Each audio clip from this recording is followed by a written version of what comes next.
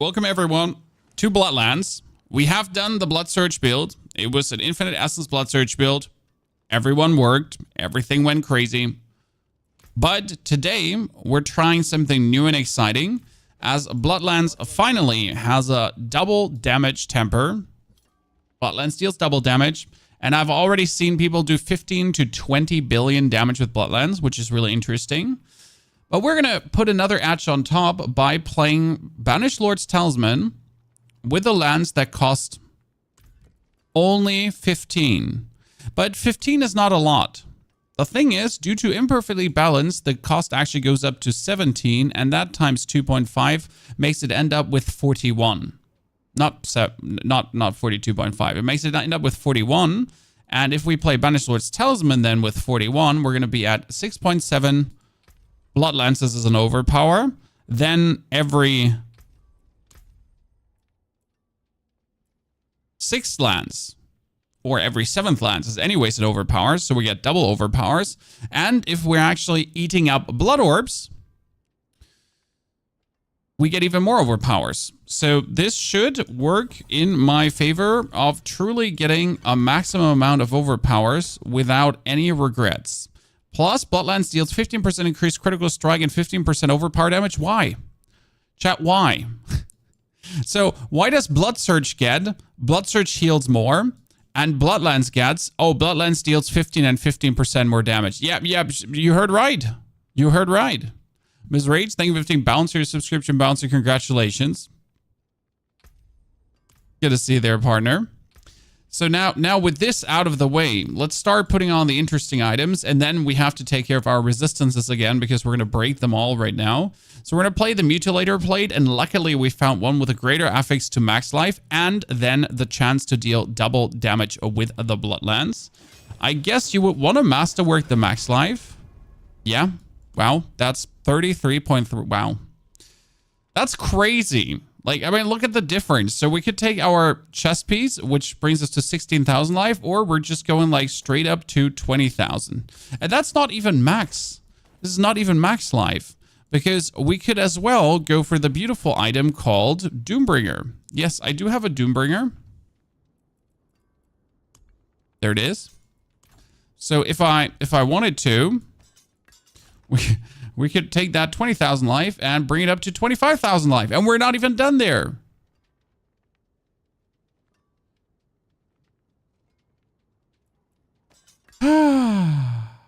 So, beautiful.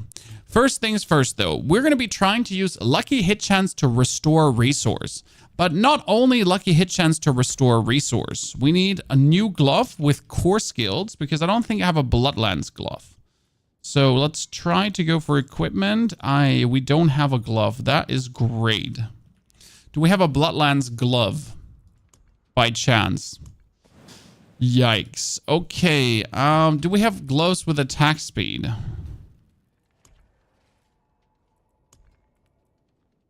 We have attack speed and lucky hit chance and dex. I could reroll the dex. We have attack speed and then max life, and I could reroll the dex. Yeah.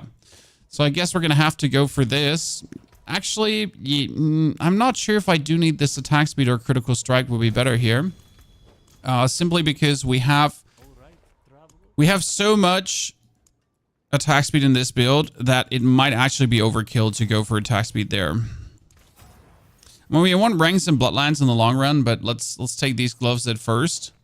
And then we're going to put on the Gore Quilts on it. So that's already a must-have. Gore Quilts eats up blood orbs, so we can cast more. That's a must. But what I needed to find out is there's a temper. Was it a utility temper? There is one for essence, if I'm not mistaken.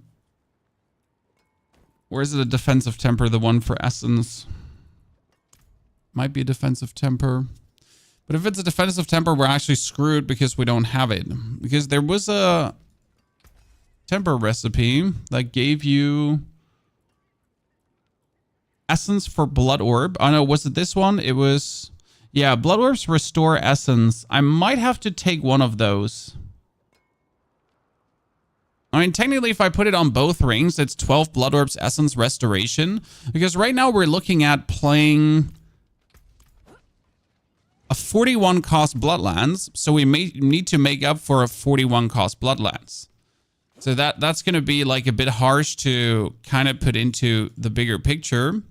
As we cannot do it over, like, we need to like always restore 41 as our attack speed will be 200%. See, like right now, the lucky hit chance is just not enough. I mean, if I go for Soul Rift, which we're not going to play, and we're shooting away with a 41 resource, like, see, the lucky hit is just not lucky hitting enough. And if I do multiple targets, I tried it out actually with multiple targets. I'm going for it, right? And you're branching off, then every now and then you get enough lucky hit chance to like trigger it once or twice. Like, see, there you go. But the problem is, like, even with a 67% lucky hit chance, that even with a 67% lucky hit chance, there's not enough lucky hit to make this feel good. So we might truly have to play with rings now. So we're going to take this attack speed resistance to all elements ring. And we're going to have to try out the Blood Orbs Restore Essence. We could go for casting Ultimates Restore Essence because we're going to cast Blood Wave continuously. Nah, but I gotta try out the Blood Orbs make Essence. Probably. I'm gonna try out the Bazaar when it comes out. Honestly, not really interested. I mean, the game is overdue like 20 years already. That's taking a bit long for development. Maybe, unlikely, maybe. Blood Finesse. Wait, I'm gonna get 50%. Yeah, I need the Blood Finesse temper on this one. There's some off to this, just in case you wonder, in terms of how much attack speed you want, because you can't get infinite. So that's already a very good ring here right now. Let's try to get it masterworked. The intelligence. It stays at 5 essence restored. I'm surprised. When does it bump up? 5? 5? It goes up to 7 straight away. So I can make 7 essence restored with 1 ring. I need another ring. What about Fist of Fate? Would that work? There is a world where Fist of Fate could work. And we do have good Fists of Fate going around. So it's not a problem to actually try to use Fist of Fate, Sama. The problem is more that we don't have the resource to cast enough Blood Lances. Because right now we can only cast 2 Blood Lances. And 2 Blood Lances in that case would just simply not be enough. Because like that means 1 of 2 always has to lucky hit. So even with a 106% lucky hit chance Fist of Fate, it might just not be enough. But yes, I mean, we can give it a try. Especially with a 300% damage multiplier. We might be able to just get some crazy values going here. I mean, that brings our Bloodlands up to 120% lucky hit chance. The problem is 120% is still 120. And then the 15% is times 0.15. So it's still only an 18% chance to trigger. Despite having that high lucky hit chance, right? So it might be better to not rely on lucky hit and just go on a simple essence restoration like this. Especially as we're losing an aspect. So yeah, like this is how people don't know the calculation. It's like no offense like happens, right? But people simply don't know the calculation. See, like I didn't lucky hit, unfortunate, right? Even with this here, 120% lucky hit chance, we didn't. So here now it works. Look, that there it worked for a second, and again if I go for this, didn't work again. See, this is like with minimal attack speed, right? We would assume that we have maximum attack speed. So I think relying on this lucky hit would not go down well right now. The only way how we could rely on this is essentially by having a low cost. So if you have a low cost, it works. Now, obviously, we're going to put Soul Rift away. That's important. So Soul Rift is going to go away. And what we're going to play is Blood Wave. And Blood Wave has their own lucky hit chance of another 120%, which is actually crazy. So with putting that in, you're actually at nice values. The problem is that we might just not have the aspects we need for everything, because we already need to play the cooldown reduction aspect. So the Fast Blood, that one needs to be played for the 2.5 second cooldown reduction.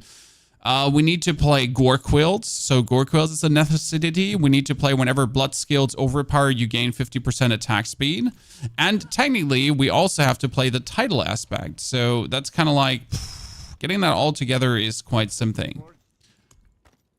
Well, we need to get here another blood attack speed now.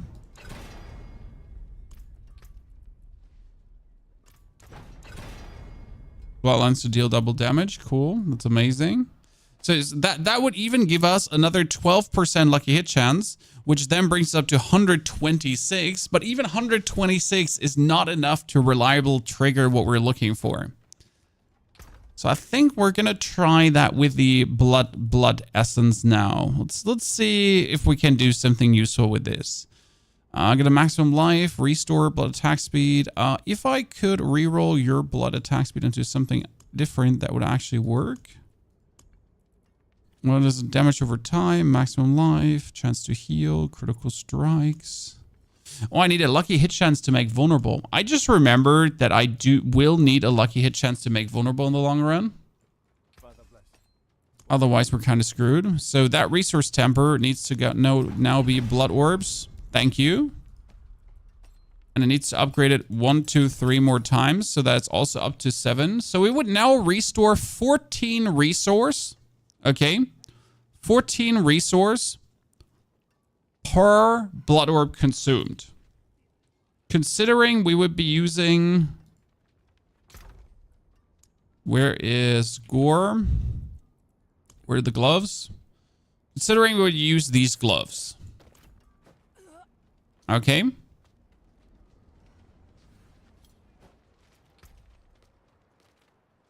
So that would be then the title aspect. Title. That we get 3 blood waves. Okay. So we get 3 blood waves and you shoot this out and look at my resource returning. So now it's somewhat working with the lucky hit, right?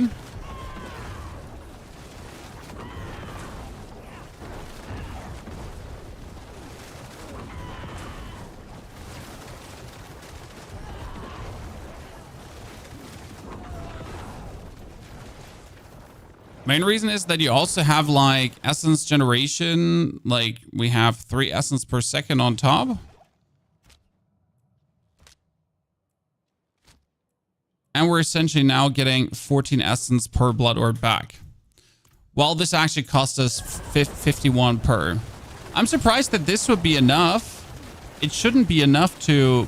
Yeah, it shouldn't be enough to alone. But in the combination with this lucky hitting, like you saw that lucky hit it now. So in this combination, we are actually now having enough together. It's interesting. How's that against one target? Because that's like multiple training dummies right now. But how would that be against a single target? Because that's more interesting. Like if you go for a single target...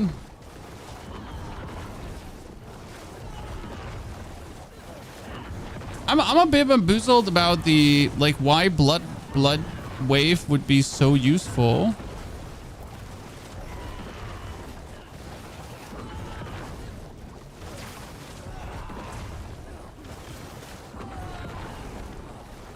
Huh. By the way, yes, we're getting also Barrier the whole time. Interesting. I am surprised positively. Chest also gets... Wait, chest gave that too? No, chest doesn't give that anymore. Chest used to give that. They took that away. Zeal.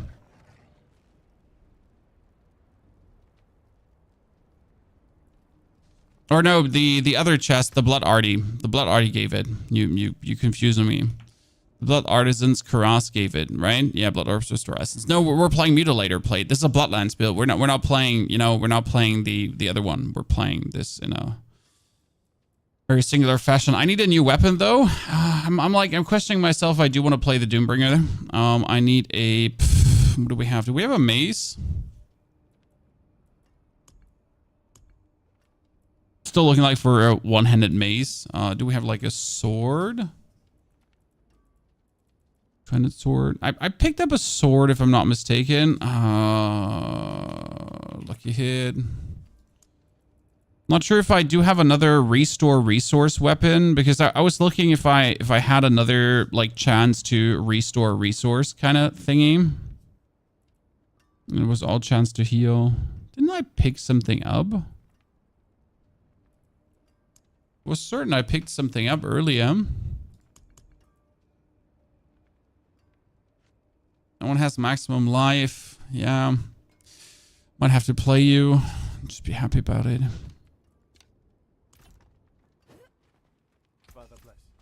What do you need? Problem is, the one thing you need on your main weapon right now would be chance to restore primary resource. But the problem is that you can get the lucky hit chance to heal relatively easy, but the lucky hit chance to restore primary resource is partially unable to just be gotten in any capacity. See? There you go. We got that one. Because what we're trying to get on this respective blade is the weapon tempering 2 for Bloodlands to deal double damage. Because you can actually get it to 100%. So if I did everything correct in the long run, that's Blood Wave, Blood Wave, Blood Wave. We don't want Blood Wave. We want Bloodlands. Give me Bloodlands. Give me Bloodlands now. Oh my goodness. That's Blood Surge. Yeah, I didn't want to hit that anyways because it would be boring to. Luckily, we do have the tool of resets for this one. So we get our Scrolls of Restoration. Thank you very much. I mean, after failing so many times, according to the pity mechanic that doesn't exist, we're obviously going to get Bloodlands now finally, right? Thank you very much. So you get 20% on this weapon.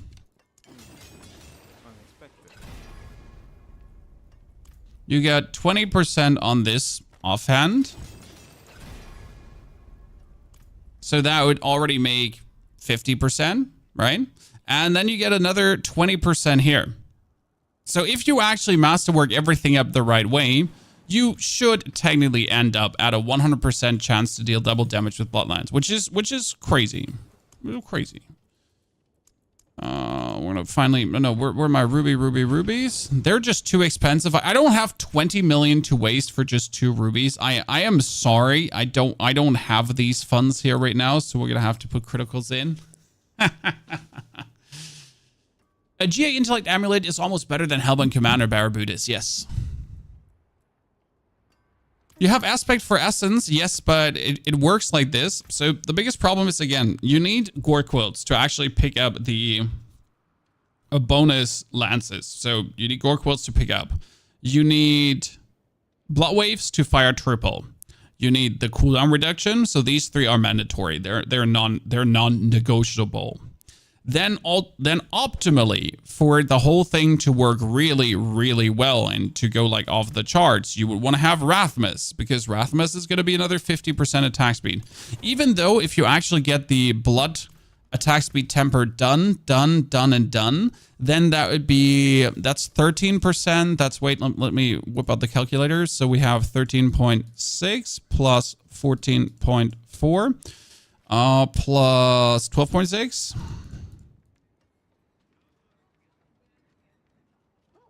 Oh, shit. So we get 28 plus 12.6, that which already brings us to 40.6. And if I get another, like, let's say 14, then we're already over the 50%. So we would be, the first 100% is already taken. So technically we don't actually need the blood attack speed here, but you have the 50% there. The waves, the blood orbs, and the gore quilts. And technically you want to have the sacrifice bonuses because that would make you stronger. So realistically, we could take the essence to just make it work. Practically, we don't need that. And now comes the very important part. We need to find a way. We need to find a way to cast Decrepify on the target without casting Decrepify. Because right now we have Decrepify, okay? But my Decrepify aura is useless because I'm a Bloodlance Necro. I don't want to stand close to my enemy. And there's an interesting thing you can do. You can actually take Decrepify. So there's Decrep here. So we can cast Decrepify on ultimate cast. Ta-da. Yeah. That makes the most sense, as we're then able to just simply...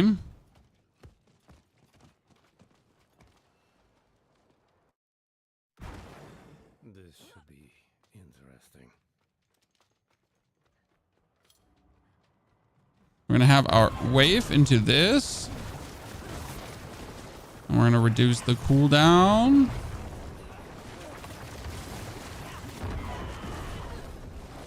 But it's not, it's because I have the Decrep aura around me. I don't think he's actually doing it. Because you need to... Yeah, he cast the Decrepify on target. Did you see that? So where I have my mouse pointer, okay? See, like, there, that's where he's casting the Decrepify. So I essentially don't have to think about casting Decrepify anymore. Every time I pull out my Blood Wave, I'm instantly casting Decrepify on target space. So that's huge. That helps a lot. One thing we're noticing here already is how our overburdening attack speed is actually too fast to keep up with our essence needs.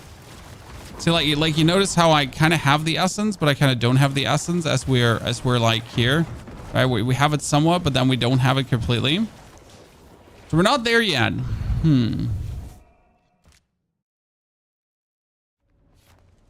What do you craft for a Thorns build? You don't play a Thorns build. I mean, if you want to play a Thorns build, you would take the Thorns chest. Otherwise, you're doing it wrong.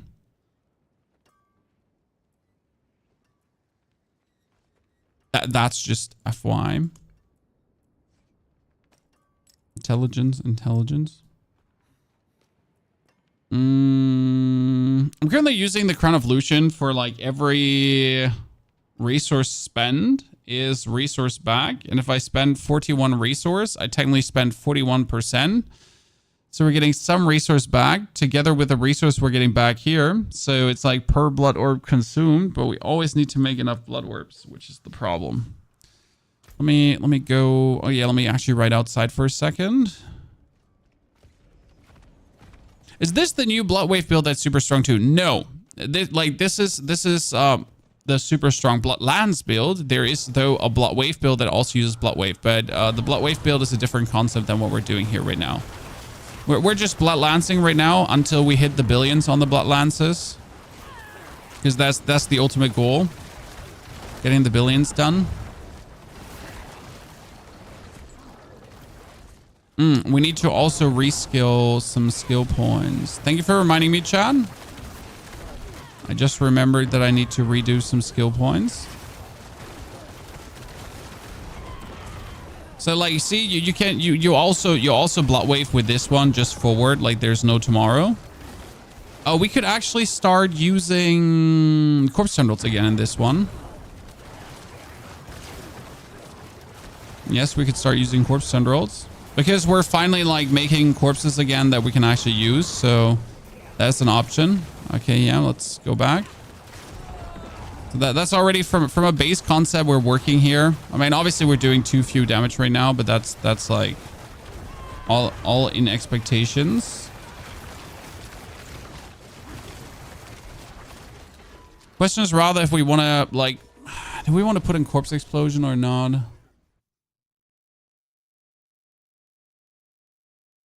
So, by the way, Doubtful, the actual Blood Wave build is also playing Bloodlances, depending on which one you play. So there's the Spirit Wave build, and then there's the build that's essentially using Lances. There's like two builds there. Okay. Okay, we get the sacrifice, the crit. That one is staying. We actually don't need the drying vitality, but what you want is the transfusion. This is only a 9% chance to make a blood orb, but even if it only happens occasionally to make a bonus blood orb, it's always worth it to actually make that bonus blood orb. The close enemies take more and less damage. Might not actually work with this one, so we can finally go back to corpse tendrils, and they should make blood orbs too. But then we need lucky hit chance to make vulnerable somewhere, unless we would be playing Bone Prison. That's a good point.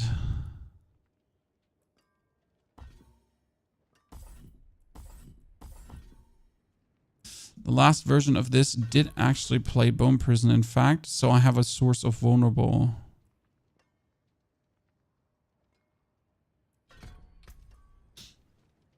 Thank you for reminding me, ladies and gentlemen.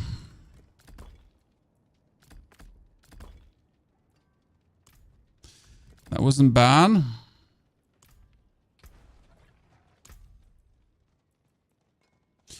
We could do the decrap manually. If I do the decrap manually, that's like the question if I do really want to do the decrap manually. The fun part is right now, if I play the decrapify the way I do, it executes and does things at the same time, which is kind of cool. That's useful. We are not sure if we want to play Fueled by Death though. Because that's the thing. We could remove Fueled by Death out. Don't have any corpse interactions. Because every corpse interaction with this one is weird. The problem is if I don't go for corpse interactions, then I have to cut out the Flesh Eater board.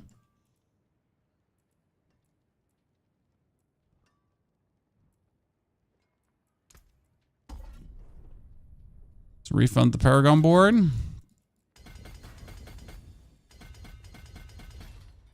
I'm going to still start with the Essence Glyph in here. It's just one of the best dex boards, so just take it that way. Dex, dex, dex, dex, dex, dex, dex. Dex, dex, dex, dex. And a 54 dex. Okay, we're still going for Bloodbath, so that one doesn't change. Still Bloodbath, still take all of this and get like immense amounts of damage reduction, because that's what the Bloodbath board does. It just gives you damage reduction galore. It's frankly spoken quite OP how much damage reduction that one just hurls at you. Then we put it in the intelligence. So we're gonna put in the corporal glyph. That one also doesn't change. So these are just like two same-o things. It's activated by 40.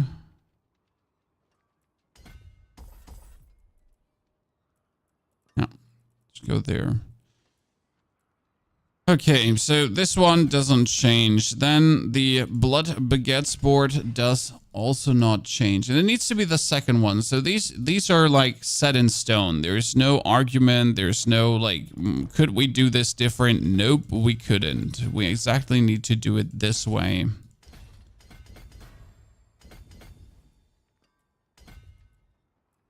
As this is now the official Dominate board. And yes, we're just taking every goddamn glyph you can imagine, chat.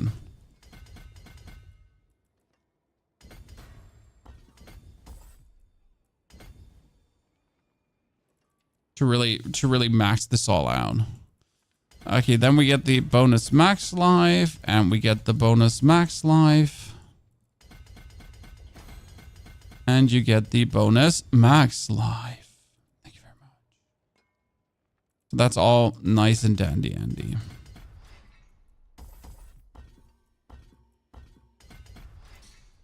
And we would most likely play the Frailty board too, as Frailty again gives you bonus attack speed.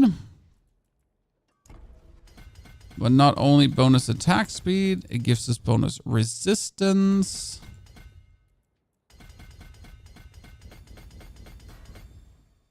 And bonus life. That one would play the Eliminator. Not mistaken. we get more max life as well. So that one doesn't change. The problem is that which one is the last board? Because if I want to play Flesh Eater, I will have to interact with corpses. But I don't want to interact with corpses because it stinks. But Flesh Eater also got Recuperate, and that's 8% more life. Yes, so the total board has a 12% more life. I know it sounds crazy, but it's in there. And in comparison, the other thing we would just have is Wither, useless. Bone Graft, useless. Apart from giving us more max life and more essence. But that's about it.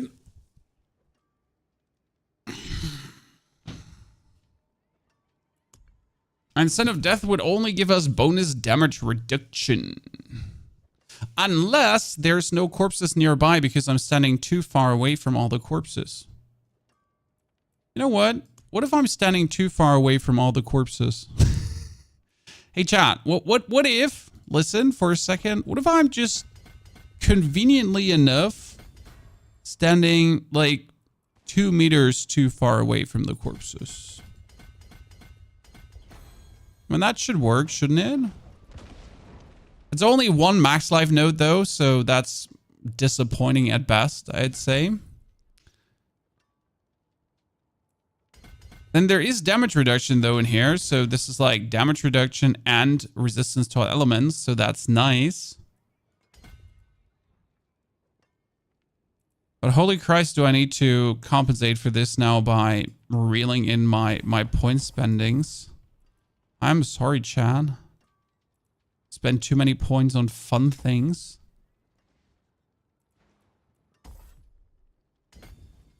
Reel that heal in. Yeah, I'm just gonna cut in on some point spendings here. Okay. It's okay. Don't you worry. Damn. No, I just wanted everything maxed out. Why cannot fault me for being greedy? Because else we don't have the last glyph activated. And the last glyph in this case is probably... I need to find a better way into this board to save some more points. Because I feel like you know, this is right now, this is a waste roll. So we get that one. Then we'll get the max life, We're missing the shadow resistance.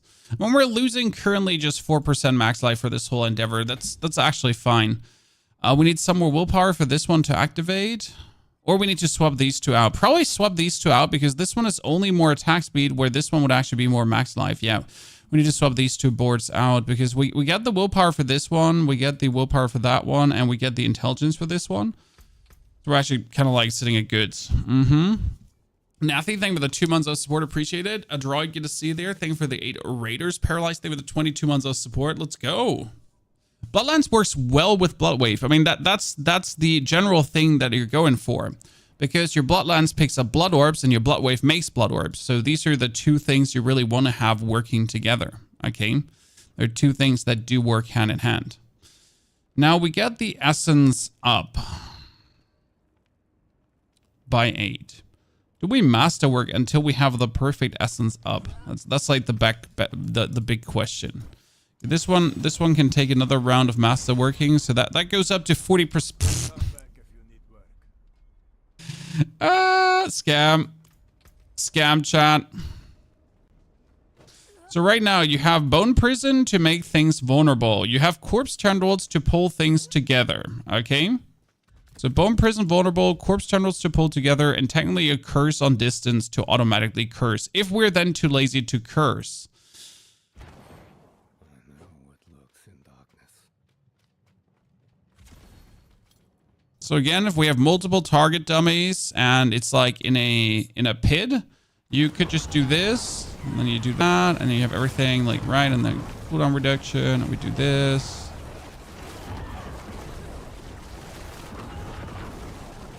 This is kind of like how it would look like right now.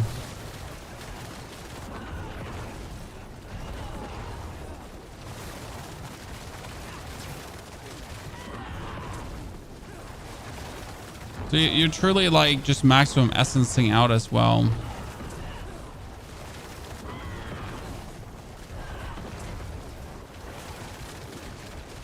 That's interesting. We're doing a meaningful amount of overpowers. So Sever does double damage this season. So Sever is really, really good. And we're currently losing the Banished Lord's Talisman to even weasel out more overpowers. So that's kind of interesting. We need to get rid of the aura around my boots because we don't need that anymore. So that's important. So the boots are made for walking, but we don't need the boots anymore. So instead of that, we could go for... I mean, usually what you would go for is Dazed. Because you're essentially having Concussive Strikes. That's another 20%. And you just have another Lucky Hit chance going on with a high Lucky Hit chance anyways. Usually what you go for. That's 80% armor. Let me just take this like into the pit for Jiffy just to see. Can you do a video on the Lilith statue in the new area? No, Samuel. The Lilith statues you can easily find on interactive maps. There's not worthy a video to make over this, especially as the new Lilith statues are not needed for anything. So this is a very important lesson to maybe learn that you don't need them for anything. Damage is really lacking, Tanker. We're not by far not done, Tanker. There's so much more to do in terms of scaling.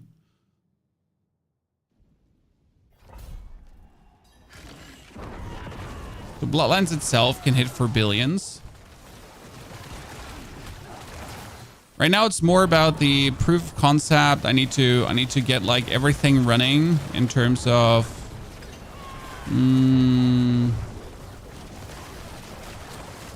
Like I need to get the essence production running that I can do more overpowers. So that's my main want. Everything above that is not so important. So damage comes later. It's more like the fluency of the build. How does it play? Does it do good? You know, does it feel nice? Is it like, you know, you blood wave away and then you pull things together and then you pull them together again and just hurt them? So that one is working exactly as intended.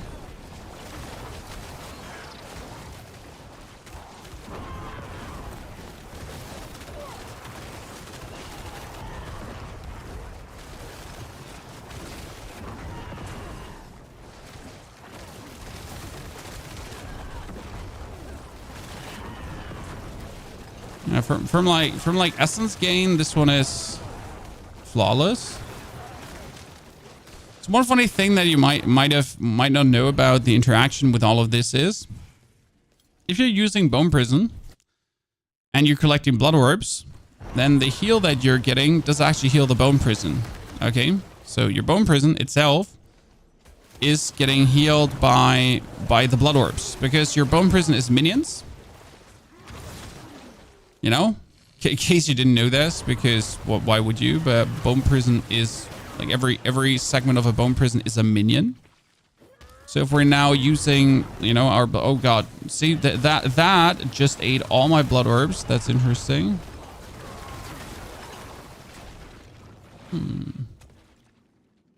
What Necro build do you recommend for 1 to 60 minions? We did 1 to 60 with minions. We didn't regret it at a single corner. It felt absolutely powerful. And we just continued scaling afterwards also into the further torment tiers. So it was not only that minions actually worked very well for leveling, it's also that they straight up worked beyond that. So not a single problem with this at all.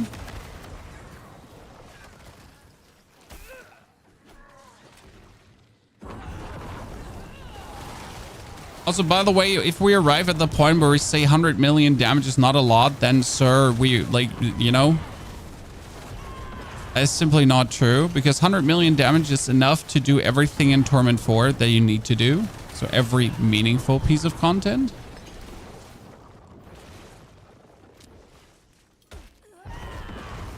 Now, if you're obviously watching too many Spiritborn players, that is not going to agree with you. But again, this is far from what we imagine the end goal for this build to be right now. The Fell Gluttony is the minion build. Yes, Fell Gluttony is a minion skill, or is the golem skill to use right now. Oh, we need to take that skill that multiplies our damage when we use an ulti. Yes. That is true, Chan.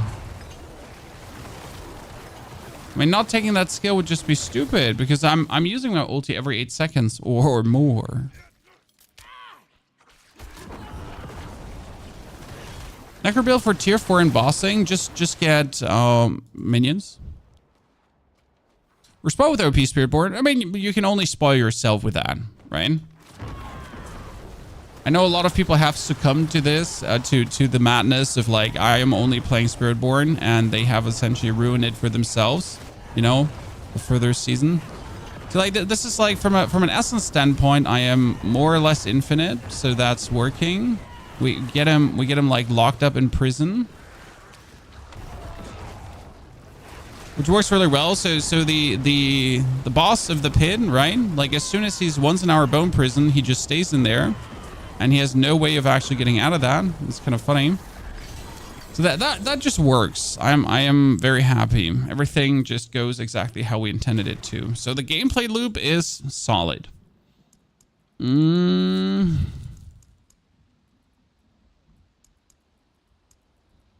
Let's upgrade Corporal. And the essence was also good.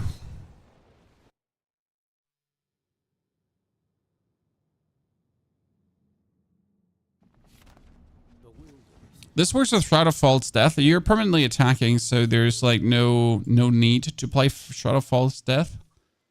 I don't think it would do anything. What I need to try out is let me get this one here for a second. That was the worst thing you could have gone for, and I hate you for it.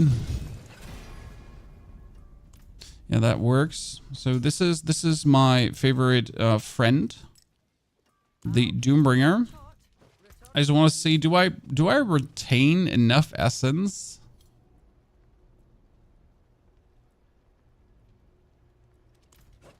If I'm not playing the lucky hit chance.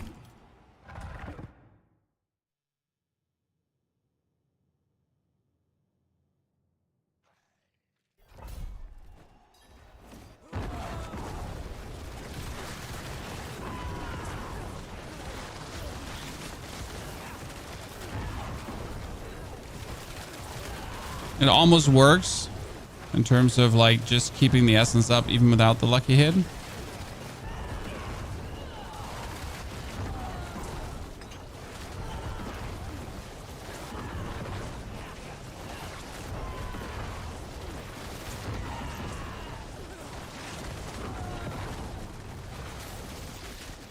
I mean, from the gameplay loop again, this is like the gameplay loop you're going for, right? You just hold down your mouse button and you're just blood waving through. So that's like what you're just going for.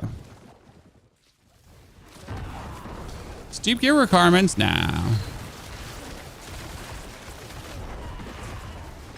I mean, this needs you to have the uniques, but uniques are easy to get this season. I mean, you could, like, with one round of Obol gambling, you could have every single unique for this build that you need. The question is rather if it's worth it to play the Banished Lord's Talisman. So we're right now we are playing the Banished Lord's Talisman because the Banished Lord's Talisman ain't bad.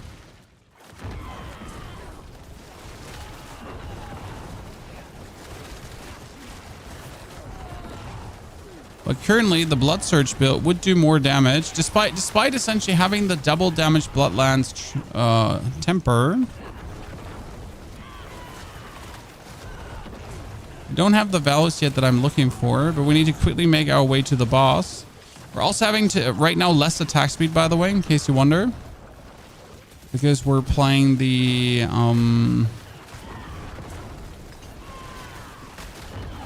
Doombringer. Just wanted to see like if that would work without the lucky hit. Those are 200 million, but 200 million is nothing special.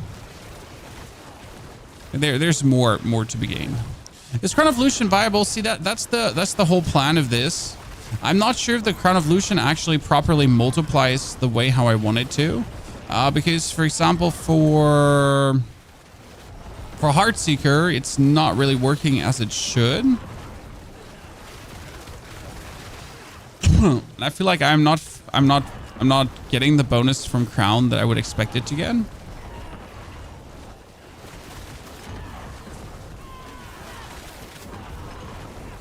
It's almost like that Crown Evolution is bugged for a lot of builds. The reason we're mainly using Crown Evolution right now is just to make our spell cost more. Why is that important to make your spell cost more? Because like this, we get even more free overpowers. So we're getting free overpowers for picking up the blood orbs, and we're doing this like, right, we're continuously picking up blood orbs. So check number 1, that's working. But then on top of obviously picking up all the blood orbs, we're also getting the consistent stream of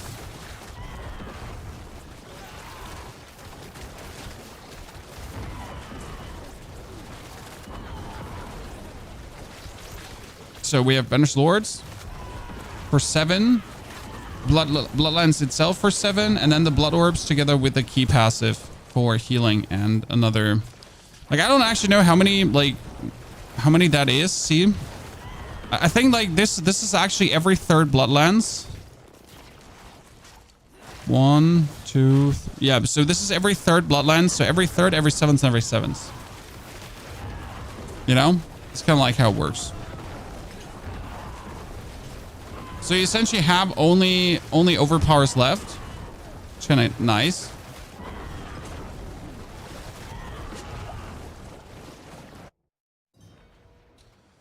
And that's also why I'm currently using Decrepify to do this. Because my problem is, imagine we would be doing this now with actually casting Decrepify manually.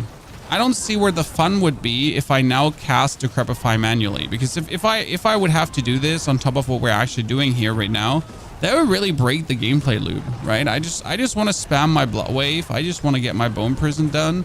I just want to be an absolute meanie. Yeah. So that works reasonably well, but not that much better than the Blood Surge to like this is so much better than the Blood Surge. Litterfriend, thank you for the 57 months of support. Litterfriend, fantastic to see you there. Hope you're doing well.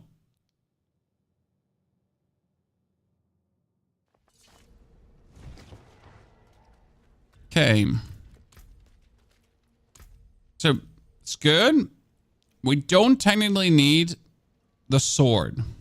Okay. So confirmation chat. This also would work with Doombringer. Overplaying the wand, which is anyways not a good item here.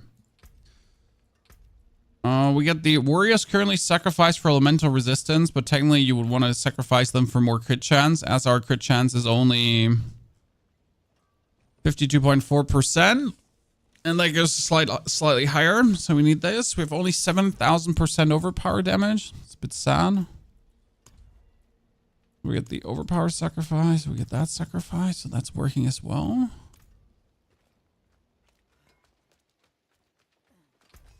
Without the expansion best class. Necromancer. Come on now. Anyone saying different is lying. We're definitely missing here ranks to... I mean, this would be another... blood attack speed. I feel like we're getting too much blood attack speed for this. As we're actually capping out. Well, that's not true. We wouldn't actually be capping out if I get the blood attack speed there. And we would have to get... Bloodlands duration is useless. I could actually get corpse tendril size finally on this one. Wow. Who would have guessed?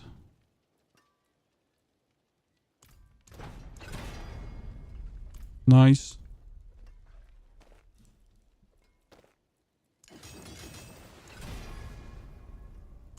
So this one gets us all the way to, we have 12.6. Yeah, I would need to temper the blood attack speed here too, that I just have. I want the blood attack speed on this one to just really have the maximum blood attack speed I can have without the aspect. Because then we could move the aspect over to something else, but obviously we're not getting it again. Such a hard time to get blood attack speed on everything. Thank you. Because right now, let's see, calculator. Okay, so we got 12.6, Chan.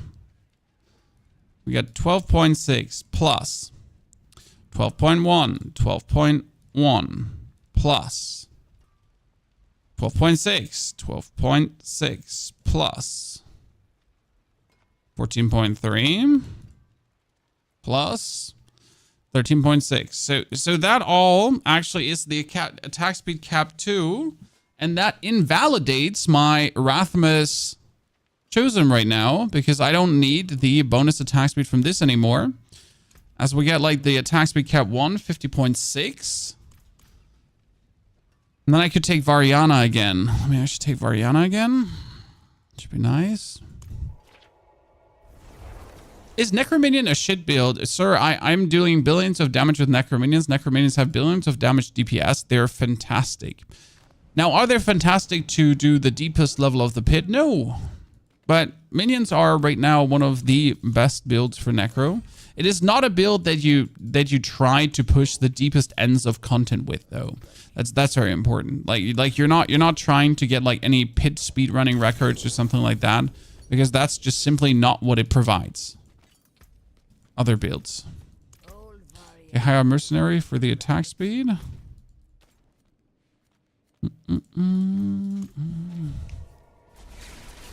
Are problems to transition to tier 3? Are you using Soul Rift? This mostly fixes all your problems. Is 700 armor too low? I mean, 1000 armor is the armor cap, sir. So is 700 armor too low? Yes, it is. 1000 armor is the armor cap. So if you would like to be armored out, you would have to have 1000 armor. Kind of like the way it goes. Simple as cake.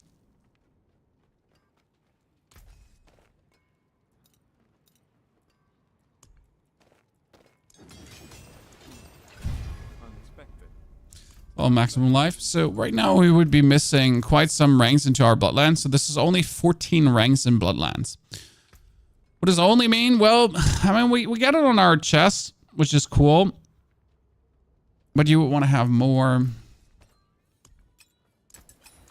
By usually playing different rings, that's more attack speed. Thank you very much. And that is also more vulnerable damage. Great, great. I do genuinely love the vulnerable damage on this thingy. That's totally not annoying. We're totally not sad that there's vulnerable damage on that one. Let's go for Helltide. I started T4 with 300 ammo. Depending on your build, you can do that. There's no need for the maximum amount of armor, as you can compensate for lacking armor with barrier, for example.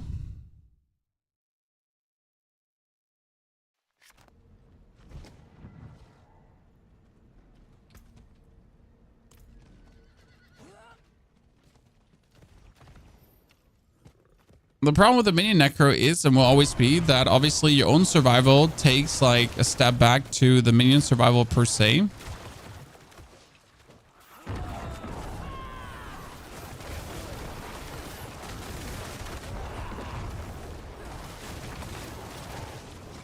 It's kind of like working with the with the infinite essence, but like it's only like in enemy dense territory this is working.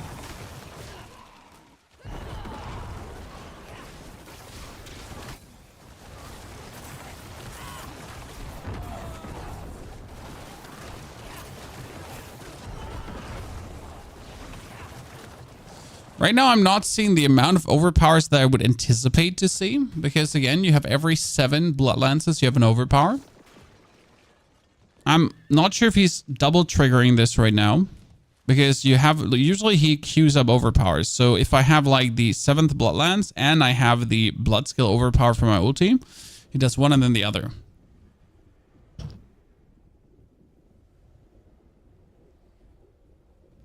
So if you want to not be squishy with Necro, you have to use Soul Rift if you're not using Soul Rift already.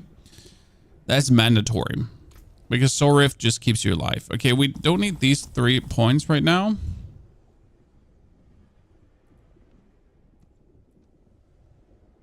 It allows me to technically go for 1 rank into rapid ossification. 3 ranks into frailty for the 15% bonus damage. And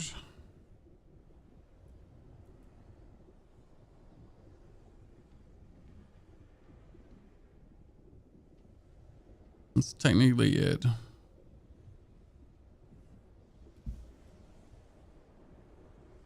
Yeah. Why not even take like blood mist or something? Because I don't need it. Right? I mean, if you feel like you want to have an oh shit button, you could put like one single point into blood mist, but I just don't like, you know, I don't use blood mist. Can you get runes without the DLC? No, the only way how to get runes is with a DLC, because they are DLC exclusive items.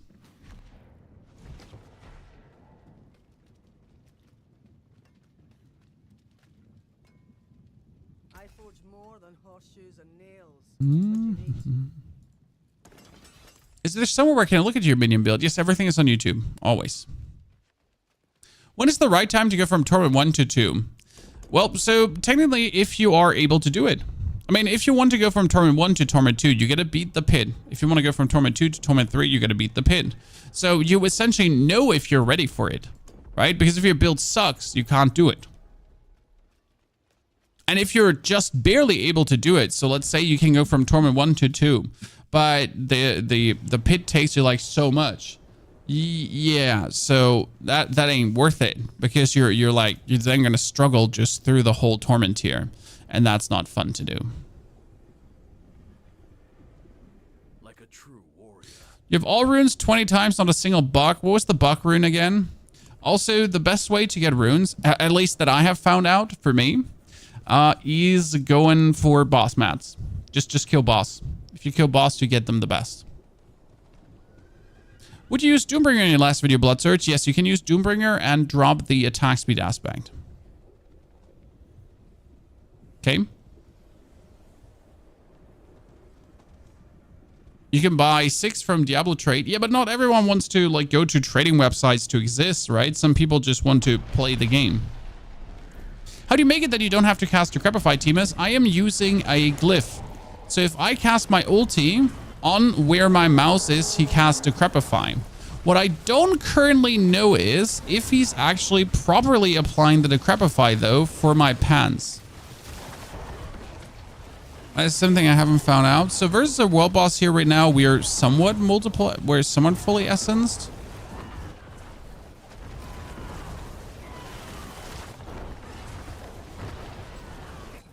So we're just doing a regular 100 million now, but the regular 100 million is not enough because I know Bloodlands can go up to billions.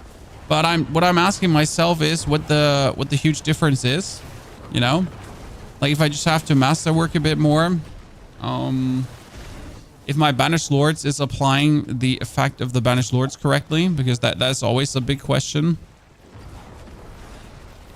I mean, it's definitely working here, as you can see, like in terms of like the essence production. So that plan worked out perfectly. And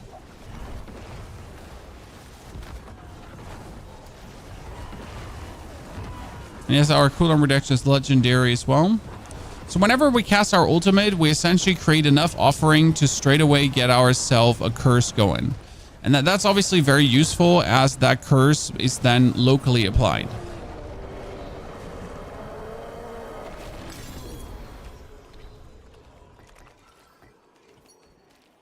So I personally, like, I can't be asked to go on trading websites, even though I have a few items that I could probably sell for billions of money already. The only reason I go on a trading website is often that I just don't want to worry about money. So I'm down to 40 million right now. 40 million is nothing, right? So if I would now need to get money, what would I do? Trading website and just like throw it away, right?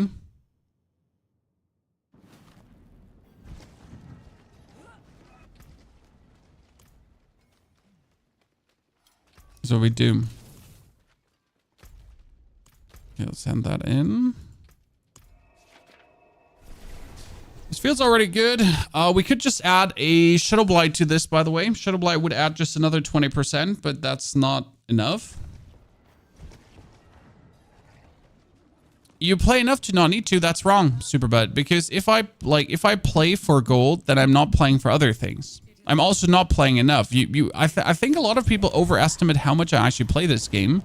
I spend more time making builds than actually playing the game. I don't actually play much Diablo. Like most of the time is spent with stream like this, where we try to go for a concept and then we make a build work. And then at the end of the day, we haven't actually played much, so we have spent more our time inside the things. I mean, we obviously do some content, right? We do go to the Undercity to just see if it's working, but we're not playing that much. Yeah, also gold goes fast. You can easily roll 1.5 billion away on an item. Exactly. So it's not about need or not need. It's just about gold just goes fast away right now. There's like gold comes, gold goes. How do you get gold? You do Infernal Hordes. Like if we, let's actually do a 6-star Infernal Horde and just funnel everything into money. Just to see how this already feels right now. Do you know if Curse Aura works properly? I've been playing a lot of Necro and just want to see. Yes. So Curse Aura works properly. It definitely multiplies up your damage. There's no questions asked about that.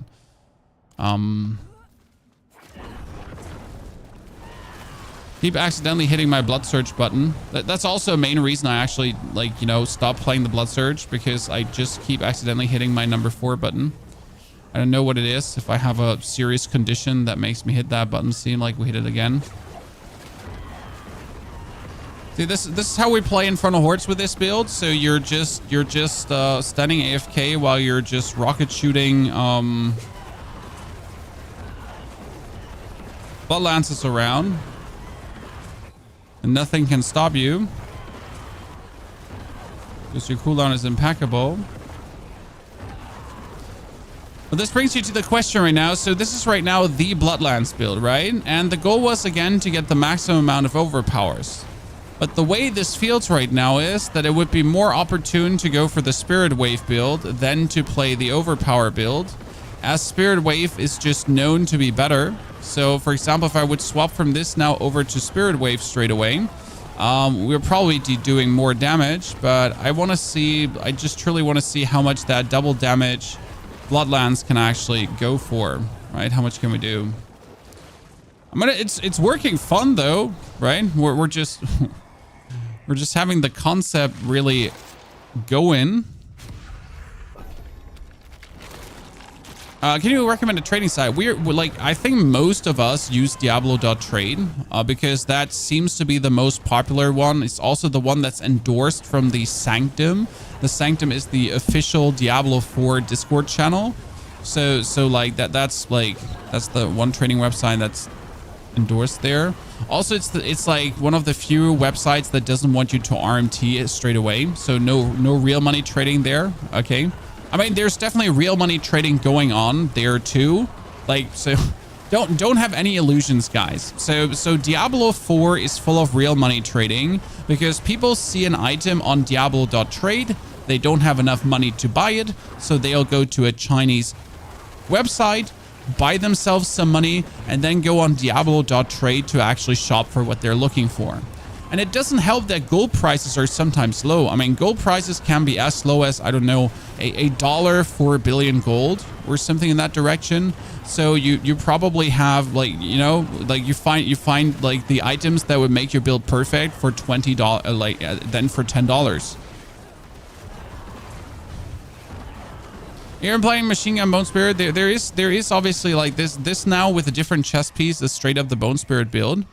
But I genuinely want to see how well Bloodlands itself can go before committing to the Bone Spirit. Because I know that the Bone Spirit build is strong, but again, it's like a certain way to play this that I might just want to skip over, that I don't need.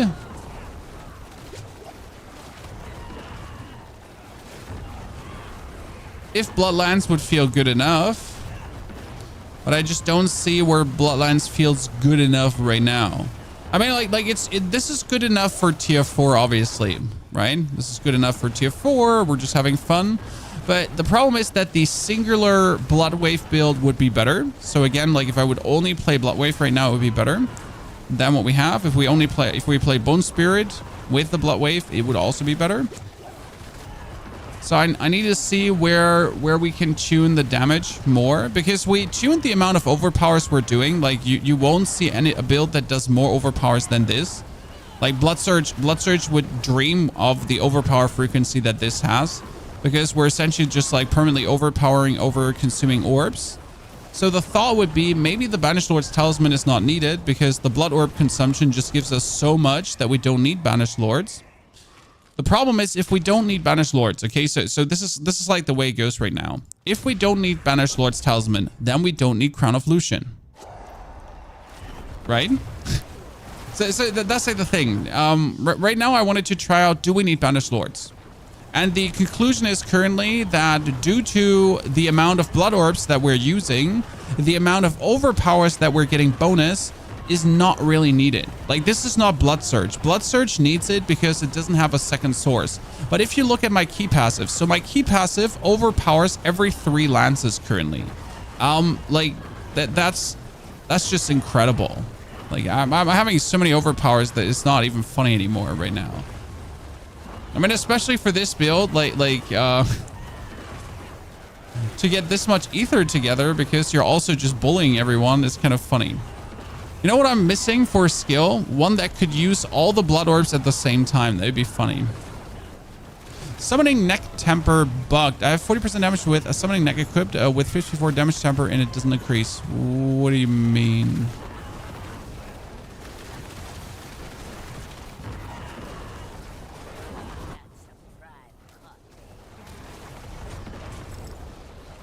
Okay. Let's finish this, and we're just wanted to show you how much gold this is, by the way, because people were asking like how much gold do you get from an Infernal Horde? So this is tier 4. We're gonna be roughly getting like, what is that? We're gonna end up with like 300 ether or something. I think 300 ether is what, like it's gonna be like 10 million gold. So this is how you can farm gold relatively easy.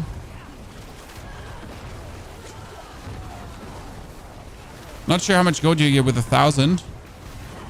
Also, never, like, one thing I never checked, guys, is the gain linear for more ether, or is the gain actually exponential for more ether? So it's like every 10 ether adds 20 gold, right? So if you have 1,000, you get if you have if you have 2,000, you know.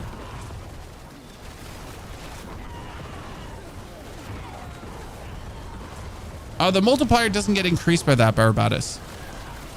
Because the one is the multiplier and the other is the additive damage. The additive damage doesn't increase the multiplier. The additive damage gets increased by the multiplier. And like the way how it goes. Also, summoning damage doesn't really get factored in correctly. So if you have your skeletal mages do more damage, for example, like multiplier, that doesn't increase summoning damage. It does, but it doesn't show in the tooltip. So the tooltip is bad. They nerfed the crap out of Horde Gold. I mean, like, the Horde Gold was kind of OP, so I'm not surprised they would nerf the crap out of it. But honestly, if you're struggling with gold, just put on a Opal of Gold and do the Helltide. The Opal of Gold helps tremendously with the Helltide. I wonder if the Opal of Gold would also help with opening the Helltide chest, the Infernal Horde chest. Oh, that would be an interesting investigation, Chad. So because they actually buffed, I think, how the opals interact with static events like the Undercity and the Infernal Hordes. So I am not sure if that one would actually lead to more gold. Or Masterwork Matt says that.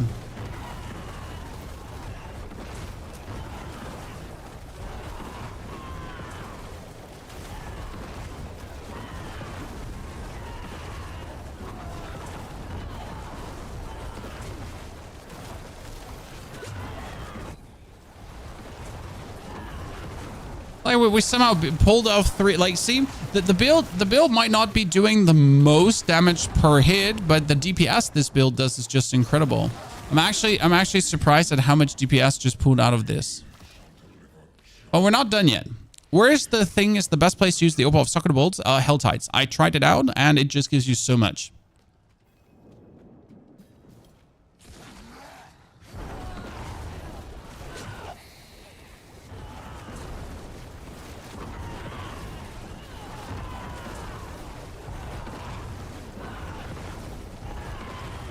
Poor guys being bullied while the others are taking damage as well. Because so one thing, don't forget about Bloodlands, guys.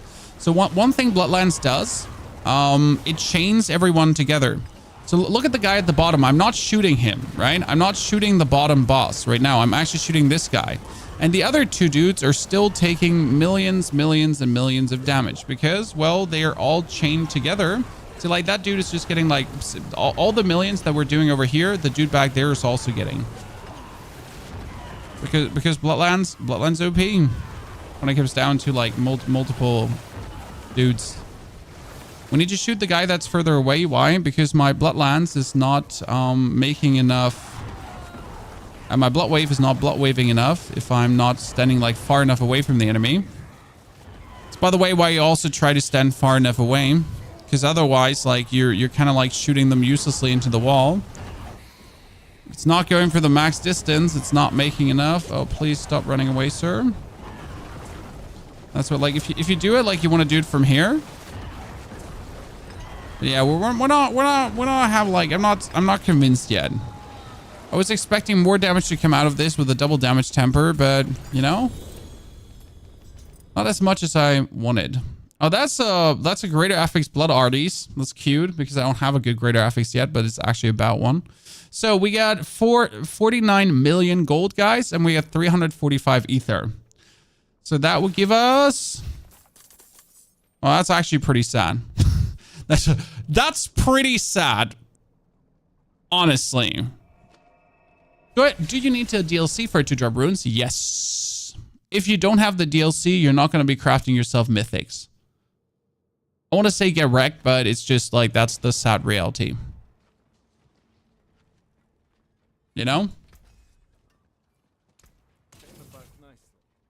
So, ladies and gentlemen, as we are like feeling like we're not getting to the billions of damage there, let me check where we got Bloodlands Season 6. Because I know it does what it does, right? So we got here that was 5-day posted by Mr. Hunting. So let's actually look at his real gear because you got Mr. Hunting here.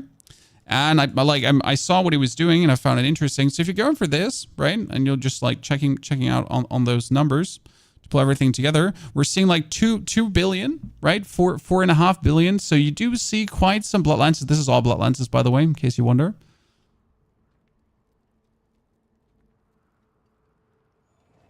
I know 2 things he's doing different, 2 multipliers he has different, but they wouldn't warrant 12 billion damage. So I need to, you know, we need to investigate what he's doing different. Because it wouldn't warrant the bonus damage, like, to using the ulti. So what he does is he uses Soul Rift. Soul Rift is available. I prefer, obviously, the Bloodlands gameplay, as I just like to throw more Bloodlances. So the Soul Rift is 30% more damage.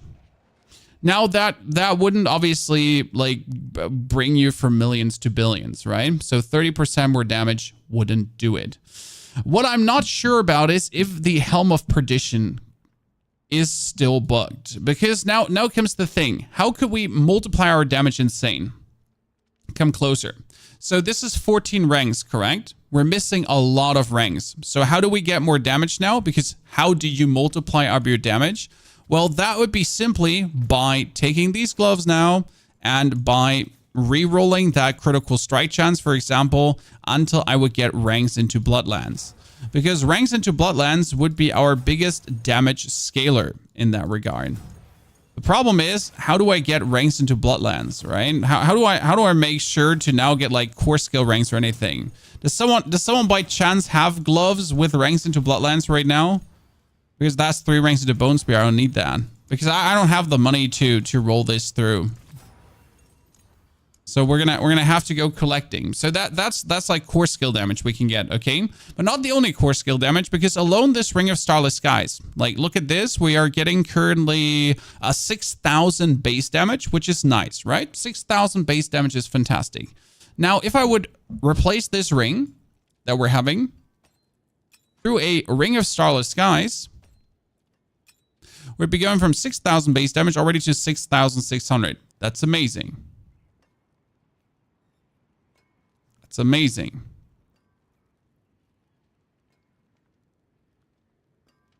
New Metastorg is fun, but can't do Pit 100. You don't have to do Pit 100. I don't know why you want to do Pit 100. So every single build, and this like, I know some people are very dense this season, and it's okay because you have watched too much Spiritborn content. I don't mean this, you know, I don't mean this in a bad way. Ladies and gentlemen. So Now, every build that can clear pit 70 can do any piece of content. That is important. Now, if you do want your glyphs to 100, sure, you get a clear pit 100. That's true. Absolutely true. But if with tier 70, you can already clear every meaningful piece of content, you know? That's where I'm like, I will probably not have a single glyph leveled up to 100 by the end of the season.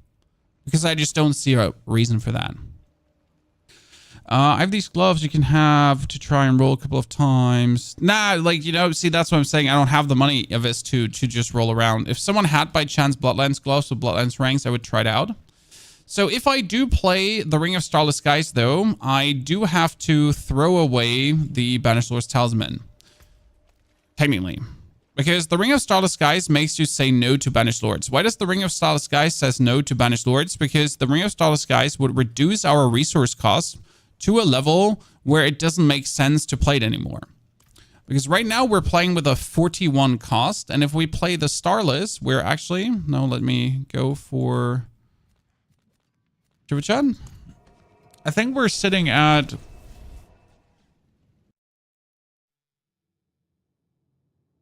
Like, what, 20 cost? Oh, I'm not bored, Phoenix. I just don't see, you know, like pushing your glyphs to 100, I don't think is a goal worth pursuing.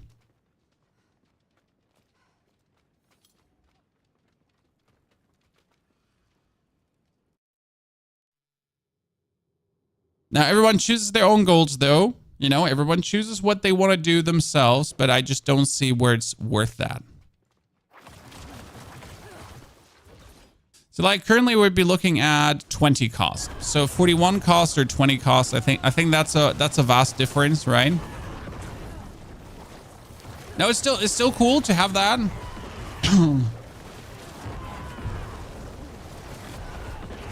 My attack speed is quite something, right, Chad?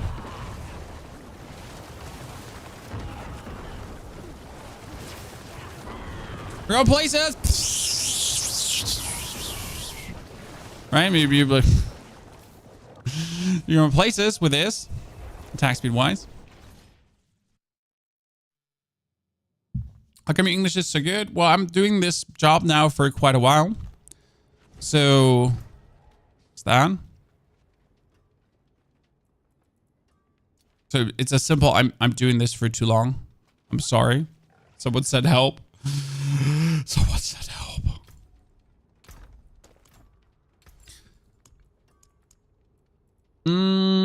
Which runes do I need? I need a Ya, Kui, and Gar. Do I have that? So I needed to craft it at some point. I need a Ya. I have only one single Ya rune. That's great. I need a Q. So I only have 4 Q runes. And I need a Gar. I have some Gar runes, so that's amazing. That's actually not true. I think I have more of the respective runes because I just like... Yar was... Yar.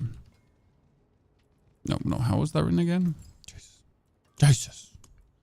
My spirit board has more of those. The Ya. Exactly. Ya was the teleportation. My spirit board had more of that. At least you're not running out of storage. Oh, I'm so out of storage. Don't worry. I'm so out of storage. Like, so out of storage. I feel the same way about 300 Paragon board. I will most likely not reach 300 Paragon as well. That is true. I most likely... I mean, like, people think, you know, like, you know, I have nothing better to do than 24/7 play the game, but I do. I'm probably not going to get all the way to 20 Paragon points. No, I don't see that. I'm sorry, Mr. Russian, sir. Because I like to, you know, instead of playing, I like to just play with things. You know, I like to experiment with stuff. So that's what I actually enjoy more than actually playing the game, you know?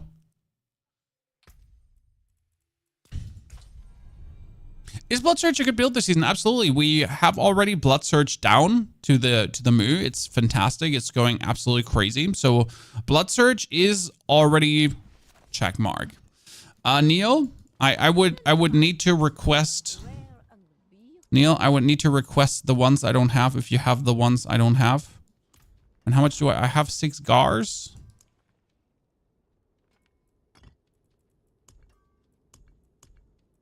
With 6 gars, I got. What was the other one? I have Qs. I need 2. I need 2 Qs. If you have 2 Qs, Neil.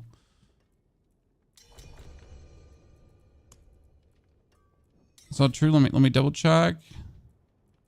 Yeah, we need 2 Qs, and the other one was the teleport. And I had 3 yas. If you have 3 yas, then I could do this. By the way, did they lower the cost of crafting? Because this is like really unfair. Because look at this, Chad. So being a scientist is just a fun. I'm having fun. This is fun for me, Phoenix. Making builds work is fun. Like I'm not. So don't misunderstand. I'm not trying to make the best builds in the world. I'm trying to make fun build concepts that work, that they're just enticing to play. So like, do you see this mythic cache here? It cost 50 millions, Chad. Neil, why is your character so ugly? That's too many Qs. I don't need that many. Why do you have 500 million gold too, Neil? Jesus Christ. Okay, thank you. He just bought himself another month of VIP on the chat chest. Chat. It's obviously how it's going on this channel, right? It's a quid pro quo. It's going to be in the private strip chats again. Chats. WhatsApp chats. Yeah. Thank you.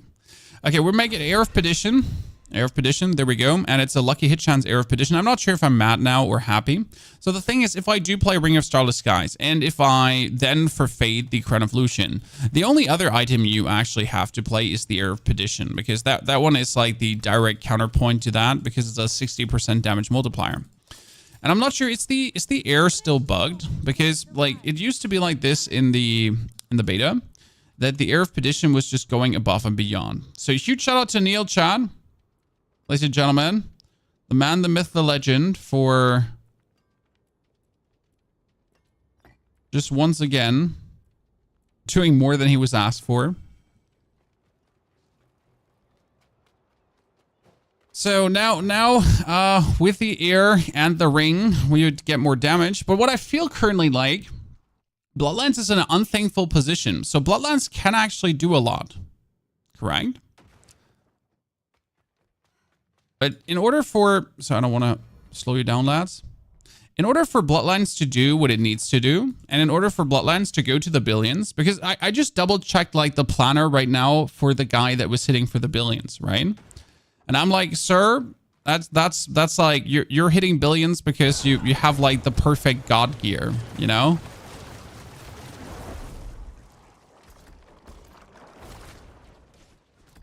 See, right now, like from an essence standpoint, you're easily infinite.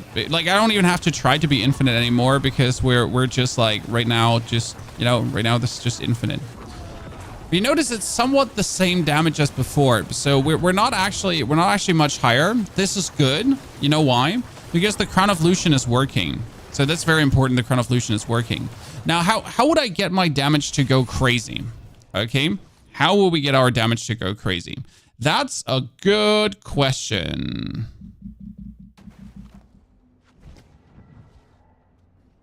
And the answer is, you would have to forfeit the Banished Lord's Talisman. Amulet. We need an amulet. So now we would have to forfeit this piece of equipment that I really wanted to play, but it doesn't work. And what you need is, and this is actually really crazy, so we need an amulet that at least has an intelligence roll. So you need at least like a greater affix intelligence. Everything that doesn't have a greater affix intelligence is not worth it. Simple as that. So yeah, step number 1 is a greater affix of int. And on top of the greater affix of int, this one has evasion right now, for example. But we would need to get an amulet that has rings into Tides of Blood. like this has. Why ranks into Tides of Blood, chat? Because Tides of Blood is actually insane. What does Tides of Blood do? Well, this gives me currently 15% overpowered damage, okay? And every more rank gives you another 5% more damage. But get a load of this, ladies and gentlemen. So your blood skills deal a lot of overpower damage bonus, right? But if you're now going to be taking, for example, a Crew's Embrace with 6 ranks to Tides of Blood, you would suddenly end up with getting 45% bonus, and this is doubled. So all your overpower damage is not only getting 30% more, no, 60% more on top of what we done. So that's actually quite crazy. How's Shroud? Not for this build. Not for this build. So yeah, I do believe that the Bloodlands itself, we can get to good values, but nowhere compared where it needs to be. Because now, how do you get billions of damage, Chan? So just to give you a feeling for the investment you have to make. Because this is so important to understand, because often people are like not understanding. Like you have this lad here again, okay? So we're looking at his gameplay, and you can literally see him hitting like for many, like it's up to 20 billion sometimes, okay? So dudes is like really going out of there. Like here, like, you know, you have 300 million, and there's like 16 billion, 24 billion, right? 39 billion. That's amazing. But, you know, but in order to get there, just to give you a feeling. So what we currently have a double greater affix amulet with Tides of Blood and Intelligence. Then we have a greater affix crit chance. That's not so important. We have a Doombringer with a greater affix and maximum life and a triple masterwork. So that alone is so much damage. It's not even funny anymore. You do have a greater affix Bloodlands glove with 7 ranks in this. You have greater affix max life and greater affix Bloodlands. So yes, this is a triple greater affix chest, guys. And you have an arrow of perdition with a greater affix into core skills. So just to give you a feeling for what the lad has in terms of his equipment right now to pull this damage off. So if you're even remotely like, right? So I have good gear. Correct? I mean, like, if you look at this, we got a weapon with a greater affix and double damage. We get this double damage. We get the greater affix maximum life, but not the 40%. We have pants with 143. We have the helmet of perdition. We get the ring of starless skies. We get, you know, like we have good gear. If you look at this, we have good gear. Like if we put this one in, like, right, the Doombringer brings us also, like, we have good stuff going on, but it does not compare in any capacity to what that gentleman has been going on, right, Chan? Thank you. There's like that like we're not even remotely close. But if you're now asking yourself, what would I have to do to like get up to his level, right? What would I have to do to get to that level? Not happening. And now comes the crazy part. So if we're taking this concept of Bloodlands that we have had before, and essentially we take the same gear, okay? We take the same gear that we have right now, but instead of using the Mutilator plate, we're now swapping over to the Blood Artisans, Blood Arties.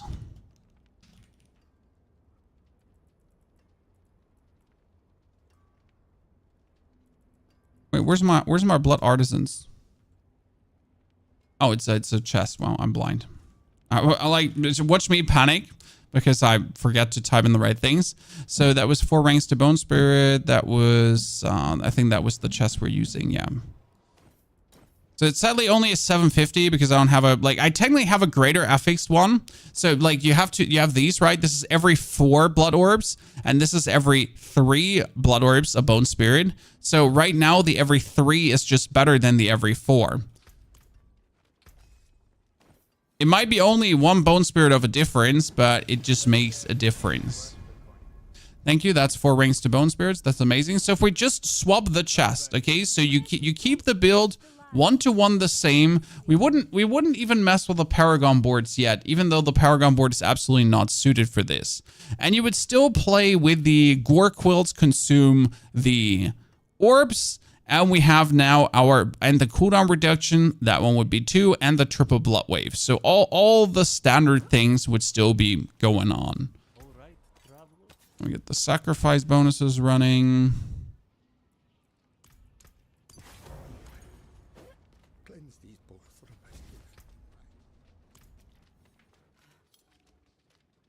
I now have a German accent. Training. It's actually conscious training. So just randomly put this together. Then we can pull the points out of this one. We could put some points here into Bone Spirit. We can yoink this out because you actually don't need the Bloodlands to overpower. Actually, the truth is you still need the point in there for more Blood Orbs. Yep. We have a Bone Spirit to do more crits. So all ranks in Bone Spirit. And you get Evulsion.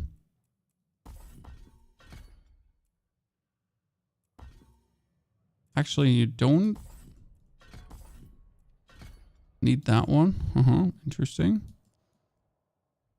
Just sifting some points around to accommodate for everything. Yeah. So, and now if we take this, what we had before, and we're going to go for multiple. According to the math,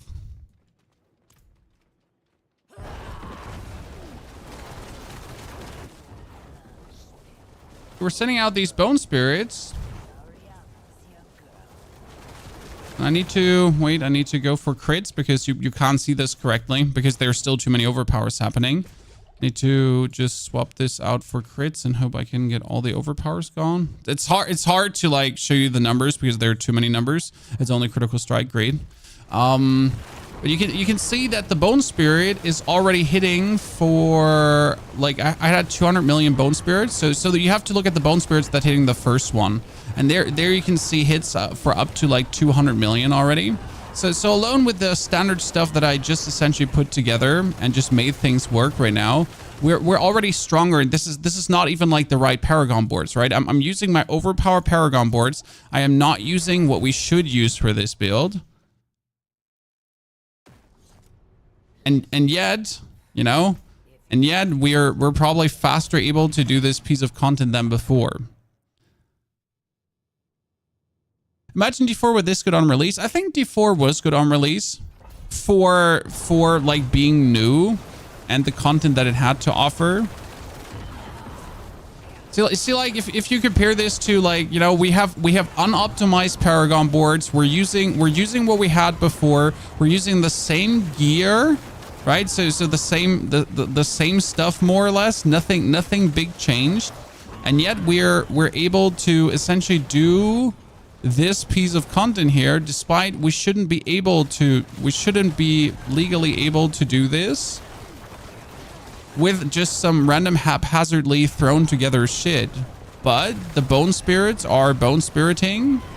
They're doing fantastic. They're just overwhelming everything. So this is already going way better than it has any right to do. Especially against bosses too.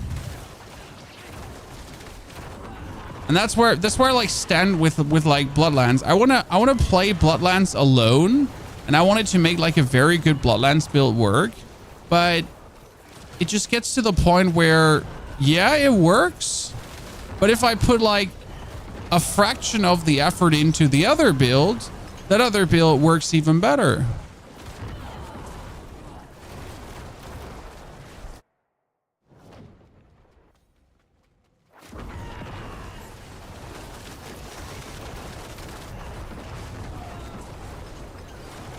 So that makes me think, is it even worth it to like consider Bloodlands, even though I'm an enthusiast? Because we're still playing a Bloodlands build, right? So we're still playing a Bloodlands build. It's just a different one.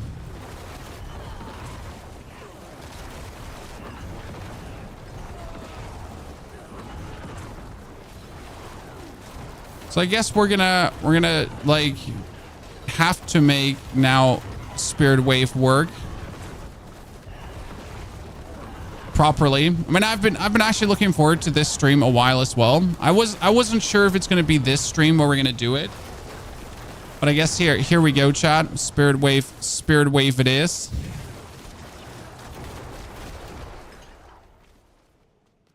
How's Minion Wave leveling in endgame? Fantastic and fantastic.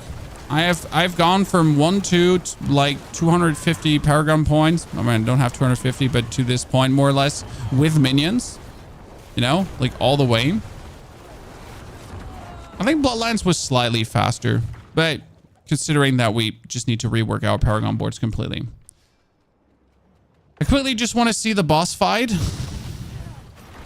Oh, do I have the runes to even play this? This is a very good question, chat. Do I even have the runes to play this? I don't know. Need to look into my pre-season 6 planner because we essentially planned this build on the PDR, right? This is my main build for season 6 that I wanted to play, and then they buffed minions. So minions, here we go. But I need to check my planner to see if we're still playing the same thing.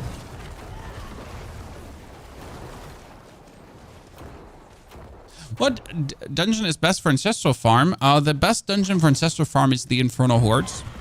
So you throw on an Opal of Torment, go into Helltide, farm yourself Infernal Compasses, and then you do the Infernal Hordes. That is literally the best loop for guarantee. Now, that being said, if you're able to pick up tributes, legendary tributes for the Undercity, then the Undercity gives you more ancestral items. But the reality is that Infernal Hordes is going to be it. I mean, right now, I would go Torment 1 or 2, depending on how good you are, how talented you are in general, to like just quick skip things. And as soon as you're in the respective Torment tiers, then from that point on, get yourself the compasses and have a good time. So right now, we're essentially just sending the Bloodwave out. Shooting this dude.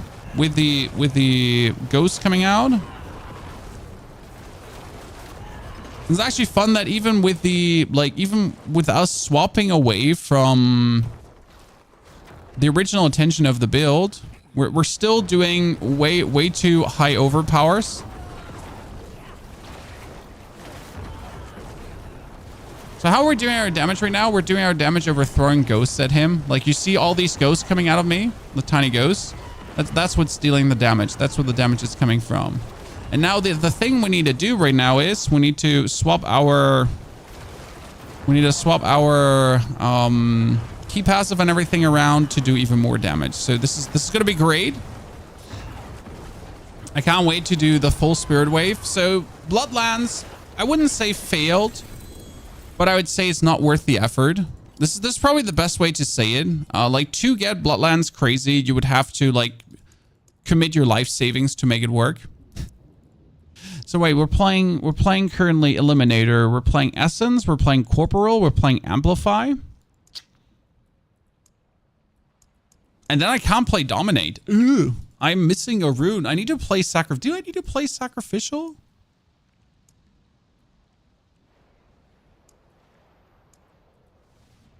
I think I need to level up another glyph.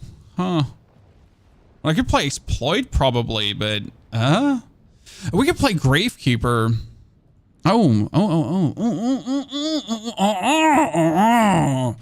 Bonjour. We could play that. Chat. What would you say?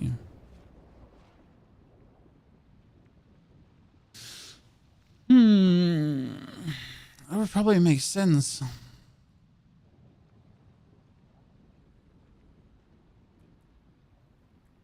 I mean, probably would be just better off with using Exploit, because Exploit is just Exploit is just simple. How many corpses am I going to have around me? Should have like tons of corpses around me. I should be able to play Gravekeeper. So like, I don't know, increase damage to vulnerable enemies by 5%, right? And Gravekeeper is like 18% and 11%. Oh, Gravekeeper is only versus healthy enemies. Wow, fuck Gravekeeper. I don't know why they like choose to like make some glyphs like completely useless per se, you know, but because that's useless. Well, why would I ever go for that? Nightmare dungeons are completely useless, sorry. They sadly don't give enough to be worth it any step.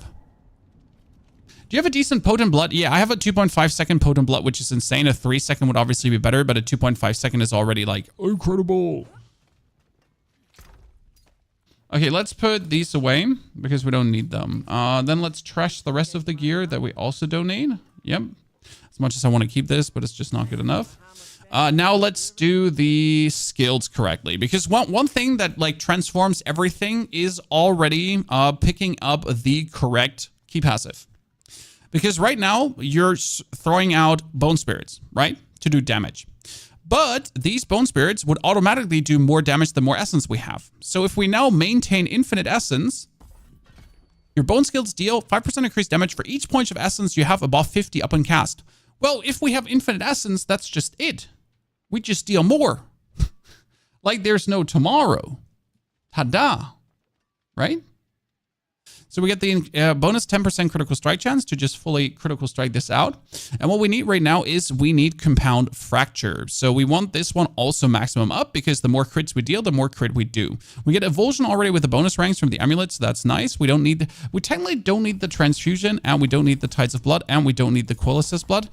Transfusion is actually not bad to have, but we'll see about this. I would prefer the blood orbs, but we're probably going to go for plague corpse tendrils because we have enough blood orbs. This is 18 blood orbs per blood wave. We could go for necrotic carapace. Then we could do 2 more points in here. We have the precision. We have 3. We have 4. We have 1. Okay. Yeah, we're not going to be playing with necrotic fortitude probably. And if I'm not sure how lazy I am, because the question is like, you're spamming the blood waves, you're holding down your Bloodlands button, and technically you would have to, every 6 seconds, explode 3 corpses really quick. For another 49% bonus damage. Now I'm running for the toilet, then we continue.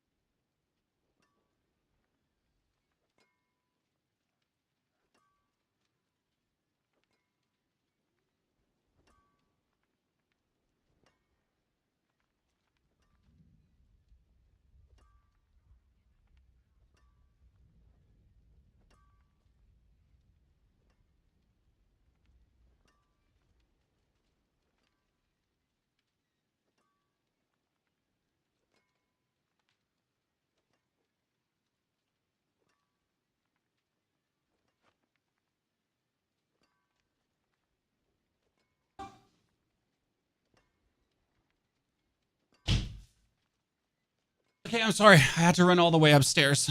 This was quite the sprint. Okay. Good. We don't need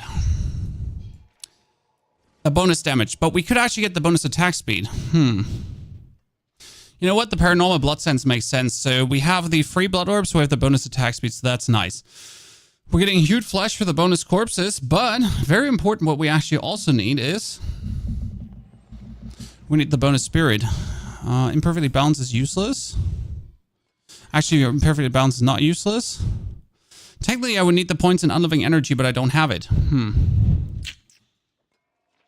Because that's more essence. More essence is more damage. I mean, we need this, that, that. We get the necrotic fortitude. I wonder if... Now I want it at 15%. Titan's Falls also. You want that? I mean, technically, if I could get rid of spiked armor, that would be amazing. Or the lucky hit chance even, but I need the lucky hit chance. I mean, my most reasonable thing to do is probably get rid of the bonus lucky hit chance.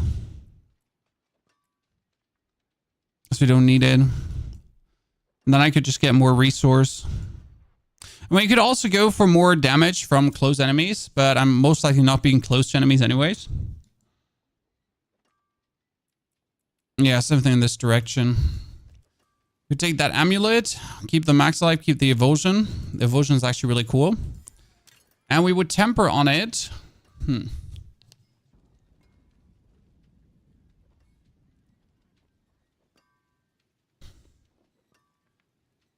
You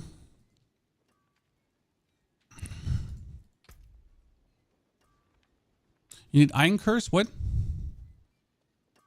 You mean Iron Maiden? No, you don't need Iron Maiden. No. That one is nothing for you. I mean, you have the skill points because you have the pants that give you curse. Okay. If you just enter Withering Fist on Spiritborn, no. I didn't like Withering Fist. Love the build in Season 4 Fate. Yeah, Pure Bloodlines doesn't work. Pure Bloodlines is sadly not good enough to work as much as I want to. I would like it to be, but it's just not. Okay, we are going for...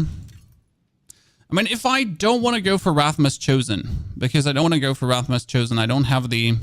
Yeah, if I don't want to go for Rathmas Chosen, then we have to go for more blood attack speed. Please give me blood attack speed without fighting with me. Oh my goodness, give it to me right now. Oh no, chat. He's not giving it to me. Like this is the hardest role for me in any capacity. Whatever I'm going for. Just give me blood attack speed. Oh my goodness. So I kind of want to roll a second thing, but I'm not sure what I need yet. I might actually have to roll total armor, but I'm not entirely sure if I get enough total armor otherwise, because that's always the question. Do I get enough total armor otherwise? Because my boots are actually insane. The problem is I can't do these boots, because what I need is boots with Bone Spirit on.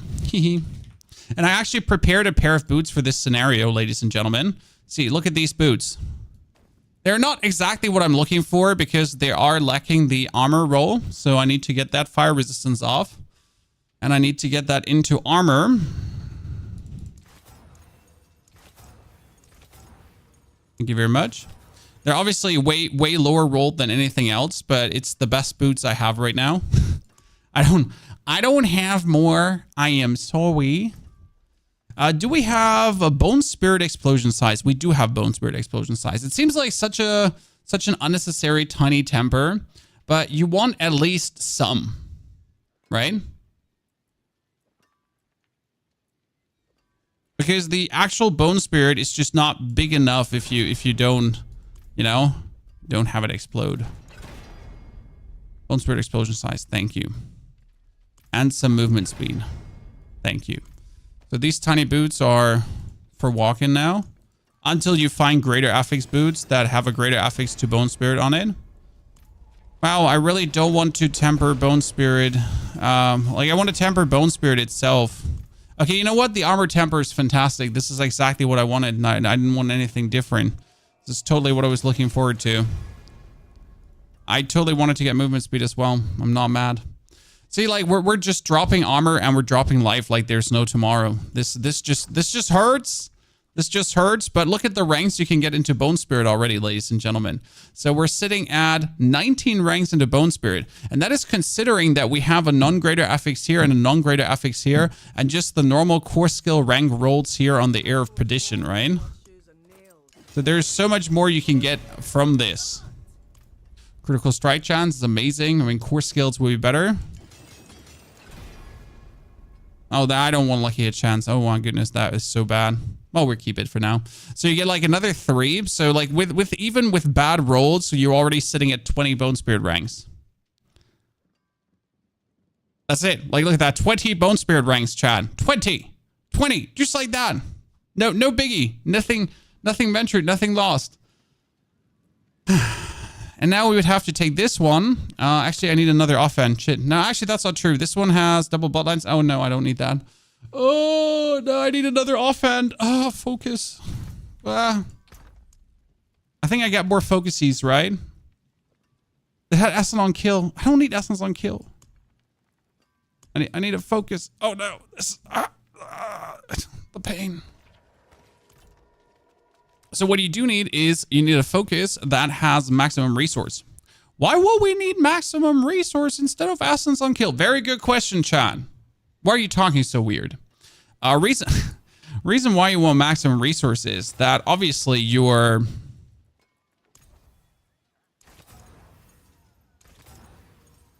there we go. That your shebang here would grow with more resource. So if we're getting more resource, then our bone spirits are doing more damage. And then what you want is bone augments. Bone spirit deals double damage. What? Yes. Chance for bone spirit to deal double damage. And you actually need the triple temper on this one. So there's no question. If we're gonna play this build, you're gonna have to get the 20%, and then you're gonna have to roll it all the way. And obviously on top, you want to have blood attack speed. Why blood attack speed, you ask? Well, the faster we blood attack, the more spirits we're creating. So more's more. Now, if you're masterworking this, you technically, like, you're not hitting that 20%. You might as well just reset it straight away. But we're not trying to get like the perfect. It's more like a proof of concept here currently that we get everything together. So let's get this one socketed. And anyone else feels like that this should cost 10 million, Chad? I feel like this costing 10 million is a bit too expensive. Now we could play Doombringer, but the thing is Doombringer really good for this, Chad? Because if you think about it, right? I mean, won't we be better off like getting a weapon that has, again, 20% chance for double damage? Because how good can it truly be that you're getting, you know, like the Doombringer, if we could be having another double damage? Now the life percentage bonus is nice though, so we're gonna keep the Doombringer. What we can finally drop though is these stupid pants. The problem is I don't have any other pants. Yes, I am a pantsless nerd. I seem to be lacking the ability to get any good pair of pants. I don't know if anyone else has the same problem, Chad, but this is like the best pair of pants I have. They have int, max life, and resistance to all elements. They help me to usually resistance out that I can then actually move away from sacrificing for resistance, because that's what I usually have to do to make things work, but I'd rather want to sacrifice for critical. So I'm kind of like forced to have this respective piece of pants going on to make things work. The scrolls can only the scrolls can only be used once per item. So what we need right now is, and this is missing, we actually do need core skill gloves, Chad. If these gloves are not getting core skills, I might as well just start crying, I guess. So we need now. Wow. Really? Now you're giving me Bloodlands? Now you're giving me Bloodlands? I need core skills. Okay, I'm gonna roll this one right now. So Neil gave me money, Chad. Neil gave me money and I have the resources. So we're gonna roll right now until we see core skills, okay? I hope you're ready for this, because you might be having someone like lose their mind very soon, because it's gonna be me, and I'm gonna be very unhappy. Because obviously the chance to get core skills is, well, yeah. Yikes. But I do need this, you know? just like very unlikely to ever happen. Because these gloves are technically perfect for this. They have max attack speed. They have the blood attack speed. They have the corpse tendril. So they have everything I need. I just need 4 skills now. Can I help for Lilith in tier 2? Just do her in tier 1. You don't like, so if you do Lilith in tier 1, oh my goodness, that's 3 ranks to Bloodlands. Would it be worth to use Resplendent Spark on a random mythic cache? No. And you know why? The random mythic cache costs 50 million. I don't have 50 million to waste. The crafting a specific mythic costs you 5,000.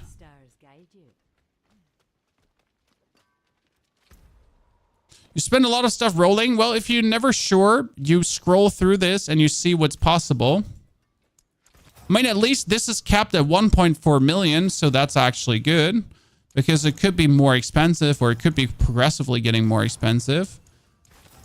I might not seem to be absolutely unable, though, to still get what I'm looking for. Right?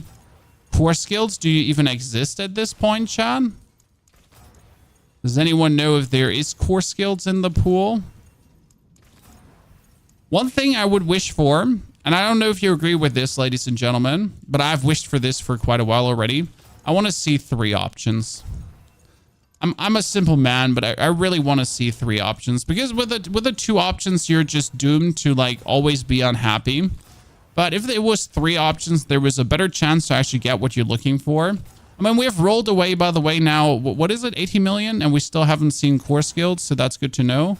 Once we reach 520 million, I'm just done, because I'm, you know, I can't anymore. It's going to make me just sad if I keep just rolling. And I couldn't even do this as Neil hadn't given me the money, just saying. So shout out to Neil for making it possible that we can deprave, try to get something we're looking for. I mean, you would assume that there's a chance to actually get it, but there isn't. There we go.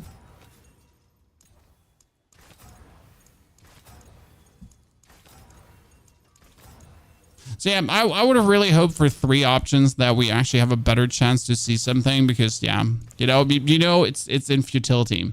Core skills is possible here. It's possible. It's just unlikely to happen.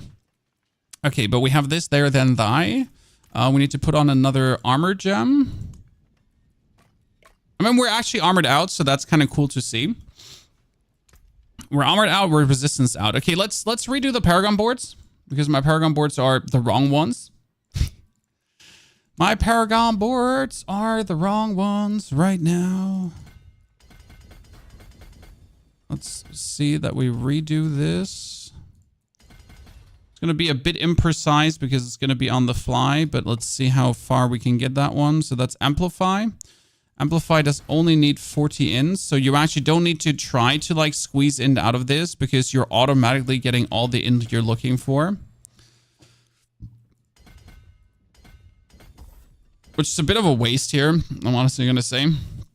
But it's also not going to like, have you spend so much. See, this looks kind of uniform now.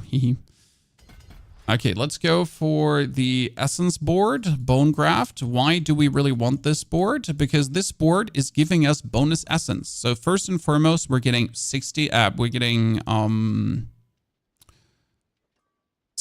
Essence. Okay. And we're going to get another 16 Maximum Essence. So that alone is bonus damage like there's no tomorrow. So you get Essence on kill, but the Essence on kill is useless. You only want to have the Maximum Essence here. That's essentially what you're looking for. And then technically, this is one of the best dexterity boards, but I feel like there is a better dexterity board. Let me just check on Mobalytics, because it actually shows you. Nah, sadly, the best dexterity board that exists. Which is a bit sad, because you could be weaseling out more damage, because this is critical strike damage and this is bone damage. So that bone and critical strike damage both could be nicely multiplied up by a multiply up magic thingies. It's like so easy to get like all the dexterity going. Then you need to get the resistance to elements with the max life and the max life. And we're going to go out. Now, technically, it would probably be the best if we get this middle node like this. Wait, this is actually a damage reduction node. Oh my days. Why does everyone get damage reduction but us, chat? Like just the other builds, they don't get a single piece of damage reduction. It's actually so saddening. So this is actually crit chance. I wasn't aware they changed this to actual crit chance. Wow. That's crazy. I was absolutely unaware of that. So we get the frailty board, but frailty board would be worse then, and this is important, frailty board needs to be your last. And now Kim's sim thing so stupid, and I hate it.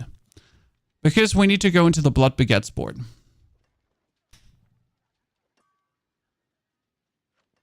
But Pony, why would you go into the blood begets board? You're not playing a single blood skill. Good question. Well, the answer is actually pretty simple. If you're going to be getting 4% max life, followed up by 8% max life, into another 4% max life, yeah.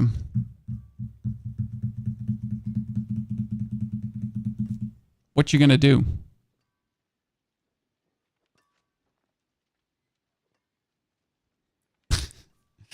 He's so annoying. So annoying. The only thing that is good about this is that you could pick up a bunch of intelligence nodes here now, because we are probably going to put the eliminator glyph in. An eliminator needs intelligence to work, and there is actually a lot of intelligence to work with, especially if you're going to be leaving the board on top here. So like we're going out of the board, and that would like make us like go for a lot of intelligence. So that's actually good. And then you can take the Flesh Eater board as the fourth one, because the Flesh Eater board, vice versa, has the most life as well. So you would be able to go for life, correct? Then we would be able to go for bibbity bubbity wibbity wobbity wibbity woo. That's another 8% life. So it's a lot. That one can be ignored because it stings. Because it actually stinks. And this is for the corporal glyph now. Because it would be boosting all of that. Probably it's better if I go like this.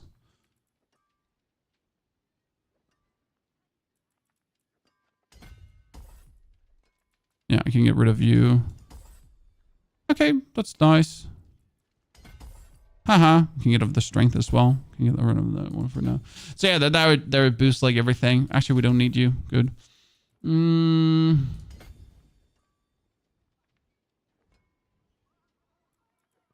So then the last board. So by the way, this is now with all the boards we have taken, right? So it's max life. It's max life. Why do we take so much max life? Because the Blood Artisan's Cuirass works with max life.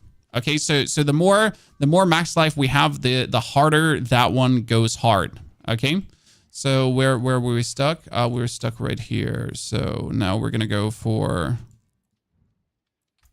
that one. And technically, so you're going for frailty because frailty is the 40% more versus cursed opponents. That's the only reason why we'd be going for frailty. Technically, Cool Leader has more life. Cool Leader. Technically, Son of Death has more life.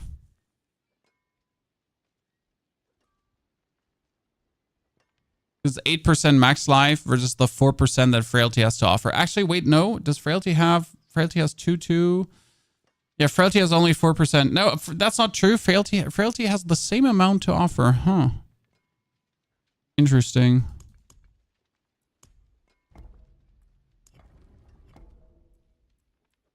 So Frailty has this advantage of giving you some resistance.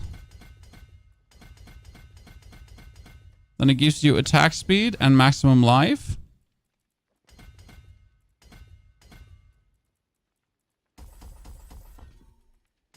And then you can go over here for more life.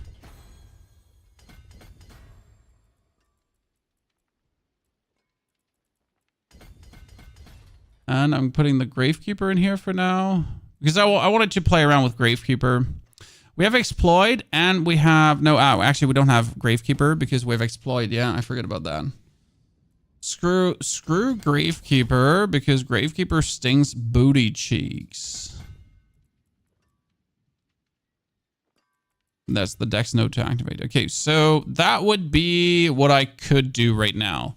Where does this leave us? This leaves us at 13,000 life. This leaves us at fully resistanced out, so that's actually really nice. I don't even need the maximum resistance on my pants, which is kind of fancy-pantsy. I don't especially need an armor roll on my amulet, which has me a little bit confused. So without needing an armor roll on my amulet, I can then go for a... Well, that's interesting. So we could go for... We have offensive. We could do...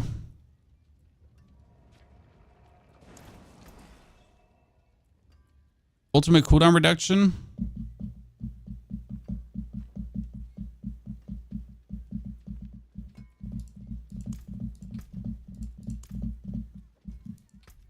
Could do more utility, but I don't need... Like, I don't actually need anything. So don't need anything for this one to make it better. So you're kind of like good off with whatever you put on there. I could just put a total armor percentage on just so I can actually get rid of the armor roll on my boots. Yeah, so if I go for a total armor percentage and I get maximum life, it's fine. Then I could get rid of that. So we're going to upgrade this and I want to hit the Evulsion actually. Why the Evulsion? Because the Evulsion would actually go for a lot of damage. And this is the only piece where I kind of want to hit like the right thingy. It's either Evulsion, by the way, or the Intelligence. None of the other things I want. Okay, could you just hit something useful? Oh my, Lanta. Oh my days. Could you just go on the Intelligence or the Evulsion? No? No, you couldn't? See, like this is why I'm not trying to perfectly masterwork items, guys, because I would just lose it. Like how does anyone do this without going crazy? By the way, I'm out of iron chunks. So how does anyone do this, like exactly this, what I just did there, without actually going crazy? Can you explain this? Because I'm just like, I'm looking at this and I'm just like, you know, heart racing, eyelids fluttering, heavy breathing, very not happy, you know? It's like, what is happening? Okay, let's do the same 70 that we have been doing before, but now with everything boosted. The only difference is I need to rearrange my keys to not press the wrong buttons. And we still have the automatic curse going on because we're actually lazy.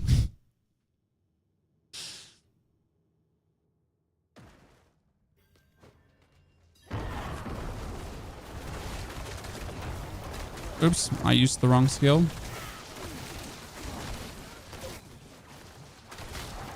Sorry, I need my blood wave back. What's happening here right now? I didn't get my blood wave. Oh, I'm not having triple blood wave. Yeah, that explains a lot. You know, that explains a lot because I'm trying to make blood orbs and I'm currently doing one blood wave. It's like, yeah, that's one blood wave. You know, I'm wondering like why is this like, you know, where's the DPS, you know? Well, you know where the DPS is? The DPS is where you completely forget to put on your aspects, you idiot.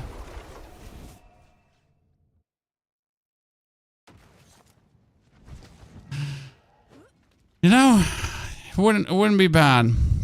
What's a good way to get gold? Like literally just play the game. So if you're actually like the best way is probably to get Tree of Whispers. Because a Tree of Whisper can get you up to 10 million gold. And how fast do you get a Tree of Whisper? So I go in here. I like, it takes me 5 minutes first Whisper. Then I go down here, like 5 minutes next Whisper. Then I do the PvP stuff, next Whisper. So I could probably in the next 20 minutes knock out like 4 to 5 Whispers and just have another 50 million gold.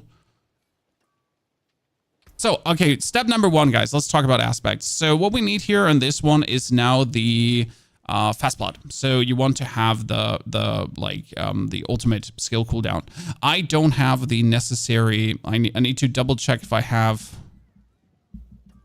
the resources. I don't have the resources to actually get everything going. So wait, we got the blood. We need the title. Yeah, title is first. Whew, title. Because we don't have the iron chunks to get everything rolling. I gotta actually knock out some things. So before we go into the pit, let's actually knock out that what we just talked about. The whispers, because whispers like give you everything. So again, the key to most of the stuff is just, hey, have you heard about just doing whispers?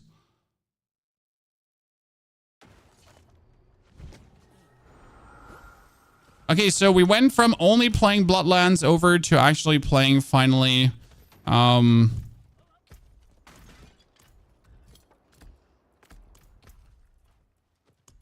Spirit Wave again. I don't really want to play Blood Mist. Tend to just accidentally hit that button. So now we're getting the triple and we're happy. See, like there was already a 200 million Bone Spirit. I mean, obviously Bone Spirits can hit up to billions. So if you put on the right aspects and everything, which I don't have the resources for right now. Let's do that. But yeah, it's like this is like my favorite no-brainer build because like I'm just literally holding down my right mouse button. So I'm doing nothing else but holding down my right mouse button. My essence doesn't deplete anymore because that's just the way it is. Every 7th Bloodlands, I'm getting a free Bone Spirit, and then you're obviously doing as many waves as you can to just get more. So the more waves, the better it is. And the more attack speed, the better it is as well. So you just want maximum attack speed, and you'll just shoot everything to death. I have to do like the masterworking of my ring again, but we just burned through 7,000 iron chunks here really quickly. Do you know how many caches you need to level a character? 27. Like our spirits are doing beautiful damage. And it's not even the maximum. Most important is though that you keep your essence full. Like you see how my essence is like maxed out at any given point? Very important. And right now we're keeping it simply maxed out by consuming blood orbs.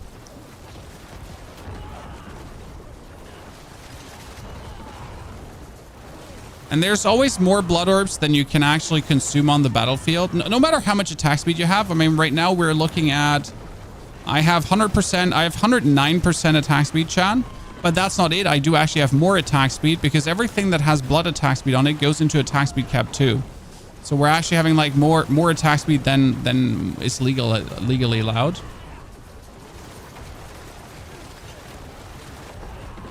Spirit Wave is truly OP. Well, so the fun part is that the investment is relatively low in Spirit Wave to actually make Spirit Wave work. She just died there, chat. So the investment in Spirit Wave is relatively low to actually make it work, and that's for me personally the interesting one, where you don't have to like do too much to just enjoy yourself. Here, let's take an opal of gold. There you go. Actually, that's not true. Let's take an opal of materials because I'm not sure if that influences whisper caches at this point.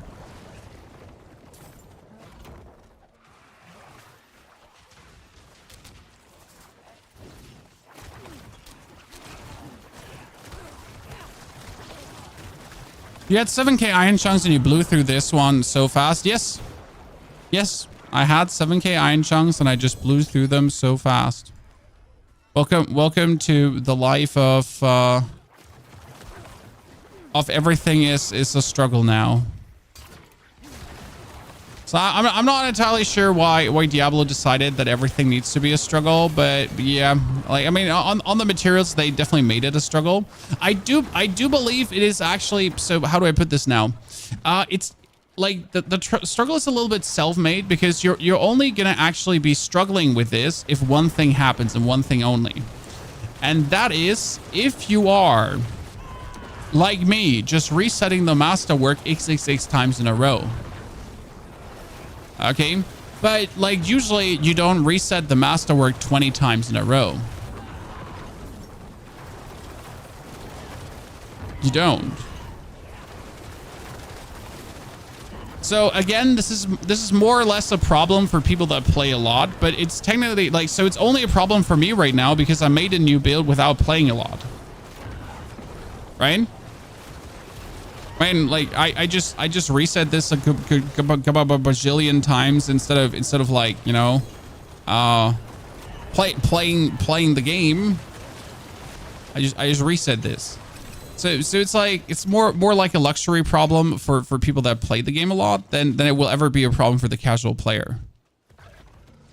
You know, casual gamer Frank will probably never face this. The average Timothy Jebediah Jones will never like be, oh no, I am out of my iron chunks because let me check my rules. I just masterwork tried to perfect something.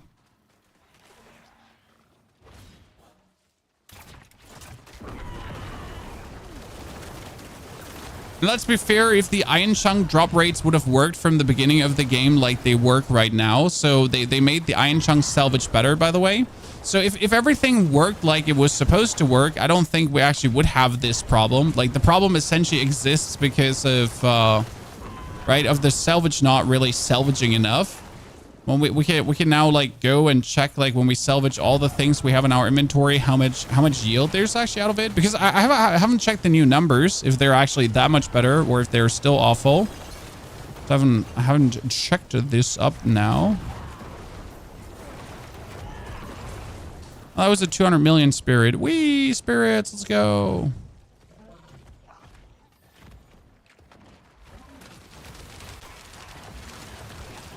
So I haven't had much rawhide or iron chunks and I felt the struggle. I honestly, rawhides, I have more than enough.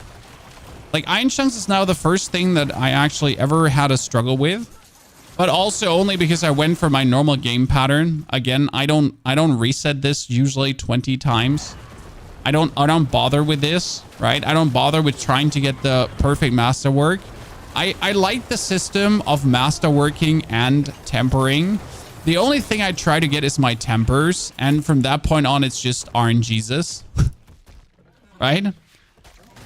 From that point, I just saw a streamer tweeting that he finally got the triple masterwork on his pens. And he spent essentially the last 3 days getting it done. Like, can you imagine that was it? Like, the last 3 days, all his gameplay efforts just went into just getting that one item done. And I'm like, yeah. So, might just be me. And I'm sorry, but that doesn't sound very fun.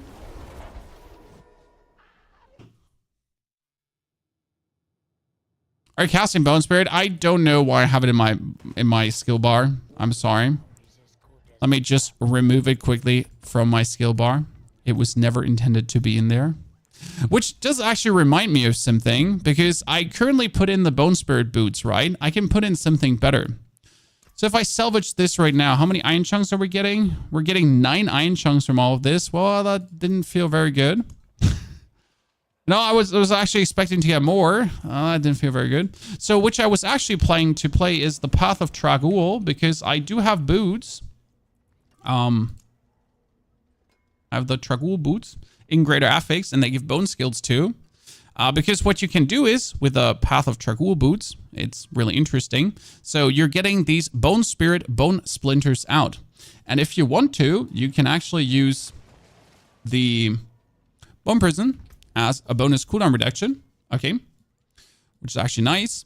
But they also provide you with bonus armor, which is double nice on top. So right now I need to yoink this out.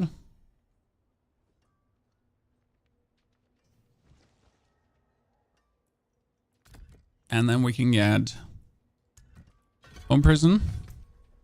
And you can play Bone Prison. And then you can play Trag'Oul instead of this. Because it's just the same, like, either it gives you Bone Spirit, right? Or it gives you the ranks into Bone Skills. It's a little bit the same in green. So it can be used if you want to go, like, an extra route. And if you can't find a greater affix. If you can't find a greater affix bone boots. It's actually a nice, cheesy thing to do. I've experimented with it. It's kind of funny. I've always liked it. Slay Harbingers. We could just get invaded quickly, I guess. I got a triple CDR on my Shaker when all I wanted was on life. Yeah, you know how it is.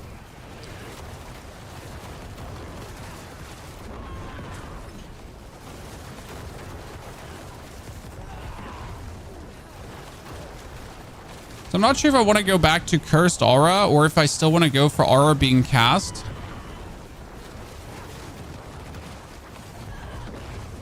Because right now we're not casting Decrepify, as I am like simply just too lazy to cast Decrepify. But also the build does not necessarily need you to cast Decrepify.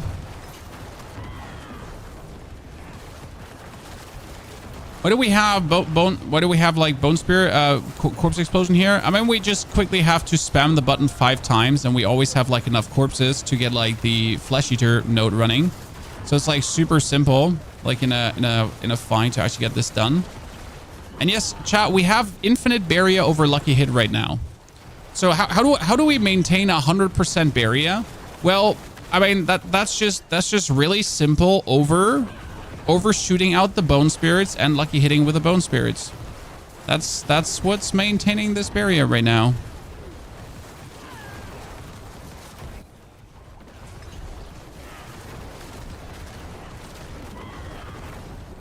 I can essentially just stand on my little spot here, not move a single inch, and be the absolute menace I am without anyone being able to even remotely do anything about it.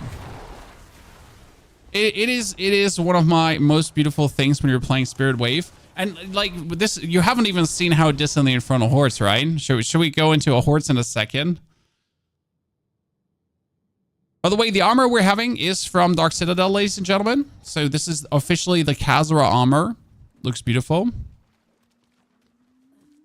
How do you get 100% lucky hit chance? So 100% lucky hit chance is not 100% lucky hit. You know this, right? I'm just asking this. I am not judging you. I am just asking if you know that 100% lucky hit is actually not 100% lucky hit, okay? Do you know that?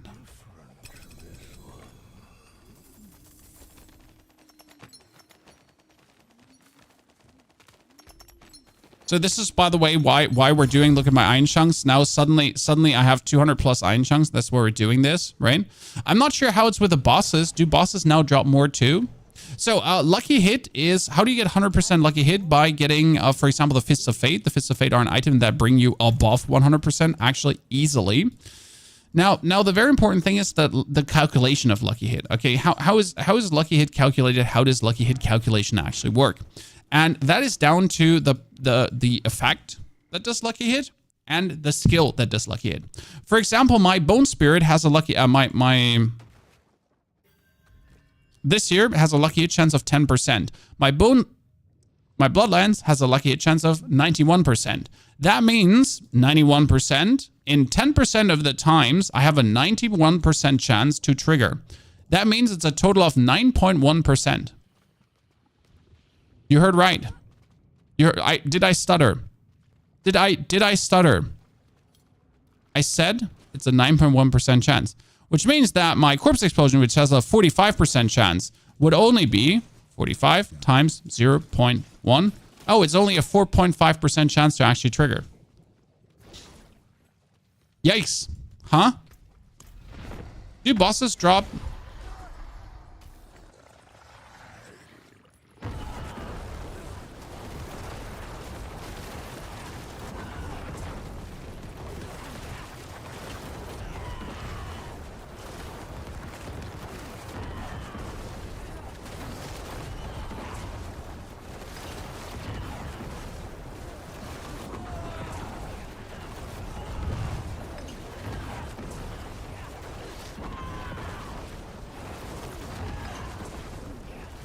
So the funniest part is when you have like all these shot out, then you're just gonna walk through them at some point and just gonna like shotgun trigger like a bunch of these.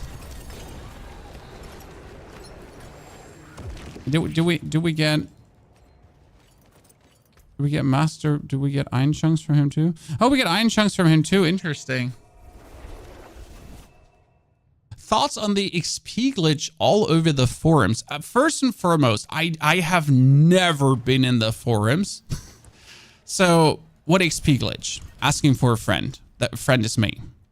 No, I mean, seriously, like asking for a friend. The friend is me. So which XP glitch? I have no memories of this place. Open a pit in a group, leave it open, don't go in. Oh, you mean the how people level up friends, or what are you talking about?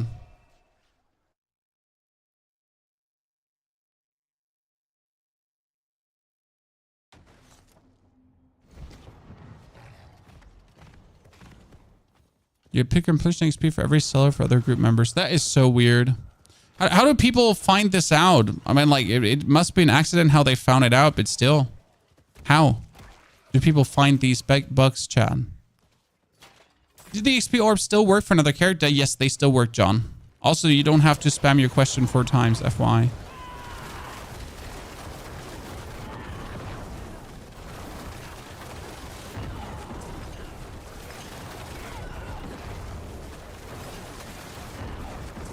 You know what I like the most about this build? How much fucking commotion it's creating.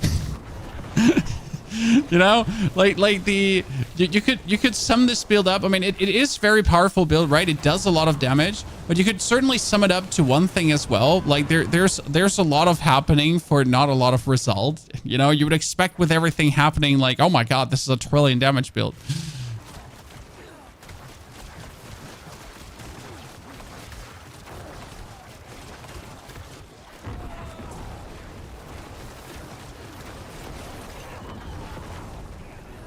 It's still Black Panther, Deadlock. Come on.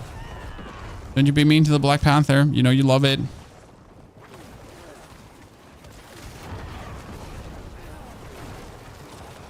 So right now, due to our blood orb consumption, we're always full. We get the maximum resource going on, which is kind of happy. We're at 162 maximum resource. Actually, that's not true. No, we're at 162 maximum resource, so that's fantastic.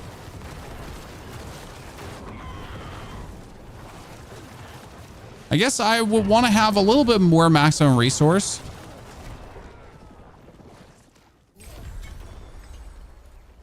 A little bit more. So what are we doing here right now? We're just finishing quickly some thingies. Wait, you're using Doombringer? We're currently using Doombringer, but we are not 100% planning on using Doombringer because I am not done yet with putting all the aspects and everything for the build together. I'm just using Doombringer because I, simple matter of fact, have Doombringer. And I didn't have the materials to do anything else to another item. The problem with Doombringer is that you're losing out on double damage chance for Bone Spirit. And that's actually significant. The thing is, you can't actually get it to 100%. So how much is it truly worth it to get the double damage up? But I'm not sure if Doombringer is performing so much better.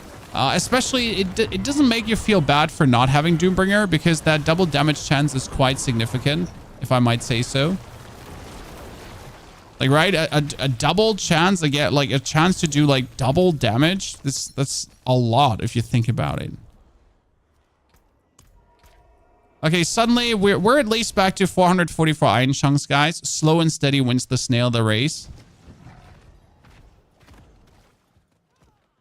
It is done. Not happy, but we're getting there.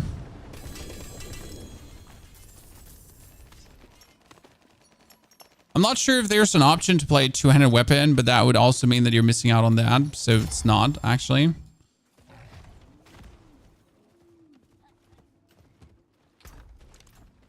Okay, we're going to trash everything. So step number 1 now. I have the triple blood wave aspect, which I needed. I have this one, but on the amulet, we need to now put on the cooldown reduction, so fast blood. Why does that go on the amulet? Because the seconds are just too powerful. It's 3.75 seconds cooldown reduction on a 41 second cooldown for every orb, and there is 18 orbs coming out of the blood wave. 18 orbs, guys. 18 times. Okay, 18 times 3.75. That is a 67.5 seconds cooldown reduction. That is quite significant, if I might say so. So if we have that on there, then I have the gore quilts. So the gore quilts are a must. Then you have the blood wave for the triple. And now there's 2 more things we need. And this is where the problems begin, because now I have 2 more things I could put in. Thing number 1, we could put in the Bone Spirits explode in prison because they explode another time. So every Bone Spirit you're shooting, okay, with the Imprisoned Spirit aspect, explodes another time. That sounds crazy, right? Because if you're now taking the Imprisoned aspect, that one, and if you're going for a boss, like we did before, then every spirit I'm essentially sending inside of there, so every spirit that, you know, explodes inside the bone prison just explodes again, and that for 70% of the damage. That's significant. Kind of funny if you think about putting this on a two-handed weapon, right? And just have them explode for even more. Because now you're essentially like, you double your damage again. Right? We do prison, we do this, we hold the button down, and he actually walks out of the prison. Great. That's exactly what we wanted to see. So we're getting the prison back, Chad. Give me a hot second. Cooldown reduction. Wait, I don't have my runes running for the cooldown. I'm not cursing the whole time. See, like now the damage is just like double damage. Makes perfect sense, doesn't it?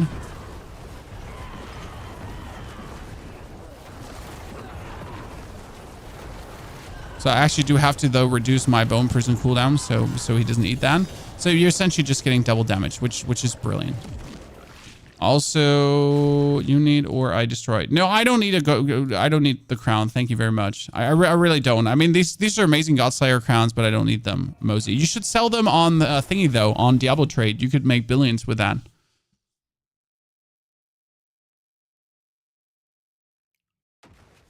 Oh, everything is bannable. So everything that's a clear exploit is bannable. Will you ever get banned? Probably not, but that doesn't make it less bannable. Okay, keep that in mind. Like, sure you can keep abusing exploits. Like, no one's gonna stop you. Like, apart from when you get banned, but then please don't complain that you get banned. Because it was like, surprise! Who would have thought that would happen? Not me. So, yeah.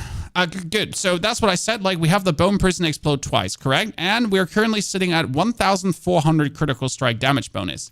And this is where it gets now juicy, because what would we like to have instead of the Doombringer, Chad? So the Doombringer gives us more life, and maximum life is obviously nice. We all love maximum life, correct? The biggest problem is that we're not getting the corpse tendril aspect. So we're not getting the corpse tendrils, and the corpse tendrils would actually be, matter of fact, another 50% bonus damage or 38% bonus damage. But it actually multiplies up our critical strike damage multiplier. So we're sitting at 1,400, and it's actually more than 1,400 because if we go to... we go here, we should be... now, actually, it shows... by now, it shows in the city. That's good to know. So yeah, we could also play sacrifice bonuses, which would make our damage even like more cool. Yeah. One thing I've just forgotten the whole time, ladies and gentlemen, we've been simple matter missing out on. I mean, we're playing our overpower sacrifice the whole time instead of the 20% more damage sacrifice. Cool. But yeah, you could also go for sacrifice bonuses, which is kind of a cool thing. So yeah, like we're essentially making ourselves weaker than we could be, technically. And I'm thinking about playing Path of Turkwool again because I kind of like the Path of Turkwool. They're funny.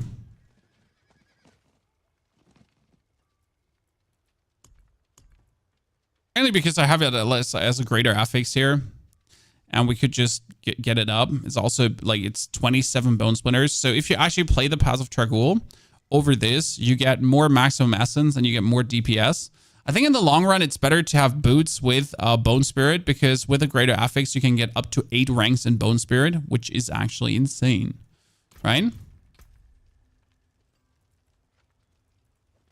Good. What we need to do right now is, because our pans are having the wrong thing or our chests are having the wrong thing, because we've played now, we've missed out on our curse the whole time.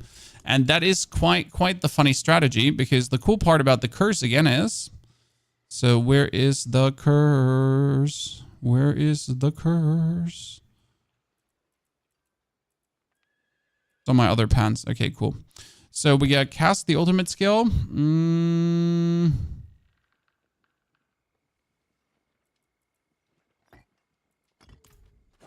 And that would be decrep.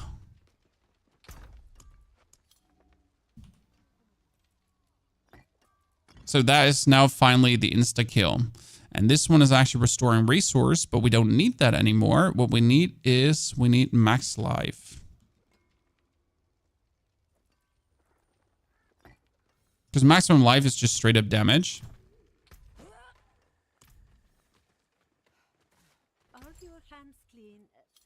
I wonder which would be the best to take for that, though. I need something to trigger it every 6 seconds.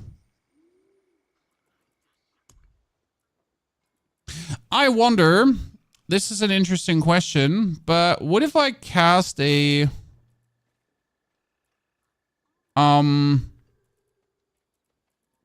What is it called again? So my chest... You spawn bone spirits, but you don't cast them, right?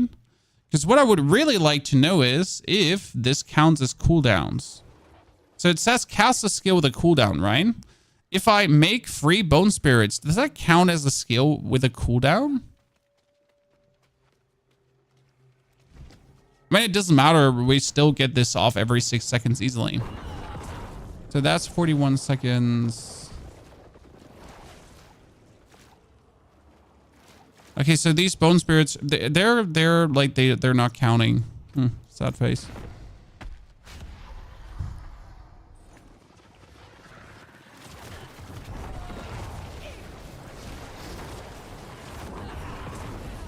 I mean, we're still finally cursing, so we're getting the cooldown reduction that I've been missing the whole time. Because I've been asking myself, where's my cooldown reduction that I've been missing? There it is. We're doing so much more damage. I mean, you just saw me like absolutely eat him up, right?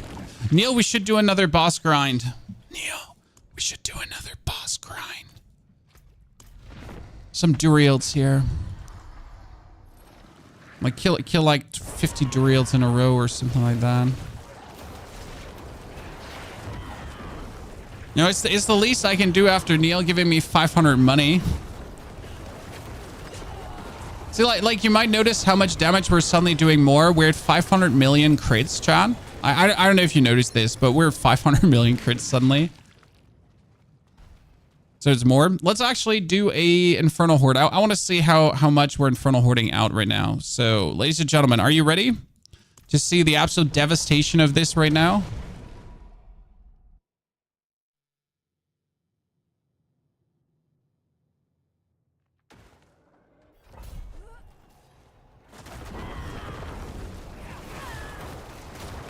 So let's try to see some high-powered bone spirits, okay, chat?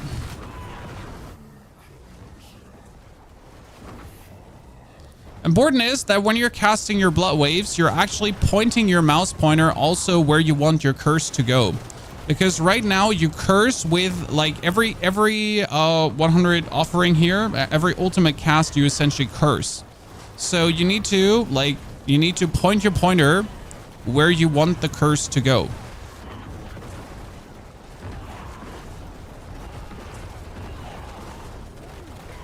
And yes, in the beginning of the build, ladies and gentlemen, I was like a bit unsure about Spirit Wave and that you can't target where you want to shoot, right? Like when I first saw the concept of the Spirit-based Necro, the Spirit Wave, I was like, like where are you gonna like how are you gonna target? Well, you can target by just putting down your bone prison if you want to. Which actually makes sense to make a bigger bone prison with Tragul, because more things just walk into it. Shabina, good to see you there. Thank you for the stay hydrated redeem. Because right now the bone prison is so small, correct, ladies and gentlemen? But if we want the bone prison or anything inside the bone prison to take, like to have the bone spirits explode another time, well, guess what? You could just make a bigger bone prison as well. Because if I'm honest, I think it's easier to get good Tragul boots than it's to get yourself boots with Bone Spirit on. Like I'm often thinking about like the way of the least resistance, right? So getting myself a good boots of Tragul is inferior to having the perfect rolled greater affix boots with Bone Spirit on. But I guess like you just won't have those perfect rolled greater affix boots right out of the window, right? It's funny how this is comparing on par to Blood Surge, where Blood Surge is clearly like just more targeted damage. You do a bunch of Greeks. No, you actually can just gamble for it. You know, have you forgotten, my friend? You can just gamble for it. I mean, you want better boots? No problem. Just go to your friendly Opal vendor and just ask him, hey, sir, I would like to have a new pair of boots. And he's like, no problem, bruv, I'll get you covered. Which color, shape, everything you want it to be in, right? You want them greater affix? You want a mythic maybe? Like you want a mythic baby? Here you go. It's like, bro, calm down there. My wife's on this app.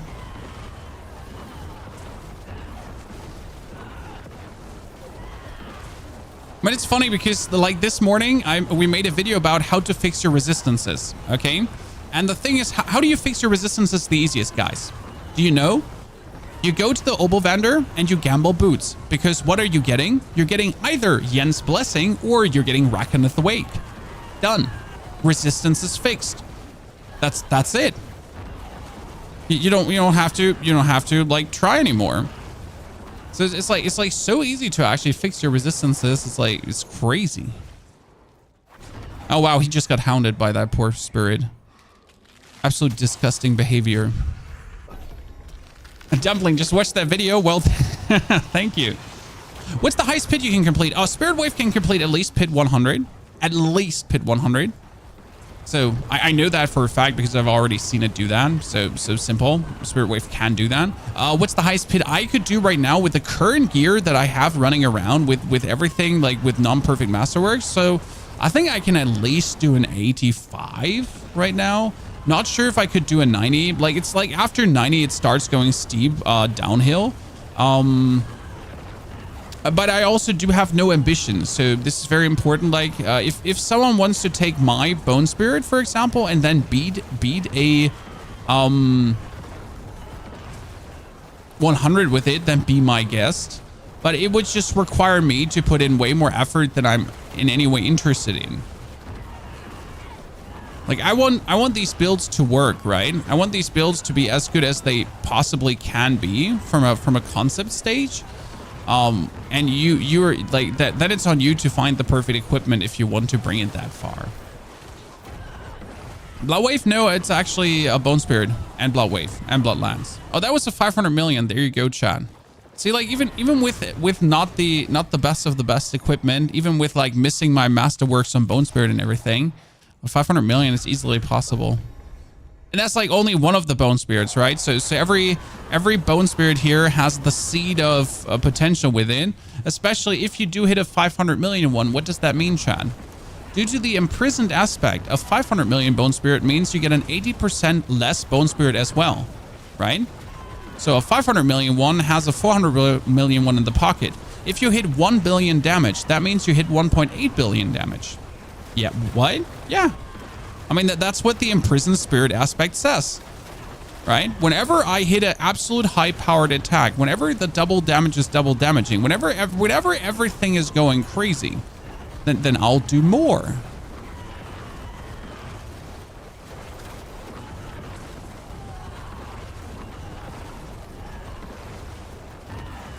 Cool, right? Does it work? Yeah, yes, that's what I was just saying. We're playing the imprisoned spirit aspect. It works. See, they're like, the problem is that your bone prison is so small that it actually doesn't matter in the hordes or anything. Look at them. They're hounding them, chat. So your prisons are so small they don't matter. This is where technically the Paws of Trag'Oul can come in. So I've tried this build already with the Paws of Trag'Oul and I've really liked it. I think it's one of my favorite things to just do because I enjoy just putting that ginormous prison down. Especially if you spam Path of Trag'Oul, you can make your key passive multiply harder as well. Like we're probably like after this we can put the Pass of Trag'Oul on if you want to masterwork it and just use it for the funds of it, because again it is actually a good piece of boots, especially as you get them. Like I don't have a greater affixed. I do not possess, matter of fact, a greater affixed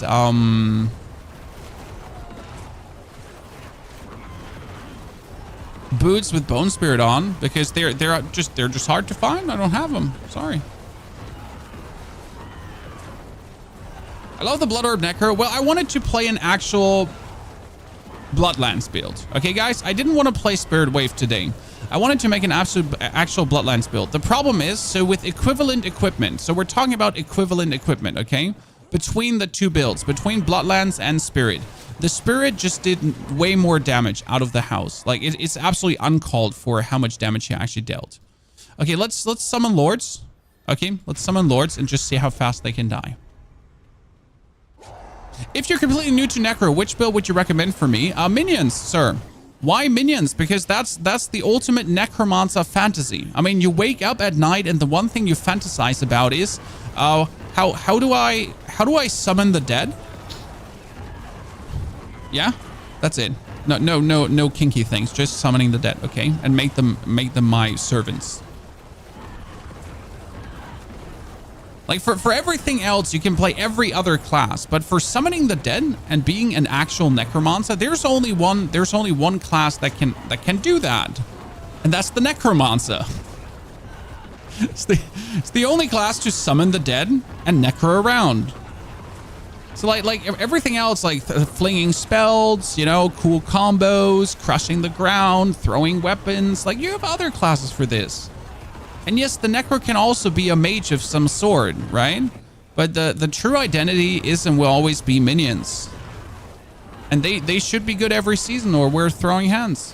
I mean, this is obviously vastly stronger than minions, especially with less effort put in. Oh, that's not true. Minions is actually really strong for no efforts. They're all suck, so we're going to take this one. So that is a 400 ether like this with like subpar. Yeah, I am very pleased with the outcome here right now, considering we're not done yet, chat. So again, we're gonna sub in the Tragul boots. We're gonna go with Neil and kill some bosses in a jiffy. We're gonna probably try to get a very cool tribute. So that's also the plan. Like we have essentially another 4 hours to push this build now to strength. 620 million. There you go, chat. Our goal is probably to hit the 1 billion. Okay, that's our goal. Hit the 1 billion.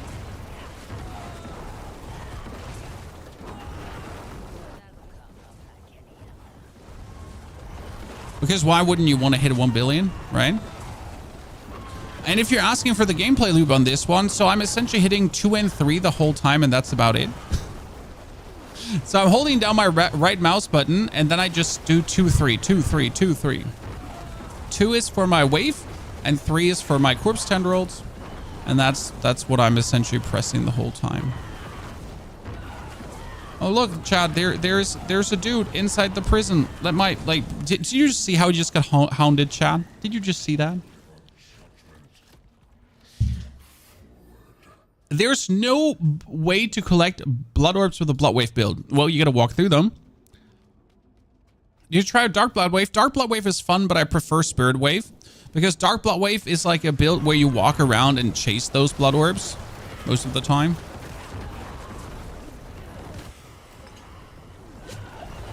First boss down. Oh, we did 1 point. See, imprison him. Get him double hit. Imprison him. Get him double hit. Oh, 768 million, chat. Whoop, whoop. Crazy. Oh, triple greater affix pans. Okay, don't mind if I do, ladies and gentlemen.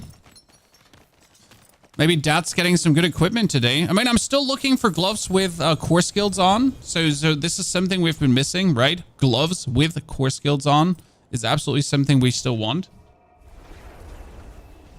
Moylane, thank you for the 38 centuries support. Moylane, howdy partner. How you doing?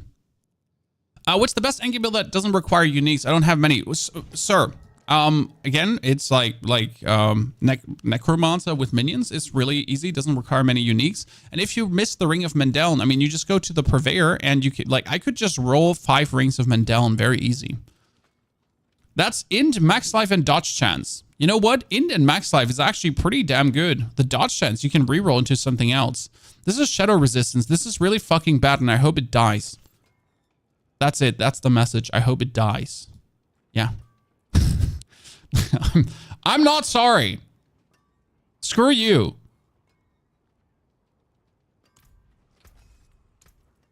So yeah, let's take the Path of Tragul. Track. these boots.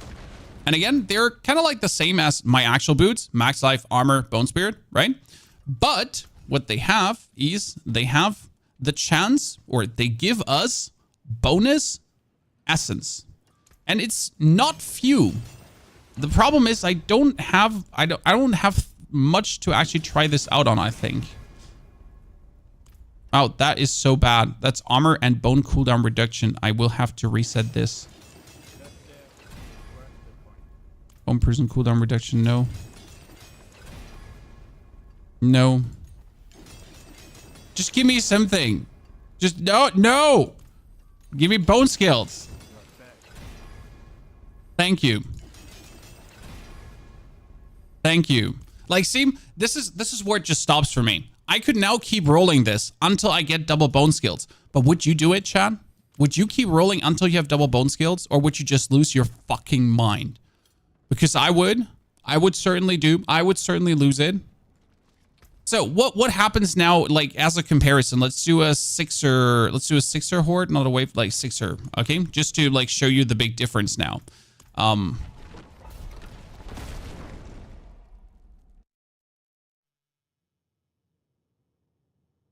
What rune is that casts Decrepify for you? It's the Decrepify rune. What? It's called what? So if I put this up now, like you notice the bonus, the bonus essence we're getting. So that's 188 now. But I'm going to put this up and you have essentially like all these tiny things that are popping out, like all the tiny T's that are like consistently popping out, right? And the tiny T's that are consistently popping out, they're essentially just increasing my essence continuously. And more essence just means that I will just, matter of fact, do more damage. Like right now I'm sitting at 190, so we've already gotten more. And I just can continuously put this up, right? And the more they do, the better it is. So I'll also leave it up. I won't prematurely end the cast now. I'm just gonna have it bully things around, right? And then we're just gonna get more essence. And the thing is, like, the more sturdy an enemy is, aka the pit, the more essence you're actually getting out of this. So right now I'm just like, again, like 200 essence. So we're getting like 40 essence plus more out of this. And that 40 essence more is also giving us more damage. But the most important part is that you just have a bigger bone prison, because again, like your spirits explode inside the prison for double damage. And if you have a bigger prison, especially in these hordes here, like it just can hit more. Oh wow, these are so sad. I am so sad right now.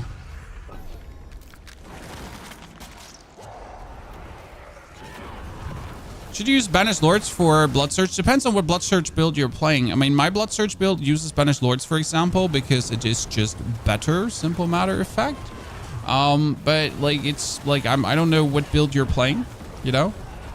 So I play the Lucian version, and the Lucian version is very powerful. Double damage to everyone inside the bone prison.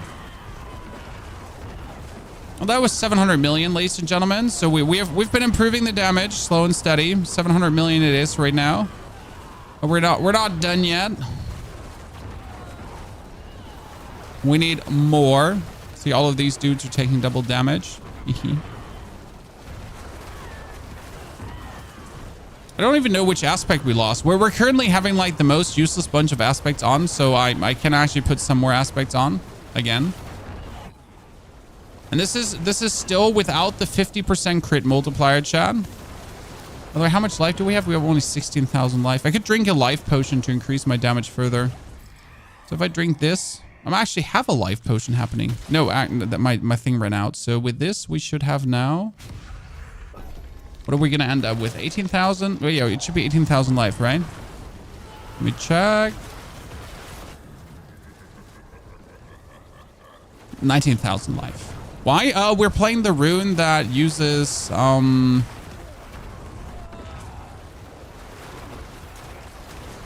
gives you 20% more life. Because that rune is great. I mean, who doesn't want to have 20% more max life? I don't think Blizzard anticipated how many people would just literally use that rune to just cheese the game. Because every overpower build is just playing this right now. I don't know what Blizzard intention was with that rune, but as soon as you're playing overpower or anything that scales with HP, everyone's like, oh yeah, you know what? We should just improve our life by another 20%. That sounds absolutely reasonable. Something like everyone should be doing. Oh, prison on you, sir. And prison on you.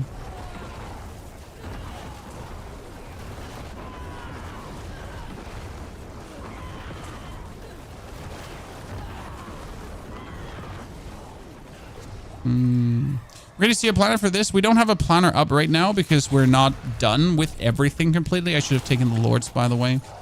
Because right now I took the bonus timer, right, to get things more, but I don't have things to get more right now. Should have taken the lords and just exploded them.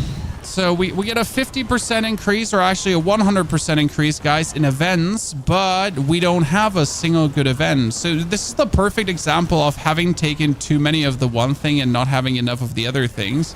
Because what does it use me to get all of these events when all of these events are just crap and don't give you anything? So yeah, we're just about to like you know, finalize the build with the things that we're doing. The Paragon board is more or less like what it is. There's not much to do. We've taken the most sense-making choices. We could still argue about.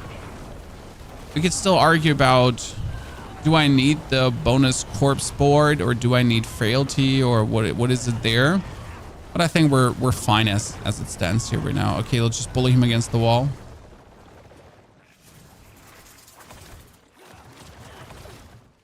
Wait. 1, 2, 3.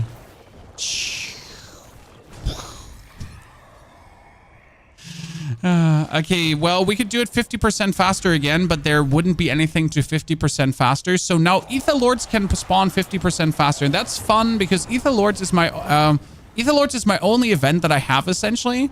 And they're now like we're having events come 100% faster. So we're gonna get a lot of lords. Look at this now, boom.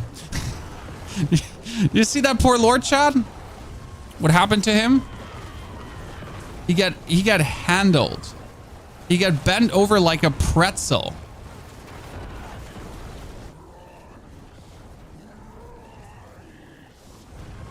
Because with all the double damage inside the bone prison, like he's just getting eaten up straight away. Poor man.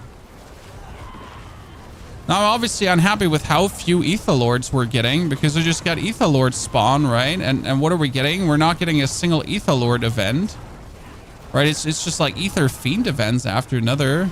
See, that's a Fiend. Like, I'm not even waking up for a Fiend. Like, I think we had like one Lord spawn. That's it was sad. I'm sad.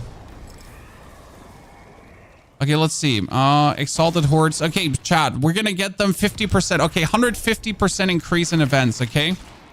Let's go. If we're now not getting Ether Lords, I'm unhappy. Should have taken the Master Spawn Lords. I'm so sad. There's a Lord, chat. Let's go bully him. I know it's probably the reason why they haven't been coming, because they didn't want to get bullied.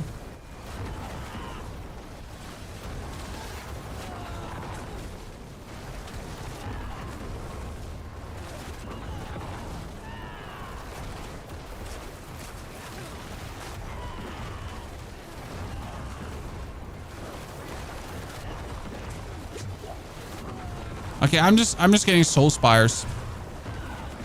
I mean, this seems just about fine. Like, just give me 20 soul spires.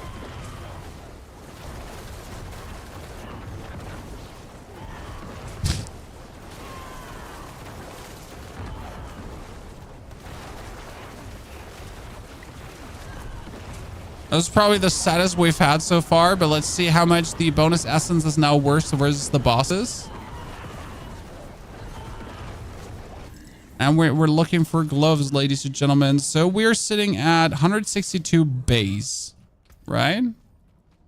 At 162 base. And hitting enemies' bone skills increases your damage by 8, and we get more out of that. 146 base, actually, with the others. So now, if I'm actually putting this one up, right? with the, as I said, if the enemy lasts longer, we're also getting more out of this. So we're sitting at 228 exactly. So the longer an enemy lasts inside the prison, the better it is for us because we're just improving our damage. All right, he's getting hit by all these tiny teeth, and it's really happy for us. Did you just walk out of that? That's uncool.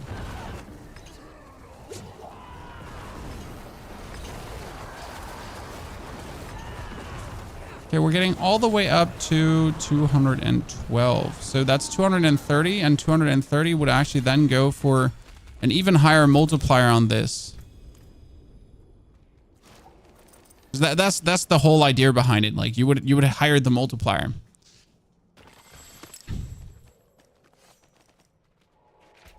Okay, back to Kuvachan. We get a bunch of. You know what we should do? Let's make the glyph legendary. We're playing with the one non-legendary glyph, ladies and gentlemen. So that is a problem we need to fix right away. And then we can do some bosses with Neil, and we can...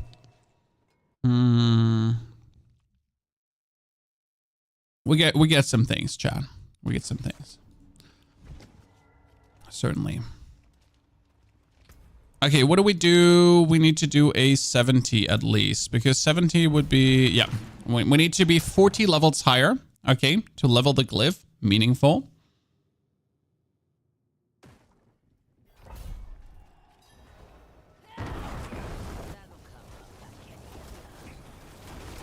I mean, again, like a 70 is a cakewalk, right? So as I said, like 80, 85 at least.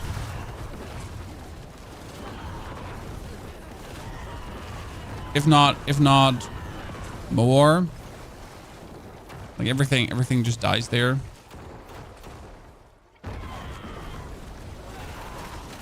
With my gear, obviously. It always goes higher. I think the highest achieved spirit wave right now is 114. So, and when we're so the highest spirit wave, the highest necro, I think it's 114 right now in the pit.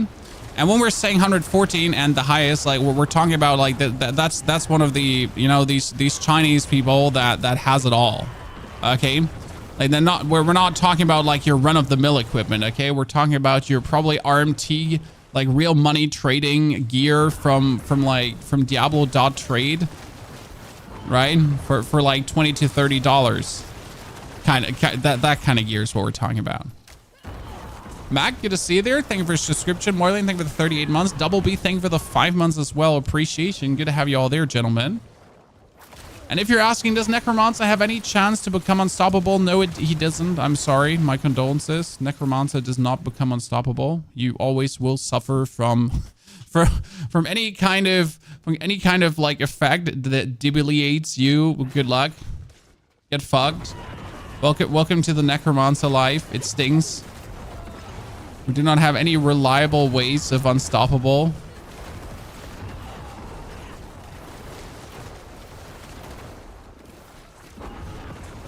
That's what you sign up for when you play this class.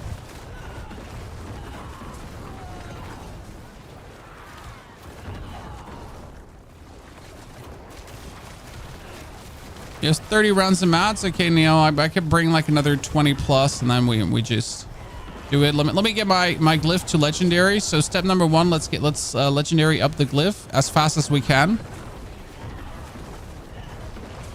What's the difference between Blood for Surfer and Spirit Wave? Well, Blood Surfer, like, again, these are just names, Goberg, okay? People just give their builds names. For example, Skulm, also a known Necro creator, he calls his Spirit Wave build Blood Spirit. So, but that's just Spirit Wave. But he calls it Blood Spirit, which is okay. I mean, like, they're like, call it whatever you feel like, right? Call it my big dig build. So... depends on what you understand, you know, under the Blood Surfer. So there is a Blood Surfer build, or there's a Blood Wave build, where Blood Wave is your main source of damage.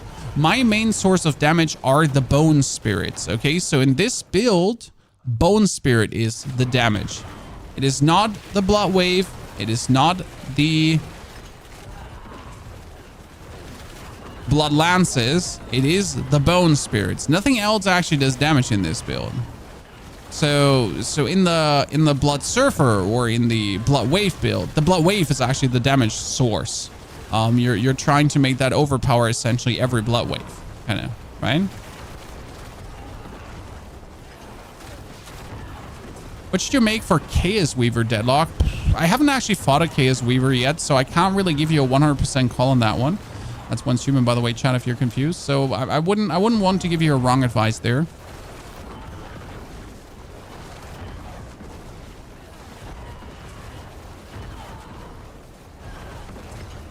Good, let's see what we're gonna do to the boss now. Lock him in, get more resource, explode 5 corpses.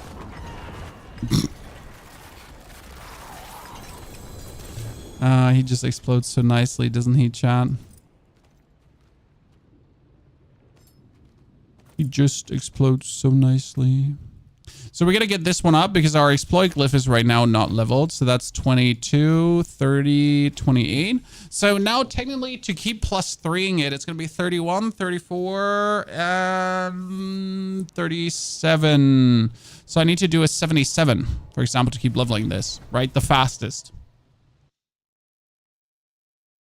Why don't you use Death Speaker Amulet or Unmaker more? Because Unmaker is useless and Death Speaker Amulet too. Rep. So that's your answers. Why don't we use them more? Because they're not good. This amulet is crazy. And it gives me whenever blood skill overpowers. Wow, that's almost a max roll. I haven't seen a max roll like that in a while. So I'm not sure if I do actually want to keep the Doombringer, chat, because technically we don't need the Doombringer for this build. What I should do is I should masterwork this one up further. Oh, wow. That was the intelligence and not the max resource. That's a bit sad. So 77 I said, right? 31, 34, 30. Yeah.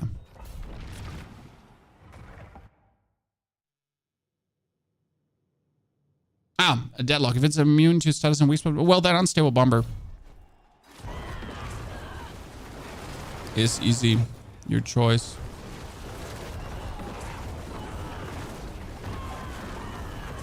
Like, this is a 77 right now, like, just compared to the 70, and we're still, like, from a damage, survival, everything perspective, nothing has changed.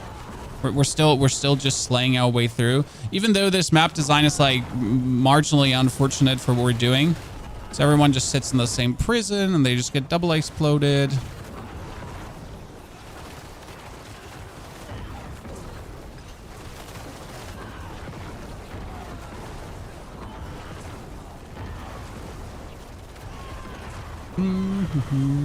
Prison in, double explosion, 725. We haven't seen a billion yet, or I have just not seen the billion yet, Chad. So again, even with our inferior gear, we're getting like really close to the billion. I mean, what means inferior gear? I'm playing 3 mythics currently, but the 1 mythic is actually not really needed, so that's just me.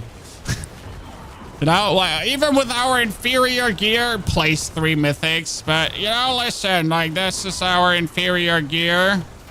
That's playing 3 mythics.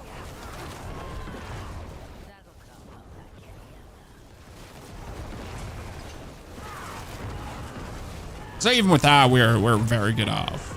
Cheers, sword, please. Sir, you haven't even invited me for dinner, liked the stream, or dropped a Prime Gaming subscription. But here's my sword. It's called Doombringer. It's a mythical item that boosts my life, and the way how the damage works with this build is that it's actually using your life to maximize the damage.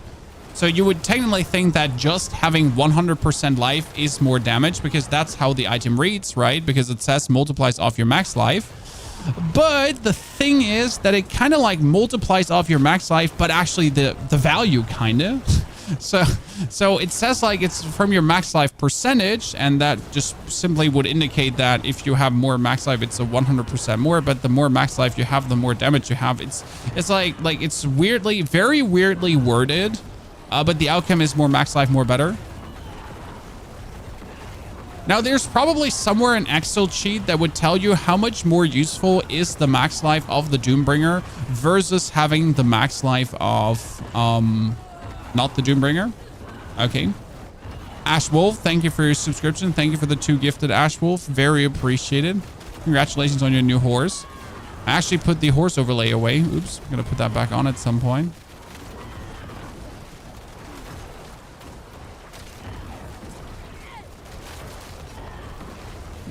And everyone just gets overwhelmed. And yes, we could put like the critical strikes here away to just have not the screen go like so crazy and you could actually see our opponents. But do we need to see our opponents, Chad?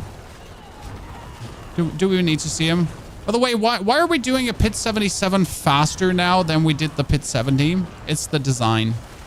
Yeah, so that map was just perfect. Okay, let's switch the boss fight. So it's the wolf again. Super annoying. Don't like the wolf.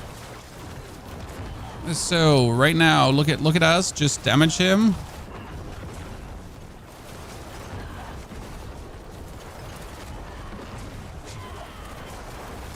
Oh, 785 million, Chad. Okay, not a billion yet, but 785 is the highest we have seen so far. So you just destroy him. What do you think, Chad? Can we go higher? What do you think? Can we go higher? Okay, that is now officially +3, +3, +3, and the last +3. So if I now want to +3 further, I would technically have to do a 80 at least. But 80 does not make sense because I only need 2, 2, 1, and upgrade. So in order to get 2, 2, 1, and upgrade, I only need to do a 64. Oh, you did 941 million the last run. Damn it. Shay, did you see it? Thank you very much. You did a billion. Wait, I did a billion. You saw a billion? I really, like, I'm trying to pay attention, but I didn't see one yet. So now a 64 is enough to max that out. Okay, well, thank you. Oh, you did a billion during the Council Helltide. Well, that's interesting because I wasn't aware that we already had that damage going. Well, thank you, Chan. I mean, considering, so again, guys, considering that a 700 million crit means that we do a 80% damage right behind that, right? So we do a 700 million and the 700 million hits twice for 70% less damage again. So if you take that into consideration, we're anyways doing billions, but obviously when you're doing the billion, you would like to do the billion for real, right? Where's my cooldown? Well, we didn't pick up enough blood orbs to actually get the cooldown. So there we go. Gotta wait for a second.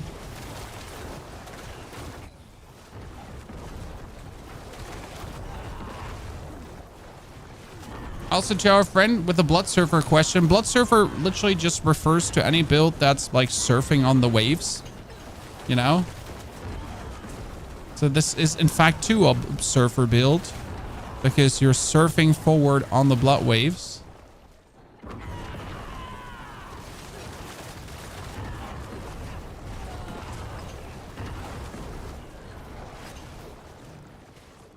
What's the best way to get Infernal Compass? You get yourself something that is called the...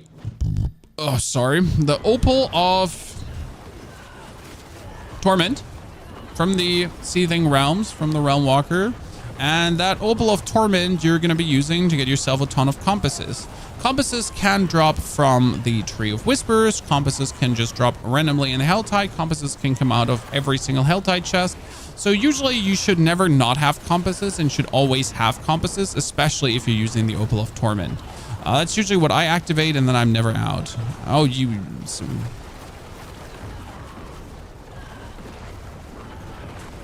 Oh, did it not show the billion? I thought it shows a billion now with the B. So the 1,046 million is actually billions? Huh. Then I've done a couple of billions already. I thought it shows a B.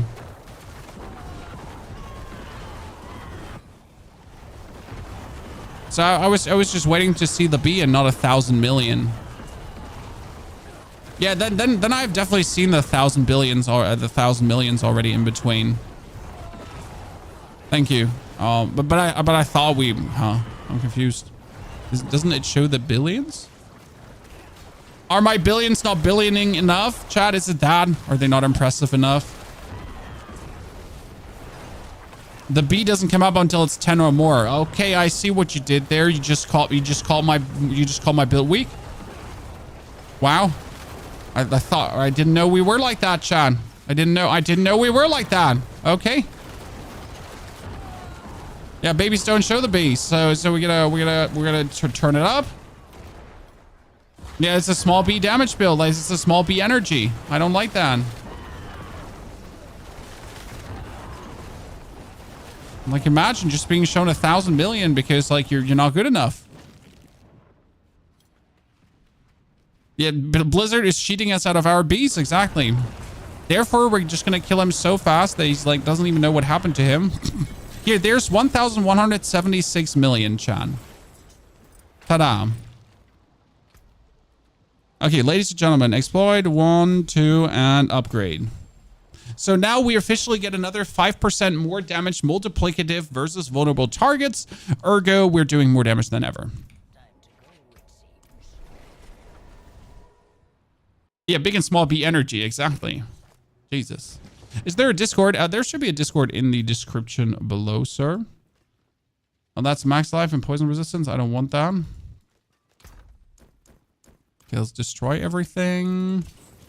I promised Neil some grind, so let's just put everything away. Let me check how many. I have 50 and 16, so let's kill some Vars really quick in a row. Like, I can just absolutely humble him. How does one pronounce your name? You say sexy cyber daddy, aka Ponyhoff. Thank you for listening. Don't forget to like the stream. Ponyhoff just means pony farm in German. That's it.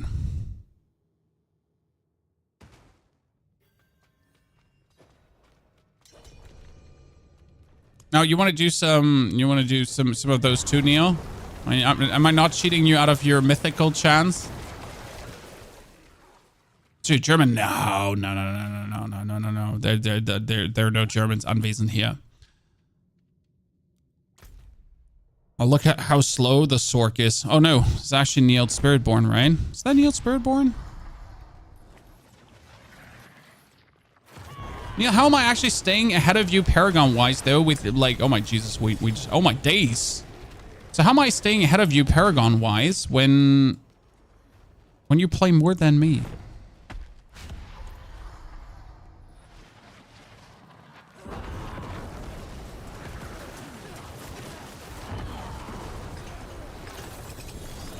Yeah, I feel like a Spiritborn and the Spirit Wave together is just uncalled for. I can't activate the thing because there's too much loot around. Bosses don't give much experience, that's true. That was another billion. Wait, what for gloves drop here? Frostburn. I kind of would really like to see a build that uses the lucky hit from Frostburn to do like insane damages, but I don't think that one exists actually.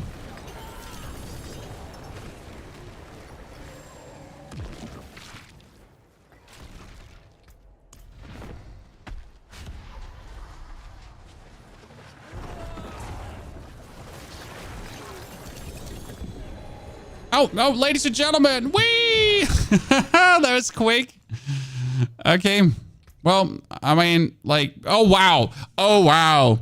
That's being disenchanted. That's being disenchanted.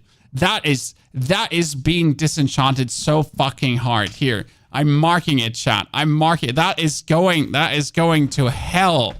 That is going to hell. I mean, first and foremost, we have one already, but honestly, getting one with oh my goodness, that is scam. Okay, Neil.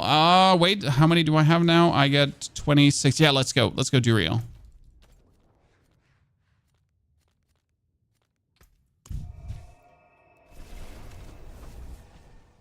You just got it yesterday with 4GA. You know what I have with 4GAs for you? Yeah, let's see. It's mint. I just unpacked it. Good talk.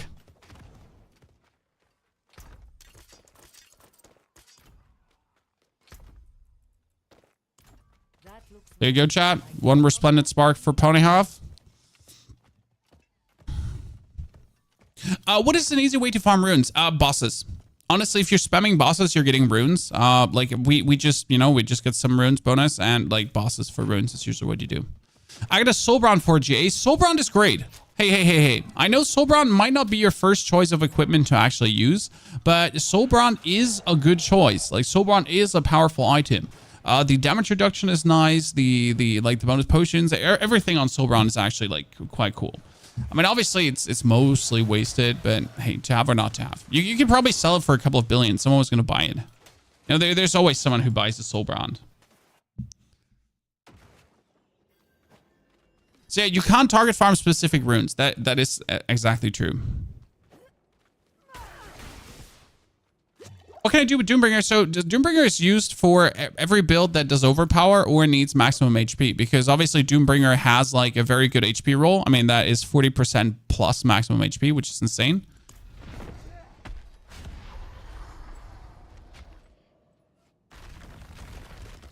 Beth Mythic for minion Necro, Ring of Starless Skies, but even that you wouldn't probably use. It's just possible to use it. It's not like that you actually use it. It's just possible to be used.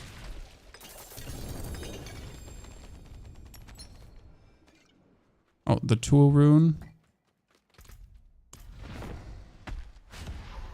I'm not even picking that up. But you know what? I'm picking that up because I need the materials. I need the materials out of this.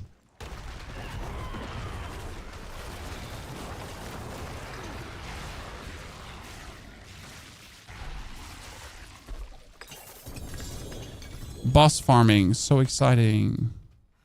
I need an Azure Wrath with a greater affix. Let's go. But I need the Azure Wrath with a greater affix on the cold damage. Neil, have you seen how much damage it does with a greater affix on the cold damage? Has Rox done the Azure Wrath build already again? Because Rox wanted to do an Azure Wrath build. Oh, you want... Yeah, I need that too, Neil. You're not the only one that needs that.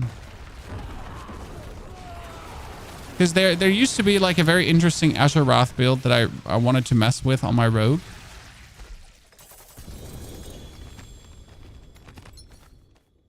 Oh, pans, boots, pans. Oh, I could still get a better Blood Moon Breaches, I reckon. Or a good Flicker Stab. Or, oh, that's a Tybalt with Maximum, huh? The build is nerfed to the ground. That's sad. We like that build. Do we have the Bloodlands build somewhere? No, I'm sorry. We don't have the update yet, as we're just about to like finish some of the last things about the build. We're unsure if I want to play Doombringer over... I mean, what means unsure? Like, you can play Doombringer 100%, but if you had yourself a...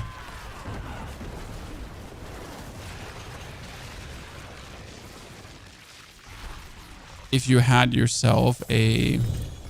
Oh, that's a triple greater affix pants. Neil, we need to do Lord Zur too. Back? Yeah. If... Wait, where's my brain now going right now?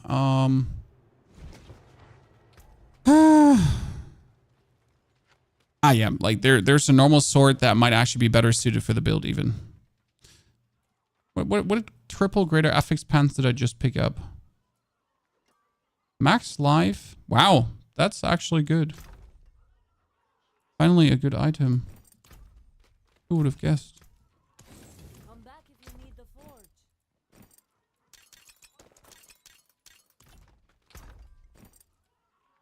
My storage might be full. That looks worse. I still use these.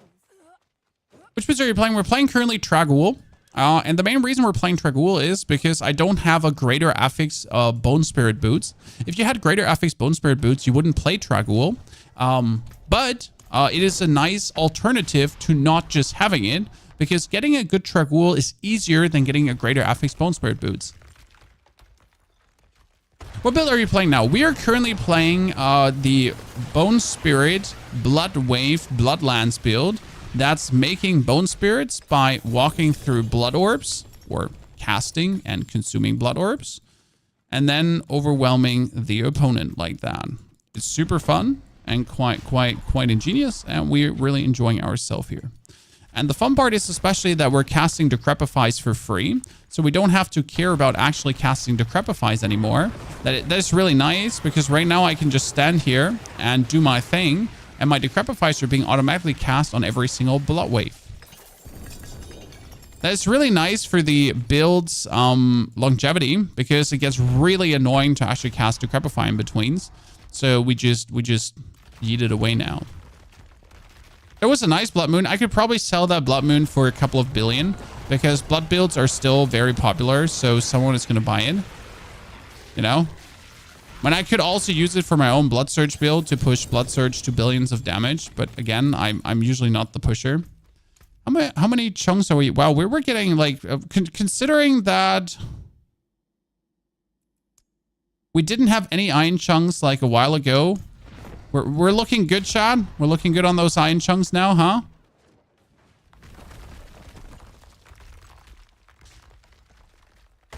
Oh, Flicker Stab with 4. Jeez. I have a GA max life normal ranks to Bone Spirit. Is it better or worse than a GA Ultra Ghoul? GA max life normal ranks to Bone Spirit. No, you want a GA to Bone Spirits. Because you can go up to 8. Nah, thank you. Nah, thank you. Oh, do we need to teleport back? Now we can do one more.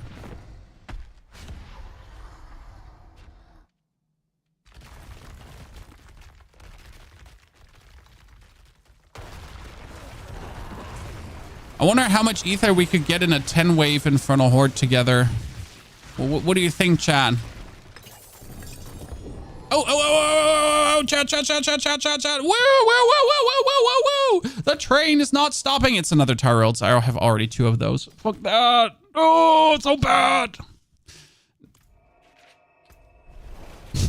Oh, so bad. Don't hate the messenger, Chad. Don't hate the messenger, okay?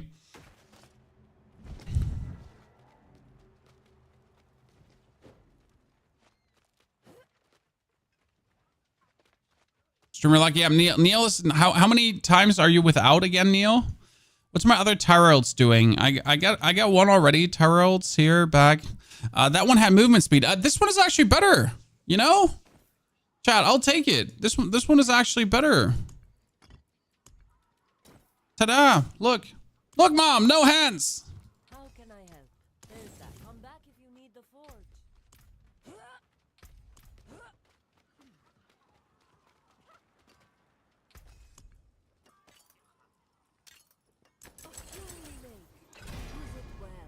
Yes. Look at that, Chan. This is actually really good. 5 in devotion and 34.6% in int. That's insane.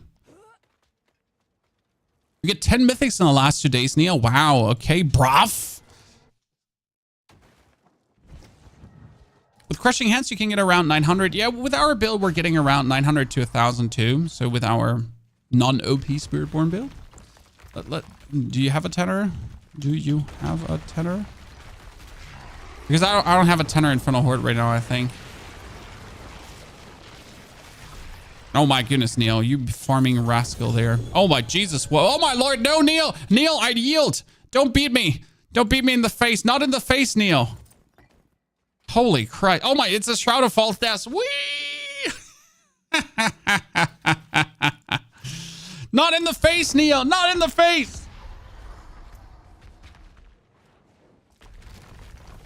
Please. I'm an innocent man. I have family.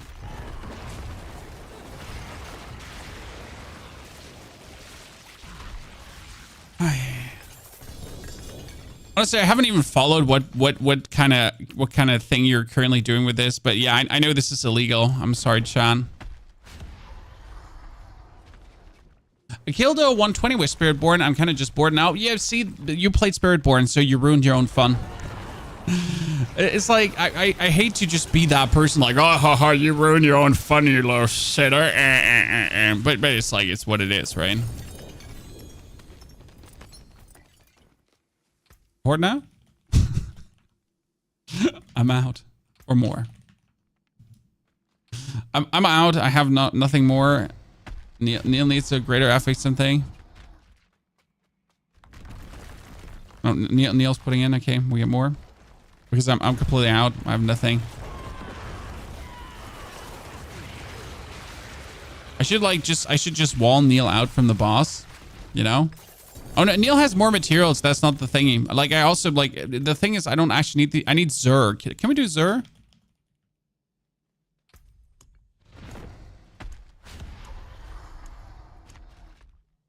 I get some blood for Zur.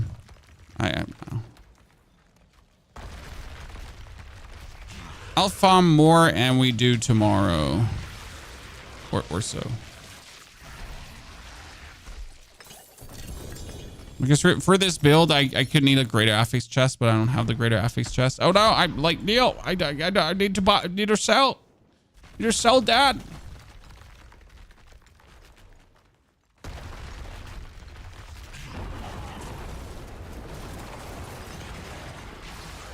Okay.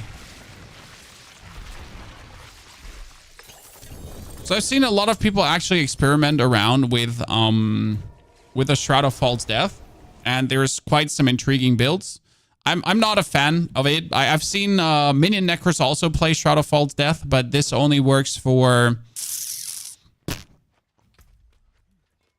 This only works for Minion Necros that play the weak, like the skeletons and so on. You don't have enough stash space. Okay, so what we're gonna do then is we're gonna take everything that doesn't have a greater affix and say screw you.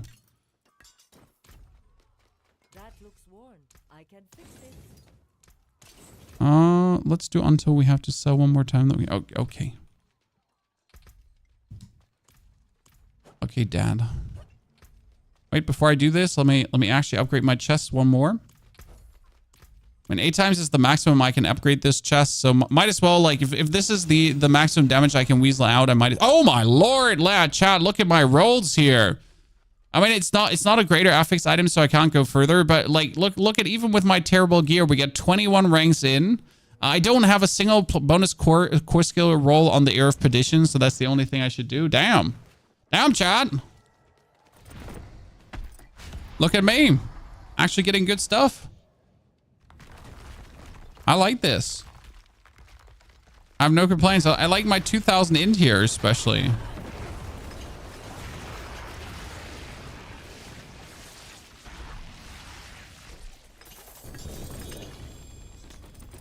I haven't gotten a single greater affix Banished Lord's Talisman. You would have assumed that after all these bosses, there's one, right? But no.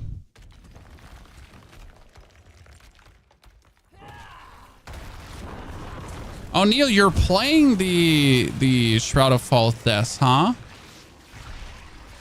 Why the Air of Perdition over the Harlequin Crest? Well, the Harlequin Crest gives you 4 ranks into core skills, right, William?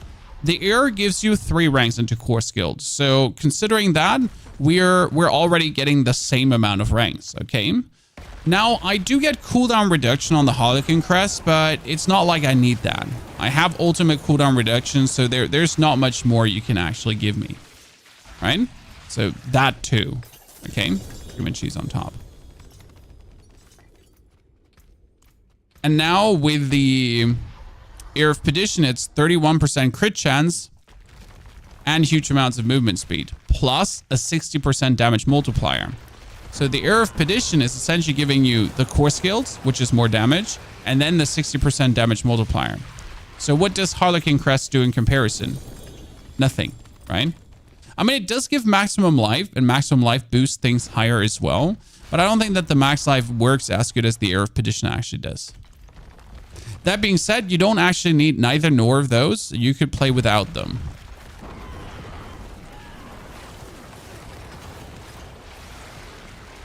So neither nor do you need any.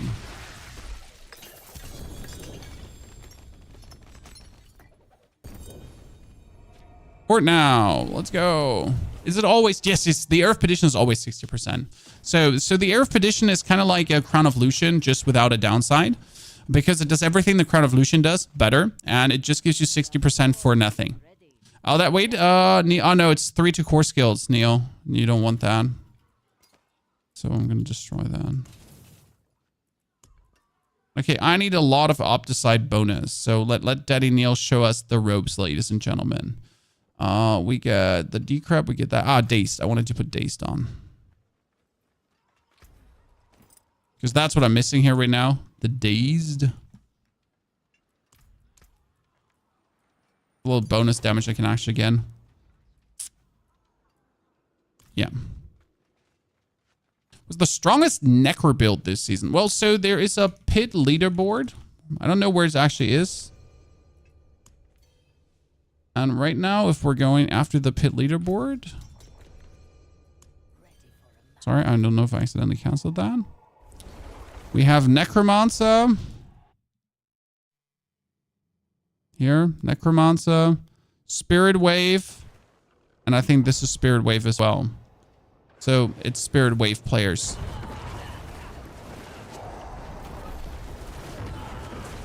Okay, so Neil's going to go around, do his thingies, and I'm going to just stay in the middle and do my thingies while Neil just goes around and does this thingies.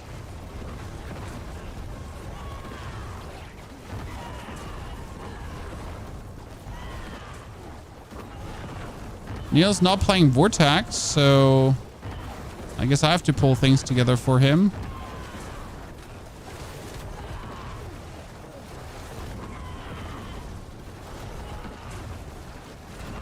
What do you think, guys? How much ether can we get together?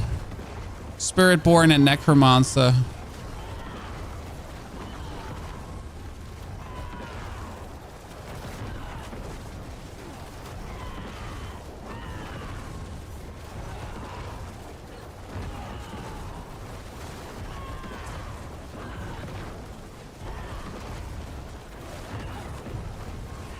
It's funny because like at this point, like with the damage you're dealing, like you're just over damaging everything. So there's like nothing that actually survives long enough.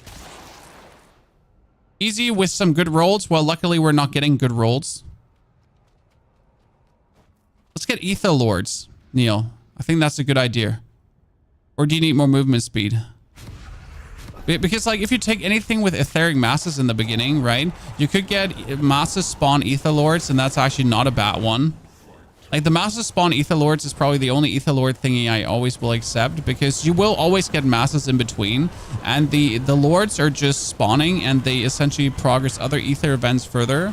And I mean, I like triple hit them. Neil just one hits them, so we're good to go. 800 to 1,000 depending on luck. 800. Okay, so we'll try to go for 1,000 plus, chat. If it's not 1,000 plus, I'm gonna gift away 5 subs. Okay, ladies and gentlemen. If it's not 1,000 plus, we're giving away 5 subs. Might as well not be if you're getting unlucky, as you say, but we're talented. You know, we'll just overcome this by talent. Yeah, Ether Lords on masses is just free ether, to be honest. Exactly. I think a lot of people don't, like, still underestimate that one.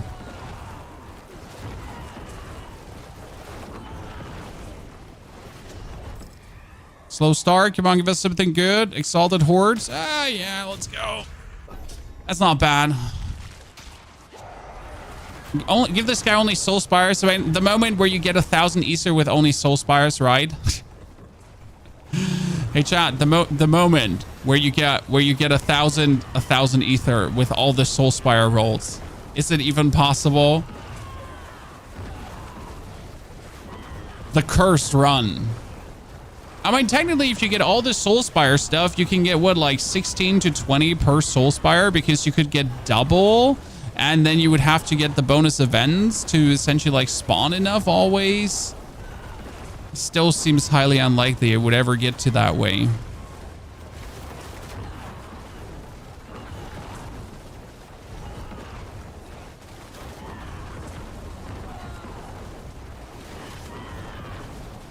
So this is why I'm with Neil, so I can like stay on the Soul Spires while he's just dishing around.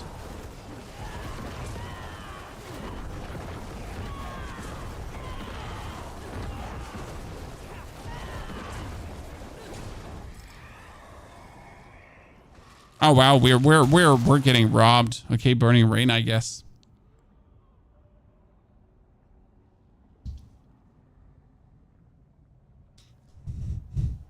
Chat is getting lucky. Oh yeah, chat is getting lucky. Don't worry, we get another 6 waves, so that one's worth it. So psychedelics, like if Hearthstone ever has something interesting to play, sure, but like, you know, I make content, I make videos about. So like if I play something on stream, it is because I'm planning to also make a YouTube video about it. And if I can't make a YouTube video about it, then it's actually not worth it to be played on stream. That sounds like very business orientated thinking, but it's also like the only way how you can survive as a content creator, right? So like, you know, but I mean, at this point, like it's nice to be a Twitch streamer. Hi Twitch, hi YouTube. I appreciate both of you, whichever platform we're streaming to. But the reality right now is that I could turn off Twitch and I could survive with YouTube and making YouTube videos. I mean, survive doesn't mean like thrive. It just means survive, right? But I couldn't turn off YouTube and only survive on Twitch, right? So that's actually an interesting way to, it has evolved over time. So in the reality, it's like, sure, I would like to play Hearthstone every now and then, but the reality is not what feeds my belly, what feeds my family, and what pays the bills, right?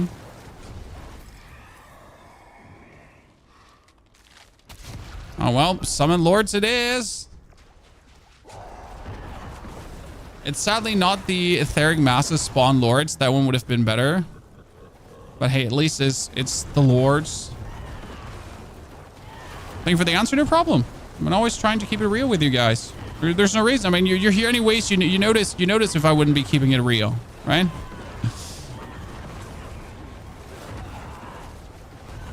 I never understood the creators that are trying to like try to hide stuff from their community, you know? I mean, you're here anyways. You notice if the creator's not doing well or if something is amiss or anything. So no reason to hide anything. Do you prefer Necro or Spiritborn? Oh, Necro any day over Spiritborn. I love my Spiritborn build. My Spiritborn build is so much fun because this is Sparta build, right? When we're kicking enemies into the groin and they die, it's so much fun. Like it could actually not be more fun. But like again, like Spiritborn makes things.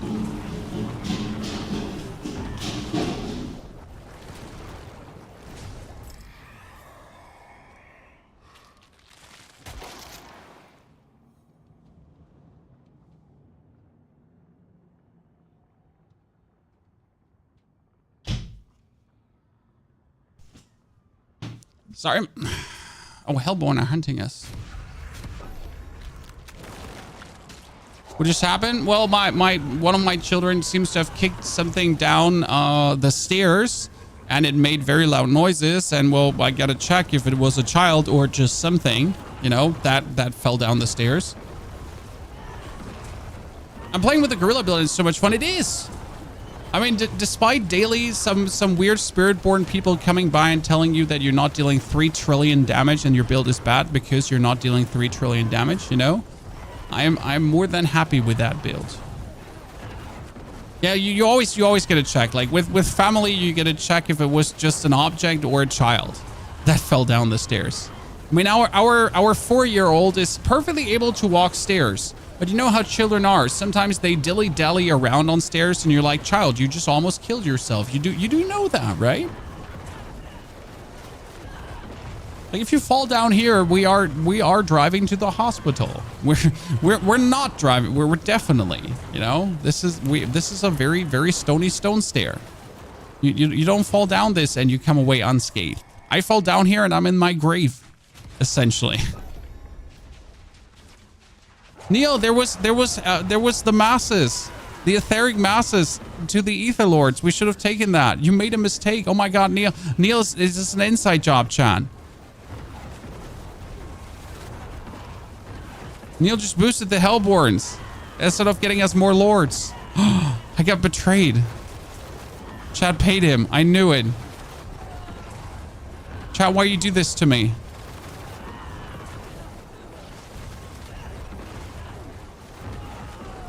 I mean, it's the standard instinct. You see Hellborn, and you're gonna do Hellborn. Like you're not gonna think about doing something else, because Hellborn are just the choice of choices always.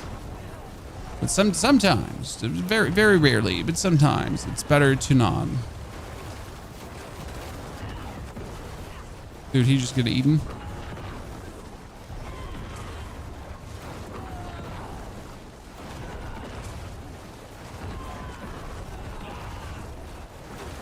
Brilliant. So, ladies and gentlemen, we have crested the billion damage already. So we've done that. We've gone past the billion, which is happy. So I thought, oh god, we're getting robbed. I guess council.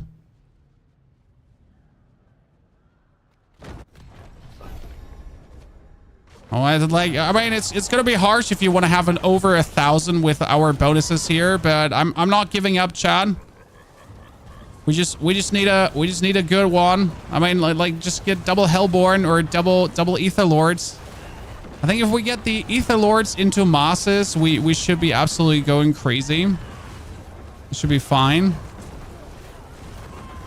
That Ether Lord, I'm just going to poop on him quickly.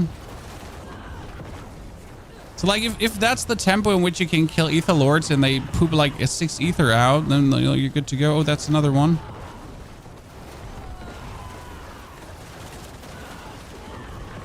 You survived a bit longer than I wanted to.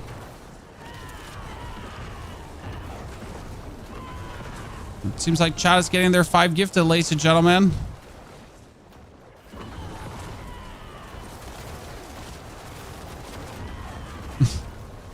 Dayan.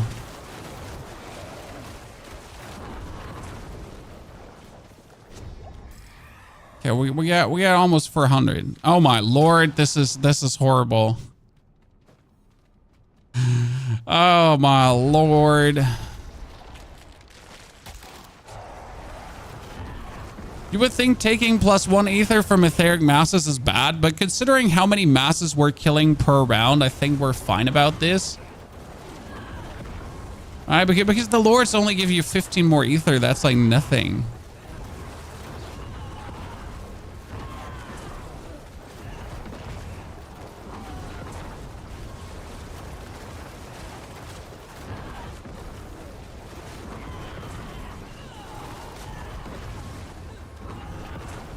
Bibbidi bobbidi boobidi boo. Where are the Hellborn and who are you? Where's he? Well, that's the Ether Lord. Yep. Go. Bye.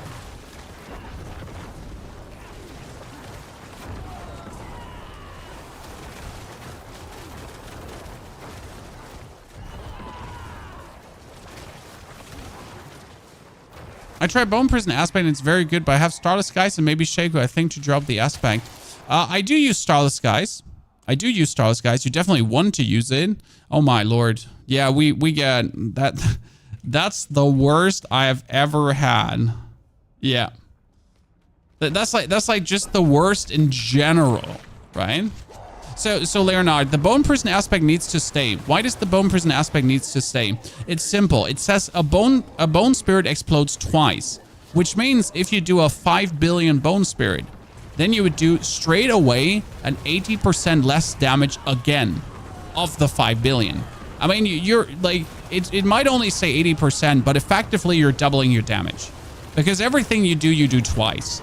And that's too good. Like no item can live up to that. Like no 50% more damage can live up to you just simply doing the same damage twice.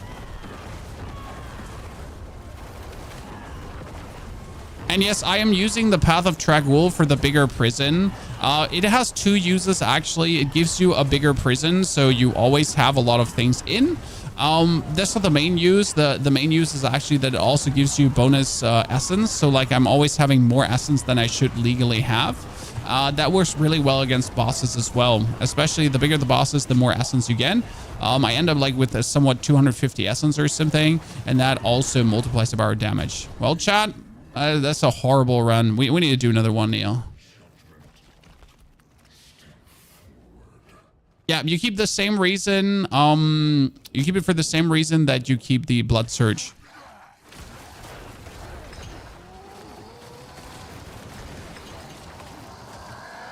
Spiritborn! See, I can totally see where people like think Spiritborn is boring to play, because it is.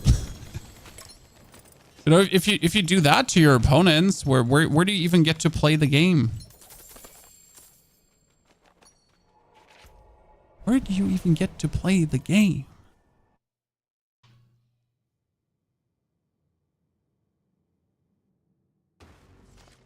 Is this the same build in the YouTube stream title or another one, William? This is not the build that I intended to play today, but this is the build that we came up with. So I wanted to play a Bone Spirit only build, but it just simply turns out Bone Spirit. I wanted to play a Bloodlands only build, but it just simply turns out that Bloodlands only ain't it. As much as I want Bloodlands to be fantastic, as much as I wanted to enjoy Bloodlands, the outcome is just a simple eh. It ain't it, mate. Okay, give me a second, Neil. I'm trying to get core skills on that Helmet of Perdition quickly, but I'm not getting core skills. Thank you. And movement speed, and let's make it full. Core skills and movement speed.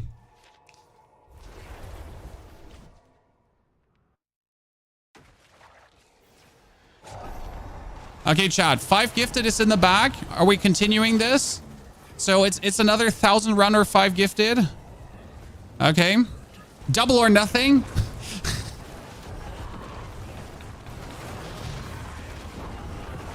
No, 5's in the back. Let's see if you get another 5. Where's the fun in just stopping at 1? Especially since I need around like 15,000 masterwork mats, so spamming Infernal Hordes is the way to go. At least we can share the misery with the community when things don't go our way.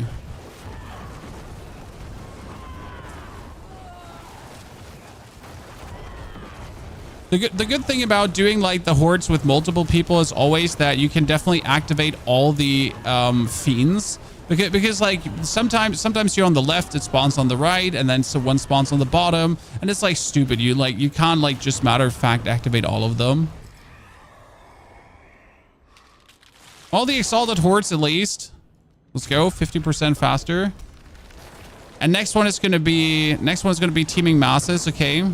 Is there a third Aetherlord one? I know Aetherlords are hunting you, right? So you can get Aetherlord spawn now. Then you can get Aetherlords are coming out of the masses. But is there a third Aetherlord one? So that you can make Aetherlords just give you 9 ether per?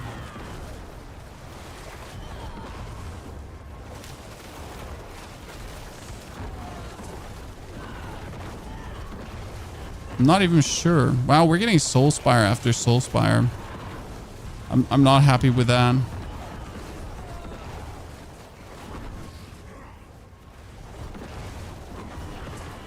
The best part is when you put down the Bone Prison, right? And the Bone Spirits seek out enemies in the Bone Prisons. So as soon as like the Ether Fiend like kind of spawns, all your spirits in the air are just decide, oh, Bone Prison.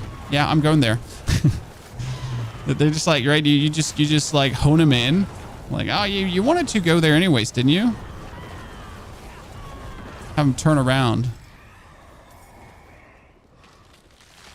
Oh, there we go. The Hellborn, ladies and gentlemen.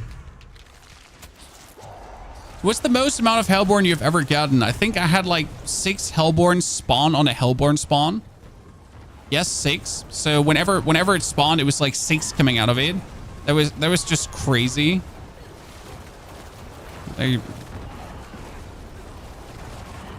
So you turn around and suddenly you have like 12 Hellborn. Especially like the more Hellborn you have, right? The more they spawn each other too. Because killing Hellborns obviously like pushes your ether meter faster forward for the next event. So if you kind of like have 6 Hellborn happening, what happens is that killing these 6 essentially spawns the next already, and then the next already, and then the next already.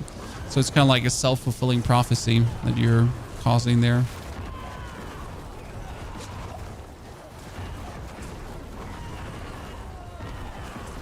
You have the double elites? Yeah, double elites is actually pretty good. I think very underestimated in general. Oh, you are behind that. Yeah, he just died as soon as he was in front of that. Okay, thoughts and prayers, chat. Oh, Jesus.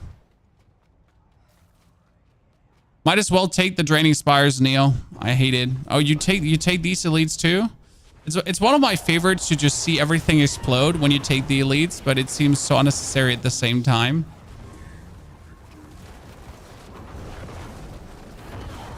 Okay, we still need gloves with core skills, guys. And in case you missed this, I rolled away today 100 million money to get core skills on my gloves. And guess what I did not get, ladies and gentlemen?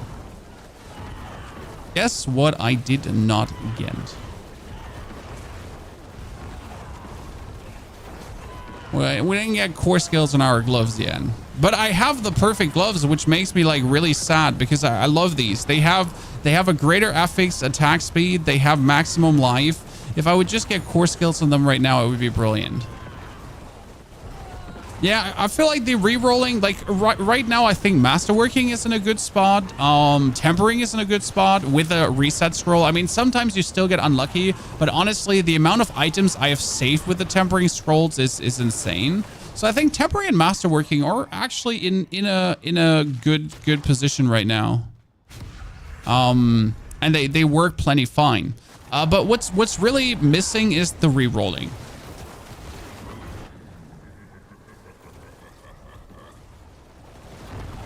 The vulnerable lucky hit can, by the way, also go on gloves, just in case you don't know that. So it can go on gloves, rings, and amulet.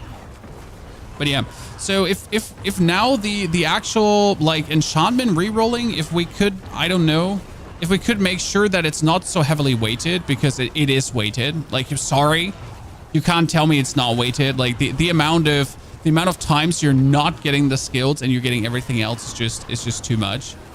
Like.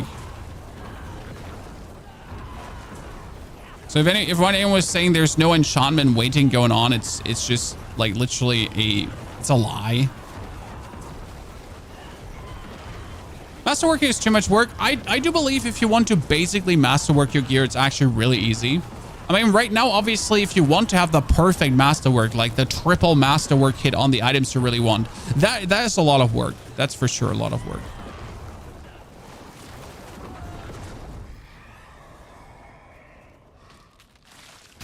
Okay, Ether Rush, more movement speed. I feel like this has better things going on, but we might still not get the 1,000 chat. Also, generally, Infernal Hordes disclaimer chat. Are you happy with the Hordes in total with the Banes and the Boons? I do like the Infernal Hordes, truly. But we need more things like the Hellborn.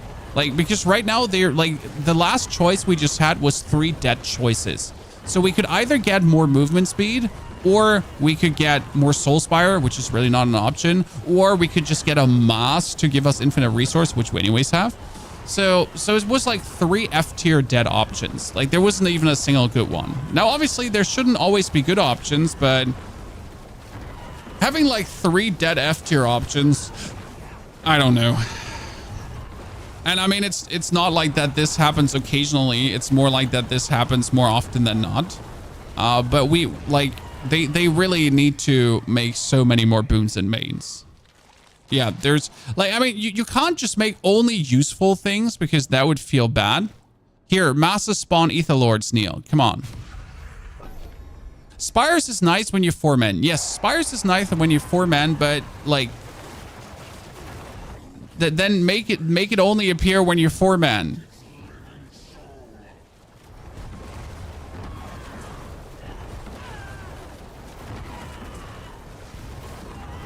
I'm just sad about the amount of like absolute terrible options that are there. Like I just despise the terrible options as they're like really, really bad.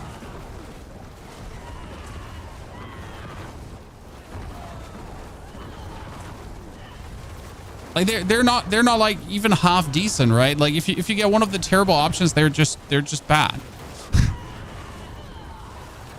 Yeah, half the time you just abandon a run. See, that's my problem. Like this feeling that you're having. If the first 3 waves have shitty choices, you just want to abandon.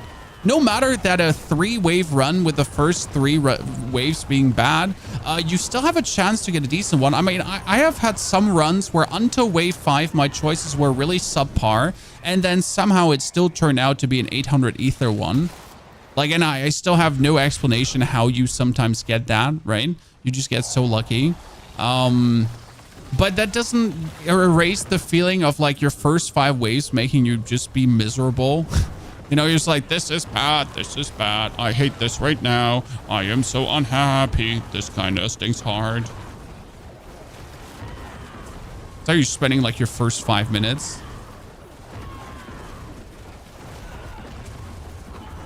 Oh, more Hellborn. Thank you very much. Let's just kill him. Oh, that's going to be a Lord. Come out of your... Where's the Lord? Did he already die, Neo? Did we already kill the Lord before he could do anything? I was waiting for him to spawn. Where was he?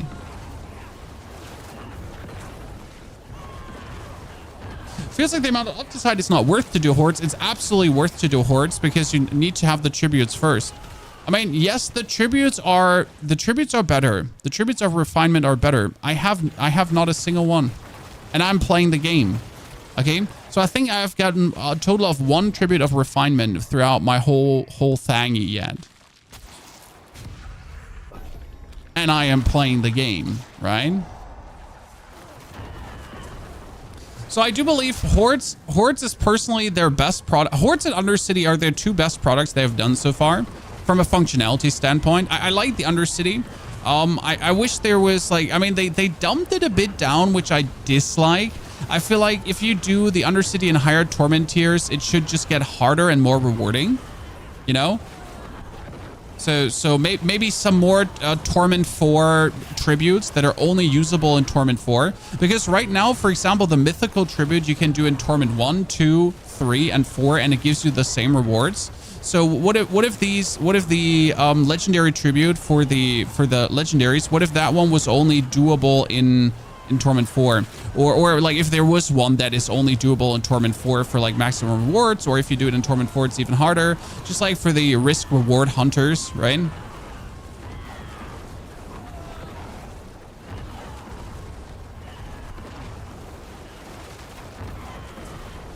Okay, ladies and gentlemen, can we get the last 300, 400 ether in one wave? 50% faster. Okay, let's go.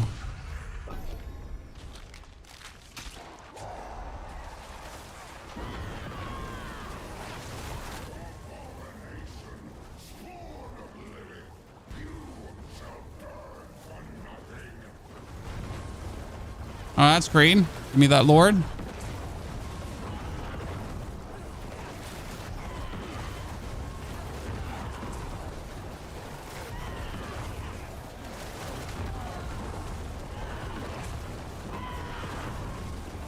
Oh, Chad, are you getting 10 gifted easy? Seems like you're getting 10 gifted easy. I'm going to say, though, we at least didn't get robbed this run in terms of our rolls. I feel like the rolls were, like, good. Not great. Not fantastic. But good.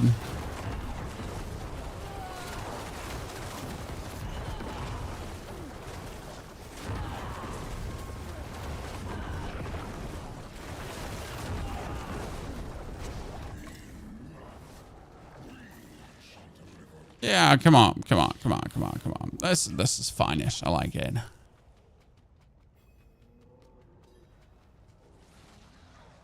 Oh, no. Neil went in already.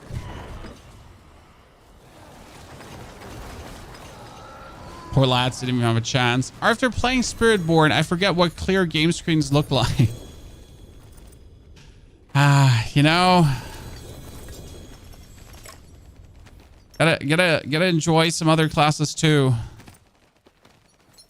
I don't actually know how the creators do it. I mean, like some of our creators are obviously like absolutely hogs for just like, you know, they're just looking for the best of the best of the best build, and they're not looking for some fun, you know. Once I hadn't had a single plus ether bonus, I ended up with something like 4 hearts, 2 ether rush, 1 bursting masses, 2 corrupting spires. Yeah, I would have stopped playing that one, so I don't know how you went through with this. Oh my lord, look chat, the perfect mace. So I'm not sure how you went through with that pain of just staying inside that, because like if I get one like you mentioned right now, I'm just out and you won't see me again anytime soon. Okay, how much Opticide do I have now? 3,000. Just need so much more. Okay, core skills, core skills, core skills. You know what? That's probably the most balanced one. Like movement speed, crit chance, everything. It just touched down on all the bases, right?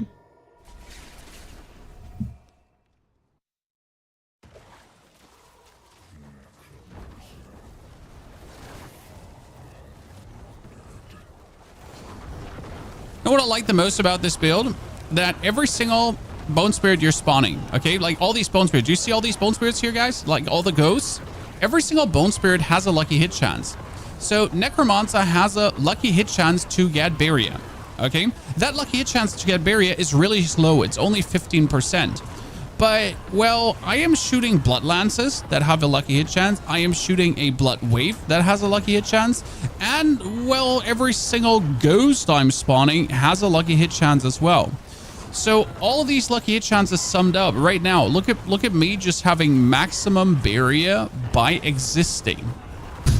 I exist, so I have maximum barrier essentially. That's it. That's the whole shtick how we get maximum barrier there. By existing. Okay, that's like 38 ether for the first wave is actually quite nice. Okay, do we take Ether Fiends or... We should take Ether Fiends, Neil. We should take it. Trust. Full thrust ahead. I'm actually a big fan of Ether Fiends. If you can get like Ether Fiend spawn twice. If you can get the full Ether Fiend package. Like you can actually get better than Infernal Hordes. It's still like, you know, Infernal Hordes. Hellborn is still the better choice, but it doesn't change the fact that Ether Fiends is not terrible. You can get it to escalate really nicely, especially since you can get the chance to spawn double multiple times, if I'm not mistaken. So they have a chance to spawn double, and then they have a chance to spawn double, and then they have a chance to spawn double. So like there's a lot of spawn you can get there. Do you have a link for this build? No, like we have our old theory craft for Season 6, but we actually made some things better. Namely, that we're casting now Decrepify by doing a Blood Wave. So this one is really cool. So we essentially do Blood Wave, and that Blood Wave cast spawns our Decrepify. And it allows us to essentially not have to Decrepify, which is brilliant.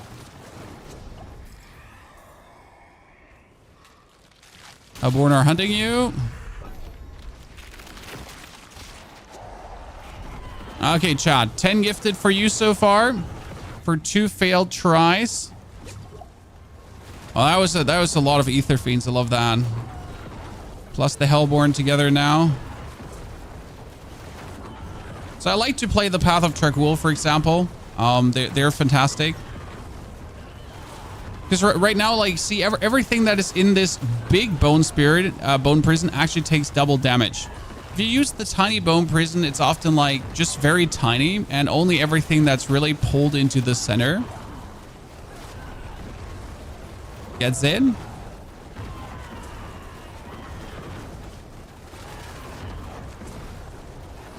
Are there reliable Spiritborn builds that don't rely on buck? Well, so the problem is that Vicious Shield is like too good to not take.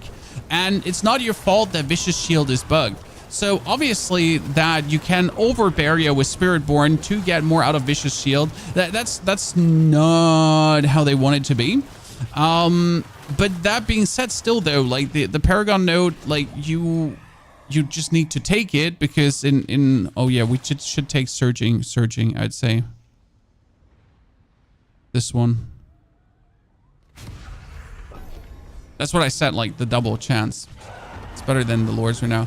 Sam, like that, for example. Now, obviously, the resolve stacking is also like resolve stacking in itself is fine because there's a Paragon node that there's a Paragon glyph that gives you more damage for every stack of resolve you have. Now, the resolve stacking block chance thingy, that is obviously overtuned, but again, like it's like some of these, like they just don't make sense to not take because you want to resolve stack as that is just a hard multiplier and it makes Crushing Hand stronger. So that's not even abusing the bug then for the crit chance, right?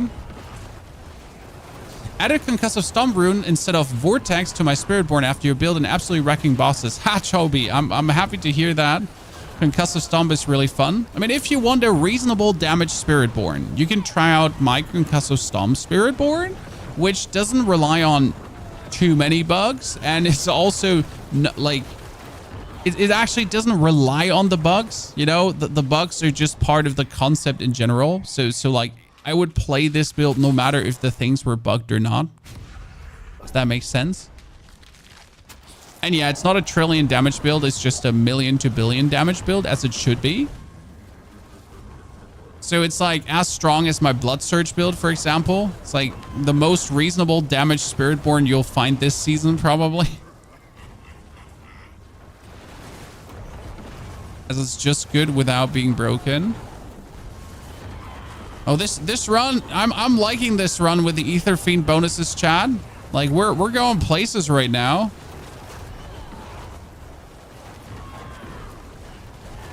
You know, we're like, oh, this is developing quite nicely. Okay, how much ether is there in the top right corner, ladies and gentlemen? Come on, we're 5 waves in and we're almost like, okay. This is looking beyond good. That chance for Ether Fiends to spawn double is going places. There's a build hitting trillions, so the highest hitting Spiritborn is at 240 trillion right now. But again, bunch of bugged mechanics, bunch of bugged things that shouldn't be bugging. So yeah, make out of that what you want. Okay, 240 trillion. And yes, Spiritborn with all the bugs can currently do Pit 150 in 4 minutes. That's obviously not intended. Being able to do the hardest content in 4 minutes is not intended. Is it still cool that it happens? Yes, absolutely. I mean, let the people have fun. I don't think Spiritborn should get ruined mid-season patch, because what happens, guys? What happens if they really nerf Spiritborn hard mid-season? People are just going to stop playing straight away. It's not that people will adapt, right? If Spiritborn gets hit really hard mid-season patch, it's just over. If Spiritborn gets hit between the seasons, that's different, because then you're kind of like prepared for it. But right now, having put all the gear in for everything to work, and then they're like, oh yeah, you know, so resolve stacking doesn't work anymore. Yeah, well, so I just spent like 4 days trying to like multiply that one up, right, to get the resolve stacking going. And then it's like, oh, yeah, so listen. Your build doesn't exist anymore. And you're like, but why? Okay, we are getting, yeah, the Lords from the Masters. Okay, well, this is the run, Chad. This is the run. You're definitely only getting 10 gifted. You're not getting more. Put him in the prison, Chad. Overwhelm him. Oh, another one. Let's go.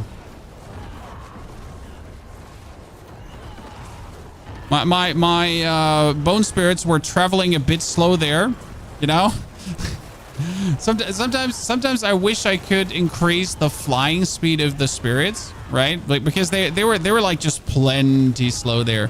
That's also why you like tend to like go in melee range versus bosses, right? You tend to crawl into their bud and then shoot the blood waves away from them, because that makes the bone spirits just appear faster inside of your opponents.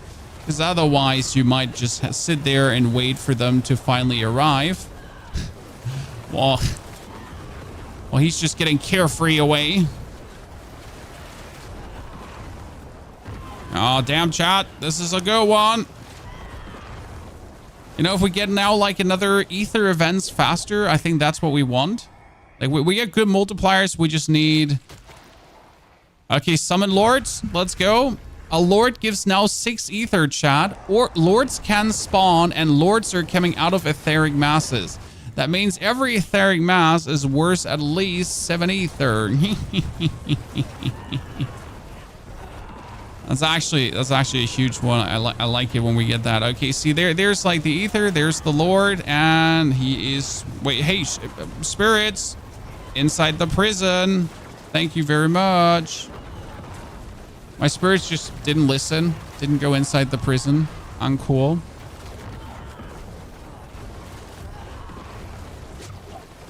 That's an Ether Lord. Well, let me just get you quickly eaten.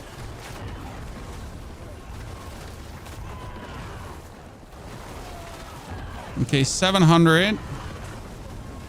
2 waves left. I mean, if this is not a thousander, then I don't know what a thousander is.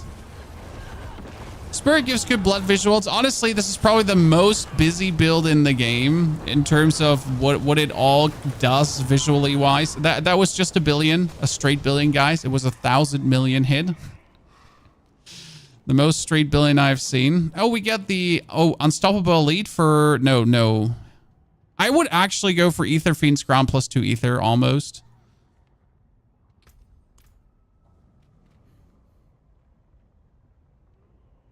See what we have like, you know, we have Elite, chance for Elite doubled.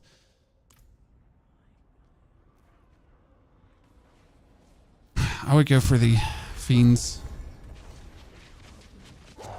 With a double chance, I feel like it's more worth it. See, oh yeah, let's go.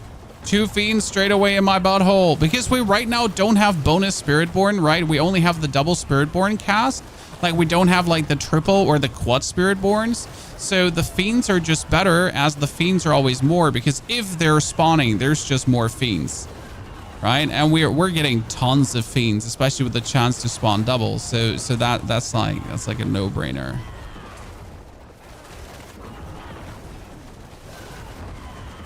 Hello, Sir Ethelord. Oh yeah, he had it coming, chat. He had it coming. Right decisions were made. Easy 1,000 ether incoming.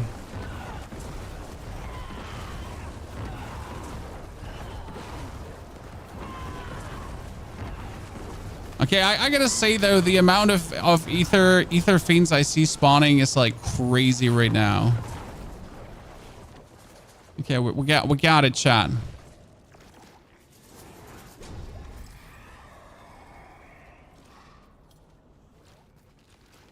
Stalking Devil. Just get 25 ether plus.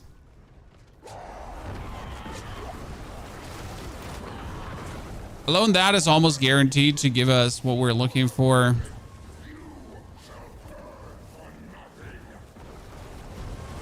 Come here.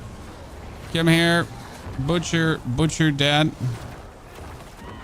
Oh, that's a etheric mass. Hello. Nice to meet you.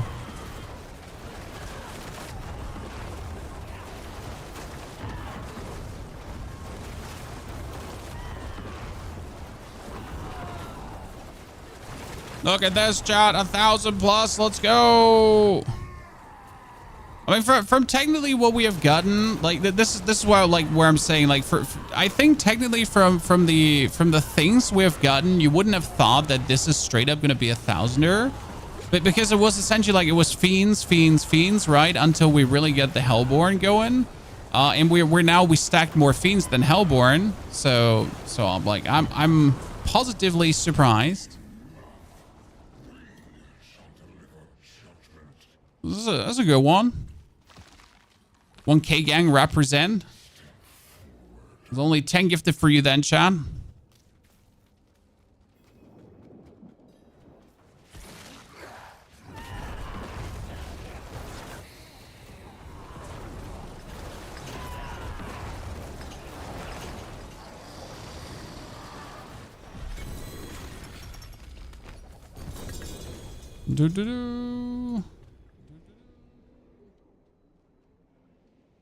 Come on, load this for the 10 gifted for the community. Oh, gloves.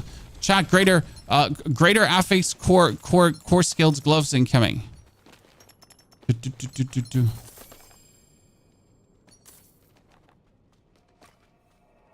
Congratulations on your 10 gifted subscriptions, ladies and gentlemen. Also, Red, thank you for the 45 months. Mointon. Do I get a horse now too, Chad? Okay, that is not core skills. That's really sad. I was hoping for core skill rings. Okay, we got the Air of Petition fully upgraded. We get this finally. Like, actually, we have to reset this one as well to get more into core skills, right? Because the double lucky hit chance is just redonkulous. Probably want to masterwork the offhand too, but like technically we have to reset the offhand because you want to have the double damage into Bone Spirit, which makes me sad.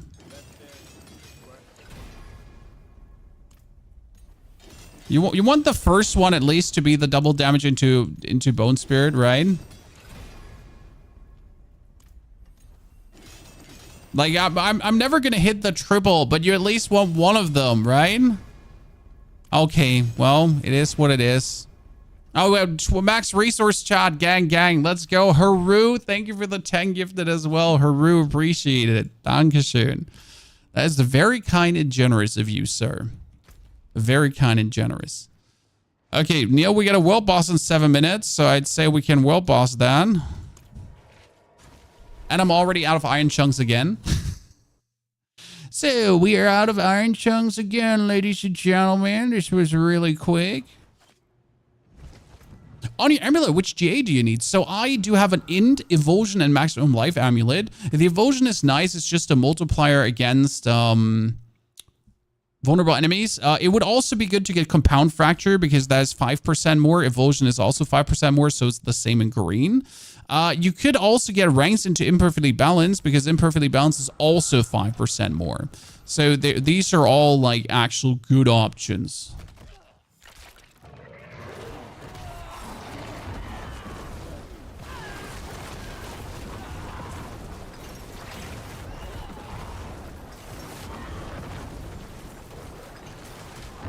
And choose your poison. Seething Opal of materials as you're farming to just get more materials. This is my middle ground here right now.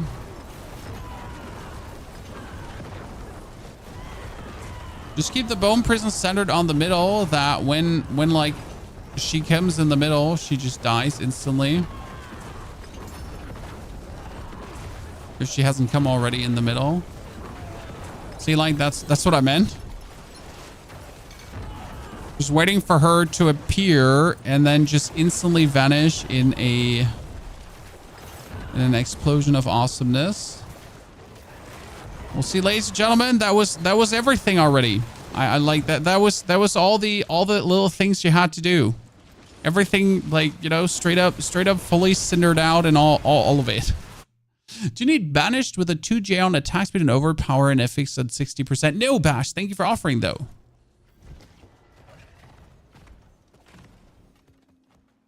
It is done. I'm not taking away your cool items. What did I just get? A unique? Yeah, we just got a good unique. Happy times. You know what the best part about like having the expansion is, Chad? And I feel like this is not being talked about enough. But the best part about having the expansion is that you get 2 Hell Tides. Like people don't talk about this, but like it's having like the Nahantu Hell Tide and the actual Hell Tide going on. It feels like a full on scam.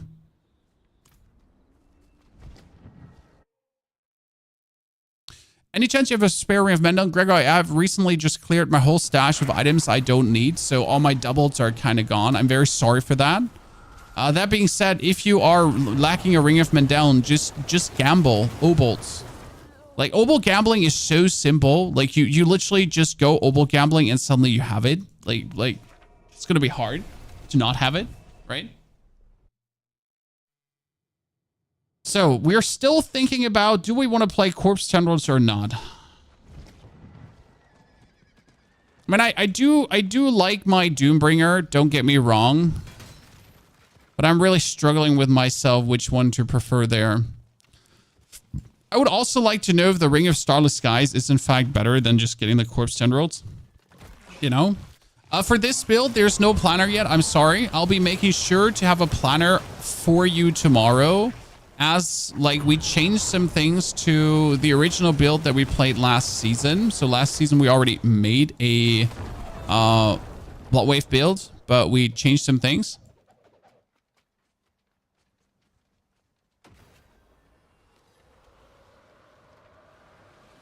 3 minutes to Will Boss. Don't worry, we get this covered. Paragon boards are looking good. I still have to make it a little bit better. The problem is that this Paragon board is technically useless. So like this one is bad. That one is bad. It's only good for the damage while healthy. I think I could do a better board by putting this here. Then we could go in and out potentially. And then we could try to go around and get in the bottom. It should be possible with 5 boards to actually do this. Because I'm trying to not waste many points on this. So maybe... There's some more int you can weasel out of the eliminator. No, eliminator was up here. So no, that was corporal. Eliminator was here. Yeah. You can get way more intelligence to weasel way more damage out. So the eliminator at this point, right, is plus making the +8. All the plus life. We had all the crits. We had all the actually, we don't need the resistant points here. I just noticed how much resistance I essentially have. There's so many resistance to all elements nodes I'm taking, right? But there's so many I can just drop because I am like, in fact, very well resistanced out. I do, in fact, not need more resistance. I am very good on that one. I mean, if we're looking currently at my items, right? I am 39 plus. Because I have a ring that has resistance to elements, but I don't have a better ring because we're currently sitting at 100% crit chance. Yeah, I'm sorry. I'm just absolutely resistanced out of my mind. Don't even need to take that one if I'm honest with you. Yeah, I could just be hoarding more decks here for the Essence Glyph. Now, we have 74 decks for the Essence Glyph, so the Essence Glyph can't actually get more decks. We have all the decks. So we could get more vulnerable damage here right now to at least, I don't know, do something. Is Doombringer a good mythic for Blood Skills? Yes, because Blood Skills want you to have HP to overpower, and Doombringer, matter of fact, gives you maximum life galore. I mean, right now with my many like masterwork things, I am just doing billions, chat. Okay, I am already, matter of fact, just hitting for billions of damage of bone spirits. Very simple, without like having like all the crazy super masterwork things going on. So I, for in fact, do not have the best of the best gear, and yet, like, you know, I do not have all the core skill ranks that you could be getting and all that kind of stuff. And yet we're very good off. Okay, the world boss can't be bone prison, chat. But you can still put him in a bone prison. Like, you know, you can get the benefit from him being in the bone prison, but it just won't do much to him in the bone prison. Like, he won't be stopped. Well, I think I'll take the damage we can do. This build is, by the way, not good for well bosses. Why? Because well bosses are weird. They have something called resilience, and if you hit a super high hit, then all your other consecutive hits are going to be lesser damage. So essentially us who are dealing like some random billion damage bone spirits, then every follow-up bone spirit is just going to hit for vastly less. Well, bosses are weird.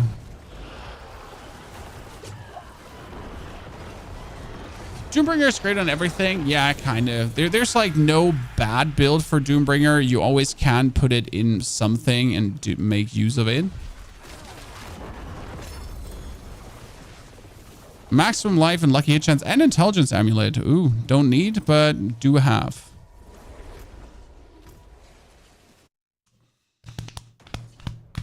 For a Blood Search build, would you summon Doombringer? You can remove the attack speed aspect. That's the one aspect to take out if you do want to play Doombringer.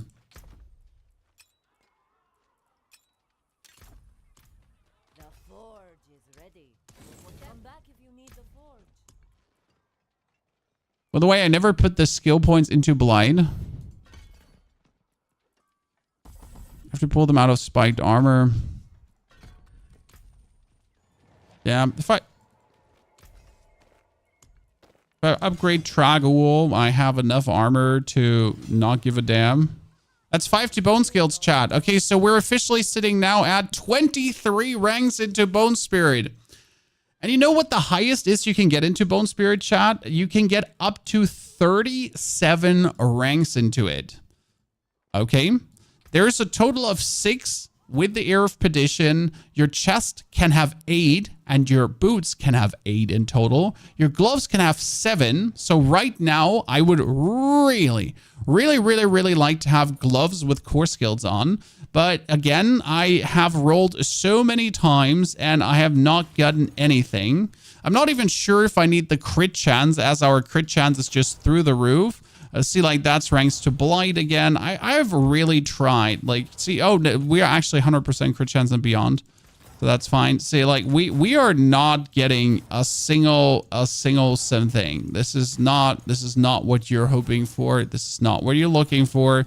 This is not what you're excited about, right? We've been putting so much money into this, so many resources, and there's +1 to core skills, but +1 to core skills, I might as well just jump. If it's not +2, we don't want it.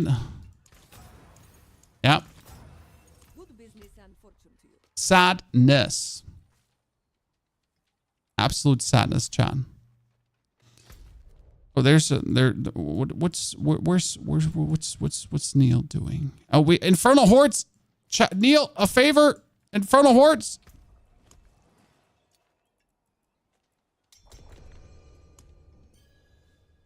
Wir haben nichts zu essen. Ay, Dios mío. Wo geht das? War für was aufzunehmen. Aber wir gehen, wo gehen wir essen? Ach so. McDonald's. Soll ich was bestellen? Frau, Kinder. Chat, something bad happened. We don't have food at home, so we're forced to order.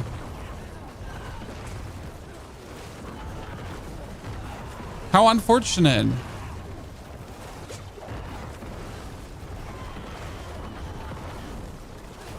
What a pity.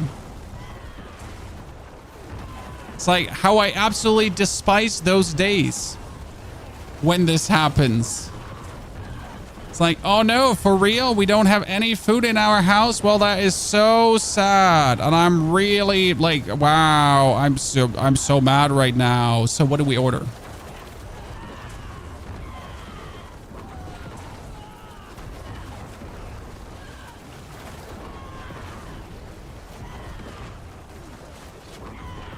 Like tasty jalapeno burger. Yeah, so the problem is we actually were just invited by Christina's parents yesterday. So we visited a pumpkin festival. It's October. And they just invited us for food. So it's kind of like we actually were out for food yesterday. That's why we also don't have groceries now, because we didn't bother about buying anything as we were out for food yesterday on an event. So yeah. You could feel bad about it, but then again, I did actually work out yesterday, so I guess it's fine. Surely. Surely. And also, it might be a problem for future me, not for now me. Because now me just wants to have tasty food.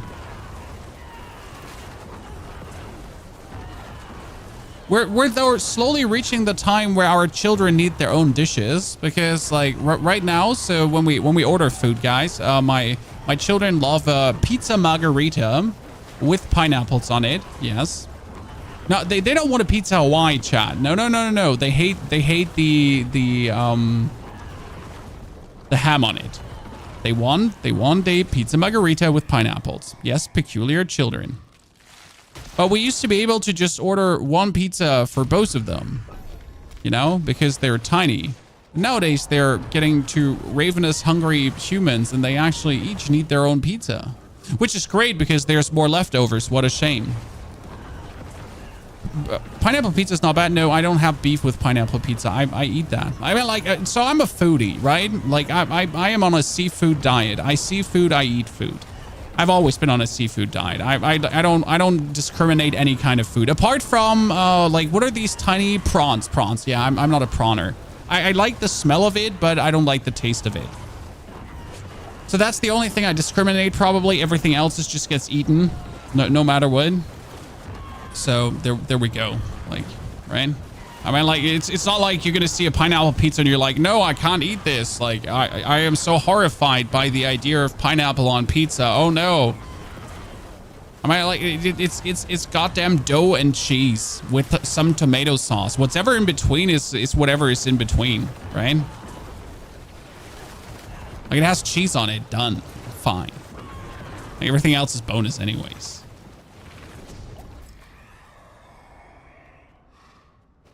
Spirit Wave or Blood Wave, and why? Because and reasons. That being said, so why Spirit Wave over Blood Wave? Because it's more fun. Right? I mean, like, so the concept of Spirit Wave just appeals to me. But there are two different playstyles. So what is the Blood Wave Necro for the people that don't know what Blood Wave Necro is? Blood Wave Necro essentially makes Blood Waves, but only Blood Waves. So in a Blood Wave Necro, you only play Blood Wave because you want to, with the Blood Orbs and the Blood Waves, continuously have every single Blood Wave overpower, which is actually insane because then your Blood Wave is going to do overpower critical strikes every single time. Because you do one, you spawn 16 Blood Orbs, you run through these Blood Orbs, then you do another one, and so on and so on and so on. You do actually not have any like crazy synergy between doing your bone spirits and your blood waves at the same time. So there's like no synergistic effect between these two happening, right? You just have blood wave, and that's about it. Like you're full on blood waving. Now with this one here, obviously you like have all these cool fancy pantsy mechanics happening together that are really fun to do. Blood Wave Necro is vastly cheaper to do. Okay. Hellborn, Grant, Bone of Ether. Oh, we have... Okay, we're gamble, Neil. We gamble. So we have, like, Hellborn are hunting you, +1 Hellborn, and... yeah, we're going for more Ether and Hellborns, but now we just need more Hellborns to spawn on Hellborn spawns, so we're good. Because right now there's only... Like, it's 3 spawning, right? We need to make that 4 or 6 spawning in total. Then we're good to go. This is better than Minion Necro. Oh yeah, by leaps and bounds. The reason it's better than Minion Necro is because it actually does area damage. So what the build sends out bone spirits, and not too few of them, and each bone spirit is a huge explosion of area damage. Like, I mean, all these ghosts here are a potential billion damage. So every ghost could be a billion damage, if not 2 billion damage, if not more billion damage, actually. Now, I cannot target them, but I'm making so many of them that it doesn't matter. Which is not true. So I can target them by putting down my bone prison. Okay, if I put my bone prison down, then the bone spirits aim actually at the people in the bone prison, which is kind of like cool. And they do double damage to the people in the bone prison, which is also cool.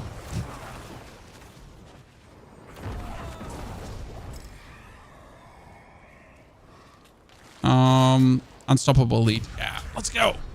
Okay, chat, can we do 2,000ers in a row?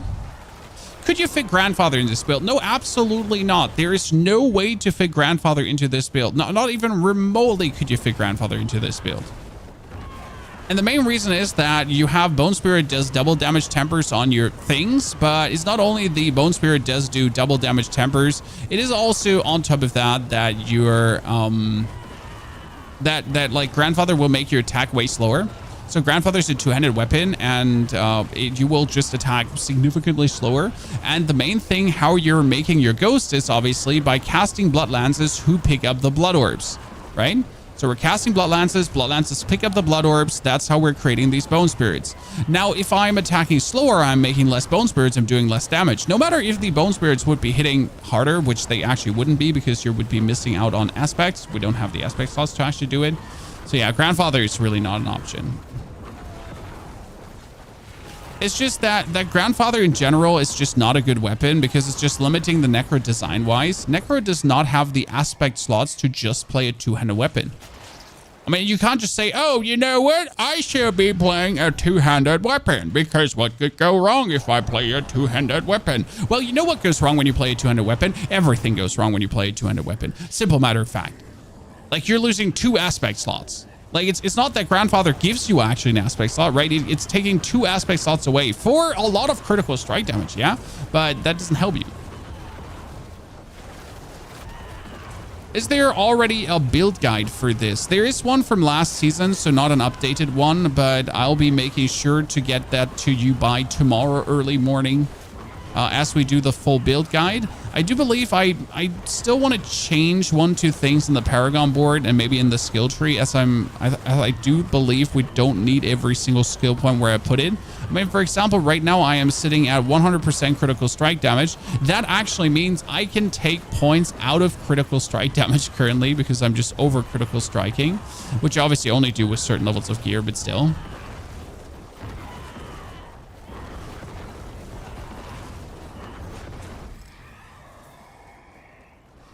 Boko, thank you very much for your subscription as well. Boko, appreciate it. Oh yeah, we get Ether Fiends again, chat. We actually have a triple Ether Fiend enchantment again. It feels like we're doing better with Ether Fiends than we're doing with Hellborn. That makes me very happy. So yeah, I think the biggest problem with minions at this point is that minions do not have a core skill. Right? So you're playing a minion. We're playing a minion game, and you're using a shadow skill that gives your minions 20% more damage, but otherwise has like 0 synergy with your minions. There's no reason you're playing this because it would do anything cool for your minions. No, your minions are getting a 20% damage multiplier, and that's literally the only reason why you're actually using that skill. You have no other reason, and that's kind of sad. If minions had like any kind of core skill, there might be maybe more of an identity and more of a build coming out of it potentially, where you could say, hey, this actually makes sense. Okay, what do you think, guys? Can we get 270 ether? Oh, another Ether Fiends. Okay, I think we're getting +8 on Ether Fiends now. +10. Ether Fiends are getting 10 ether. Oh no.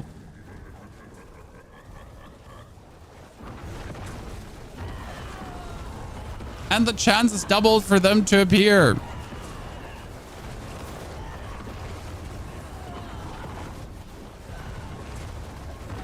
Now, Hellborn, you can't compete with that. I'm sorry. Those Ether Fiends are just popping when they come.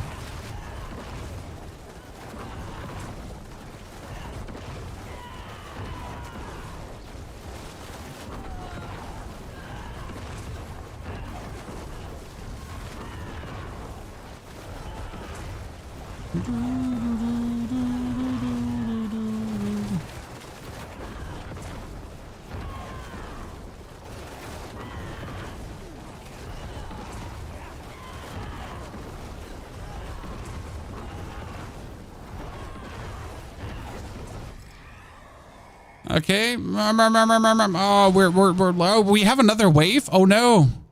Oh no, I thought that was the last wave. Oh hell yeah. 50% faster? I think we need 50% faster, right?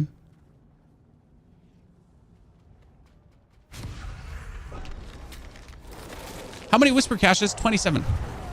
Is it intended to get 3 sparks from Lilith? First tier 4 season journey. There's a confusion. Wait, 3 sparks from Lilith? No, you get 1 spark for doing the seasonal journey under you. Then you get 1 spark for killing Lilith, and then you get 1 spark for that's it. There's no more sparks. I'm sorry. We used to get more, but that's it. Okay, 50% faster events with everything that has been going on. This is going to be crazy. I mean, 1,100 was last round, right? Well, this is looking like a high score round, Chan.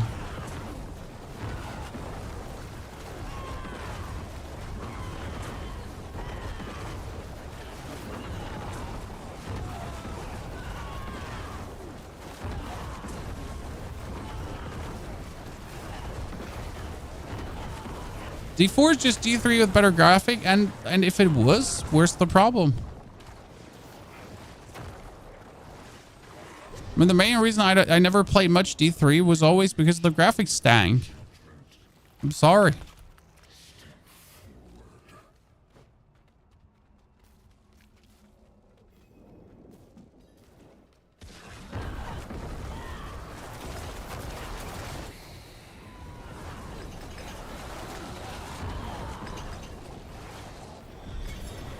Ta-da! Whisper done. Hee hee.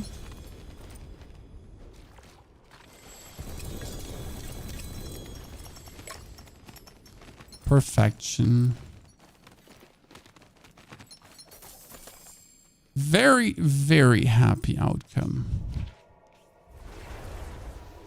Good score. Honestly, double good score in a row. If I didn't get Lilith, where did I get the second spark? You might have finished your journey, Sumrek. So here, this journey here gives you your spark.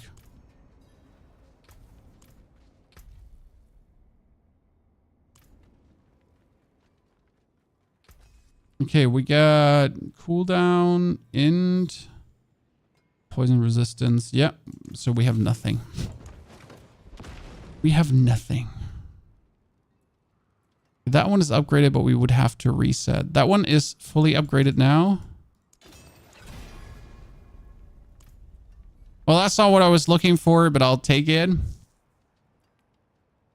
The chest can't go further. The pants could go further for more life, but we don't need to. My Doombringer could go further if I just want to push my damage even higher. Oh, wow, that's a good roll. That was a really good roll. I like it. And that brings us to 18,000, so we're past 20,000 life right now. So that's actually really, really good. Okay, Neil has to tab out, chat. We didn't want to play with him anyways anymore. It's fine. It's fine, Neil. Let's do some PID. People have been asking how deep can you go? Thank you, Neil, for the presence and time you had. Enjoy picking up your kids and take care. Using Doombringer in this build, you don't have to use Doombringer. I just have Doombringer, so that's why I'm using Doombringer. So I'm not using it because you have to use it. I'm just using it because I want to use it. The fun part is that the alternative to Doombringer is actually equivalently good as Doombringer is, which might make a lot of people happy.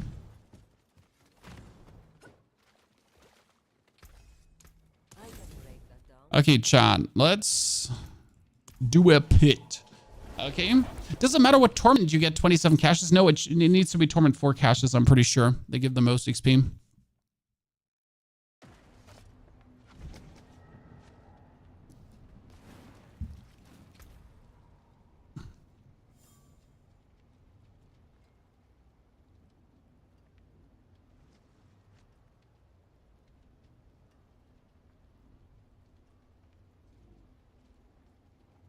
Okay. So the highest pit I've done is 88, chat. So I've beaten an 85. We've done an 88. Let's continue with this. That was Blood Surge. So in case you ask how high was that? So Blood Surge definitely able to clear 90 easily. But let's see what this can keep up now. Okay. We're pulling everything together. We wave everything. So the best part about this build is the ease of use, because I don't have to really like try to play good. I just spam blood waves. I pull things together. I put them in a bone prison, and that's about it. That's what I do, and they just get destroyed. Like, you notice how they're just getting dismantled here. What's this build called? You can call it Blood Spirit. You can call it Spirit Wave, and we'll probably have to find a new fancy name for it at some point.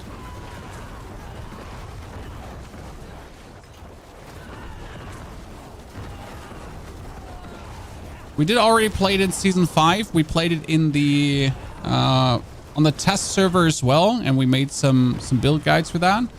Since then, we have it improved because it is better than ever, actually. So the build has reached new levels of awesomeness that it hasn't had before.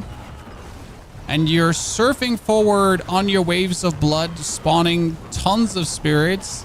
That's actually the fun part, because as I'm walking now through all these blood waves I've created, I'm obviously spawning more spirits than I can create by just casting, because you're making 18 spirits per blood wave. So if I'm then walking through it, there's like this funny shotgun effect happening where suddenly all the orbs are being consumed to like just make an abundance of spirits, and suddenly everything dies. It's one of the favorite effects of the build. So if you're like, oh, I can't get past these elites, yeah, just walk forward sometimes. And if you then put a prison on it as well, you're just getting the double damage done.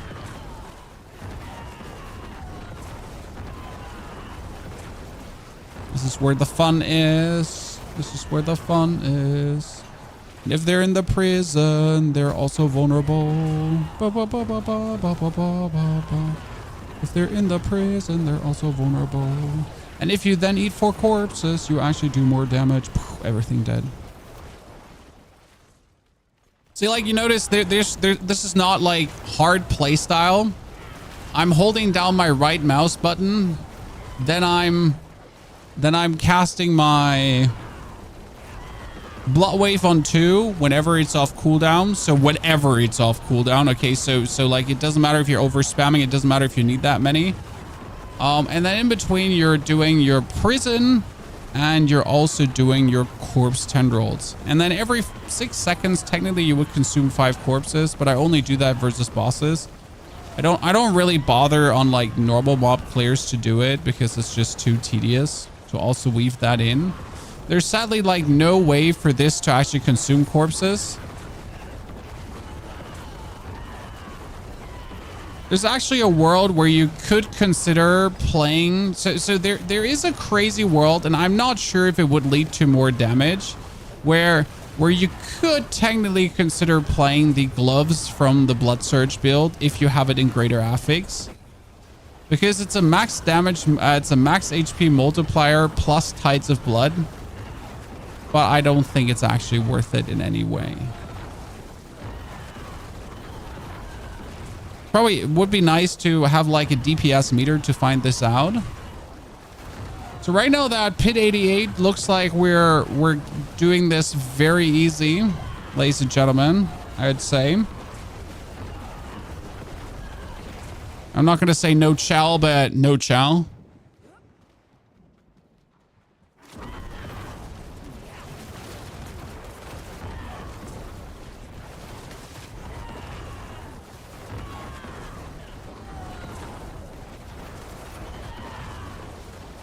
$2 billion damage. 1, 2, 3, 4, 5.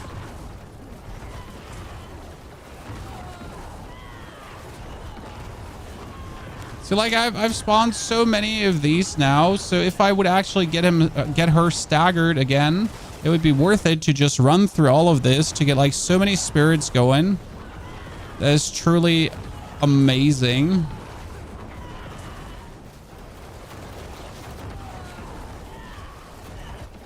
Oop. I guess we have plenty of time to spare, huh? Ladies and gents. So there's so much room for improval still because we can get our essence glyph higher than ever before. Correct. There's just a lot of room for improval currently. And this is also the glyph I kind of want to level the most of all the glyphs. Because this gives us just like more damage. A lot more damage. A Spirit Surfer is the new name for the build. Probably. Could call it the Spirit Surfer. So yeah, that was Pit. Oh, we can actually drink a potion. Wait, no, we drank a potion. We could drink one of the crazy potions. So that was 88. So we can do now 93. Chat wanted to know, can this do Pit 100? And it would actually be funny if we could do it with my level of gear. My level of gear is good, don't get me wrong. But it's just like, again, I don't care about hitting the perfect Masterworks. And that does make more damage than you would want to give it credit for sometimes, right?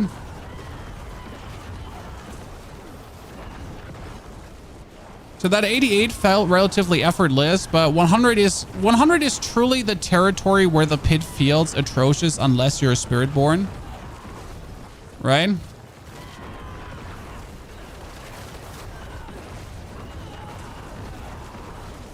And it's funny, by the way, look at my spirit being at 246. So like due to these guys surviving so long, my maximum essence is going up. Okay, so the longer anything inside survives, the more maximum essence I have, because I don't have better boots. And that means that I am actually getting more damage because my casts are maximum essence casts. Okay, like so like if I cast with maximum essence, I get more damage multipliers, and that just works so well with the boots right now. Like if we're in these longer fights, I'm essentially getting like 100 essence more. And that just leads to more damage multipliers. It's cute. I like it. Makes me happy. Also, I just like the bigger bone prison.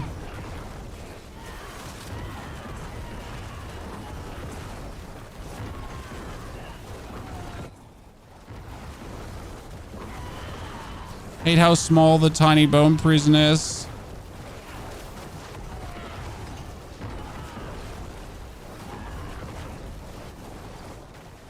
So with this build, you're going to be able to 100 out all your glyphs, which is what a lot of people want. You know what? I should probably farm further into this area here because this area is actually good for the build. So I'm not going to teleport right now away. I'm just going to clear this room here. Because again, like for this build, this whole area with the small corridors is actually working relatively nicely as you're just sending like your blood waves down the corridor. And it just makes a lot of orbs and everything is like nicely pulled together. So this one is working way better than we give it credit for. Oh, they all just died to the spirits. So nice. Good. Build link doesn't exist yet. But you're going to get one. Don't worry.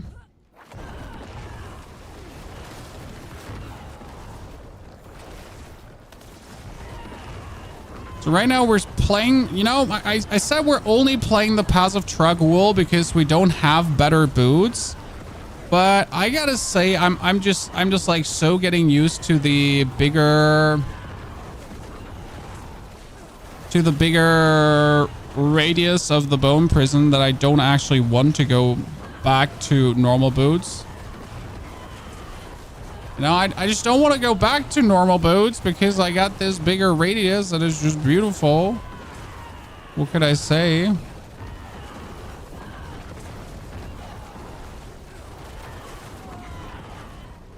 Oh, I got crowd controlled and it feels bad. By the way, don't forget in between to 1, 2, 3, 4, 5 corpses. Because again, the 1, 2, 3, 4, 5 corpses gives you the damage multiplier. Oh, there's the culprit. Like, I've been wondering why are these guys not taking any damage? Because there was that damage reducer on Mars. And you're just sitting there and you're spamming away and you're just like, hey, nothing is dying. What's happening? Oh, I forget the dude in the distance. I'm an idiot. See, there's another one of those culprits. The good thing is we can target him, so I can just go to this guy. I can put the bone prison around the lats, right? So my spirits are actually going to focus on these dudes. So you would say, hey, how are you going to focus this with bone spirit? That's how I'm going to focus this with bone spirit. And then we're walking through. That was the 2 billion. I'm not sure what the highest damages we have done, chat, but we're definitely in the billions territory with this right now, which is happy times.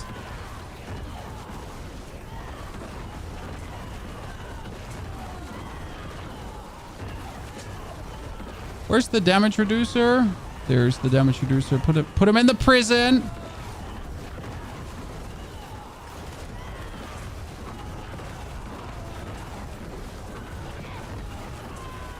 And efficiently, the enemy can't do anything against you because you're consistently bullying him around. And this is also why there's a very interesting aspect. And the aspect says you deal 45% damage against unstoppable enemies. Because what happens is that you're essentially crowd controlling the enemies so much that they become unstoppable ASAP. And therefore, they would just take 45% bonus damage. It's quite interesting how easy that actually works out.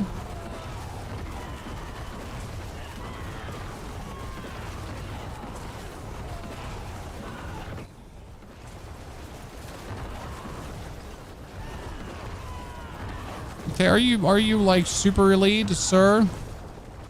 I feel like you're not taking the damage I wanted you to take. That's fine. Okay, so the 80 was effortless. The 93 gets like more tedious suddenly, right?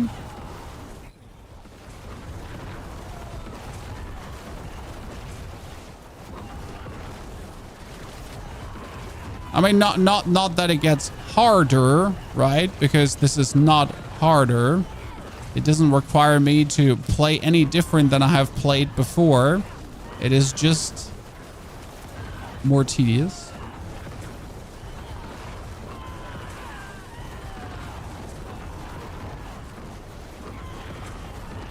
Is he finally dead back there? Like, the damage reducer is still alive, but I'm not entirely sure. I don't see him. Ah, he's dead. He's dead. Yeah. Oh my goodness. Oh my goodness. It's like when everything suddenly starts taking damage and you're like, yep, we got him. Ladies and gentlemen, we got him.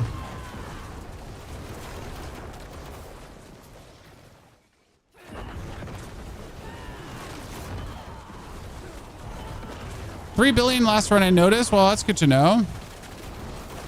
You would turn off numbers in this round. Oh, I would if I would just play right now to play, I would definitely turn off numbers.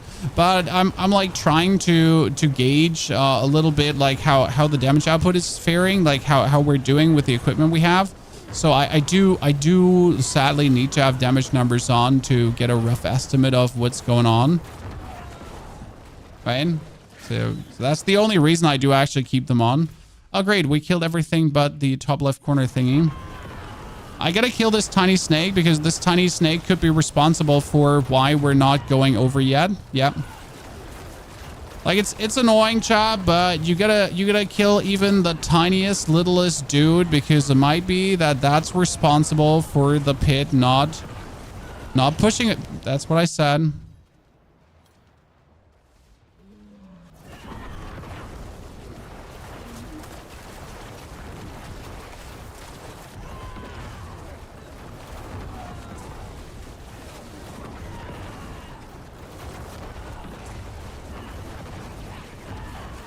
I mean, boss fight is just absolutely straightforward. Dude doesn't have a chance. My essence is actually at 260, almost at 300. So we're almost at double essence due to this. That means we're getting double the multiplier from before, which is kind of nice.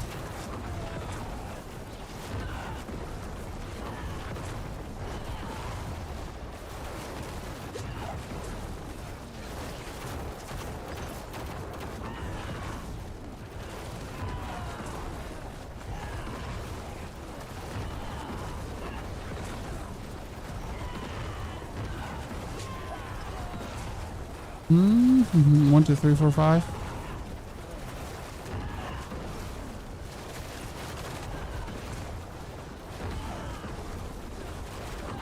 Don't forget to essentially put the Shadow Blight on him.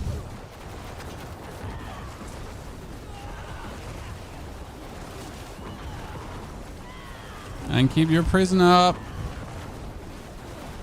Oh. Almost had me there, Lilith. We've done. Okay, that's the 93 chat with time to spare. Right? 93 with time to spare. More essence glyph.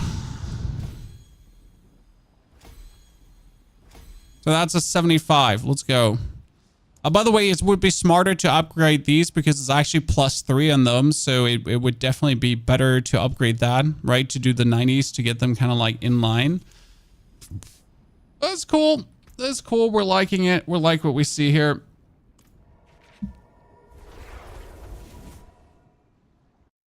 Spiritborn is a little bit overtuned. Yes, Spiritborn is overtuned, but it's a bunch of bugs that can be brought in line. So the thing is that Spiritborn is not overtuned in a way that it's impossible to salvage. You know how Barbarian was always too strong? And Blizzard really struggled, like, how do we get Barbarian in line? How do we make sure that Barbarian is not overpowered? How do we make certain that like, you know, everyone can have like a piece of the cake? They really struggle with that. Well, Spiritborn can be easily reeled in. Nothing is like out of the super ordinary. Okay, Chad, how the, like, I need, like, I spend almost 200 million today on getting core skills on this, and I have not gotten core skills yet. You know what I should have done with that 200 million? I should have just bought me an item with core skills on it. That would have been vastly smarter than what we did there. That's for sure. Vastly smarter than what I did there.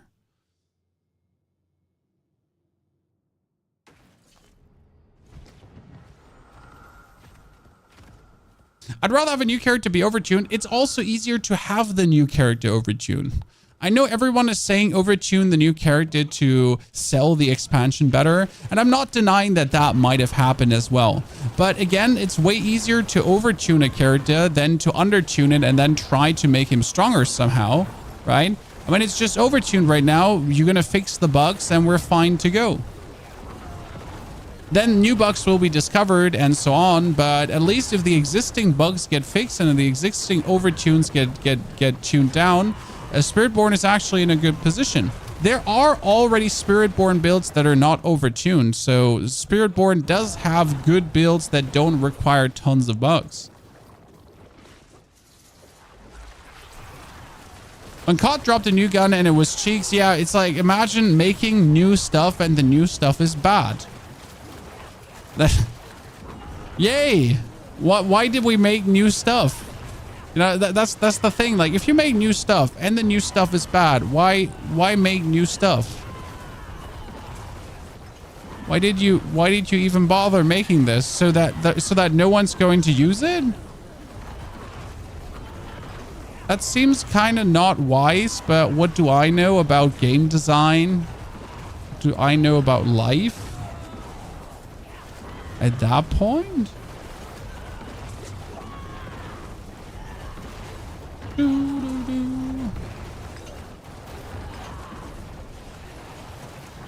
Spiritborn will be good forever if history repeats itself, and then may it be as it is.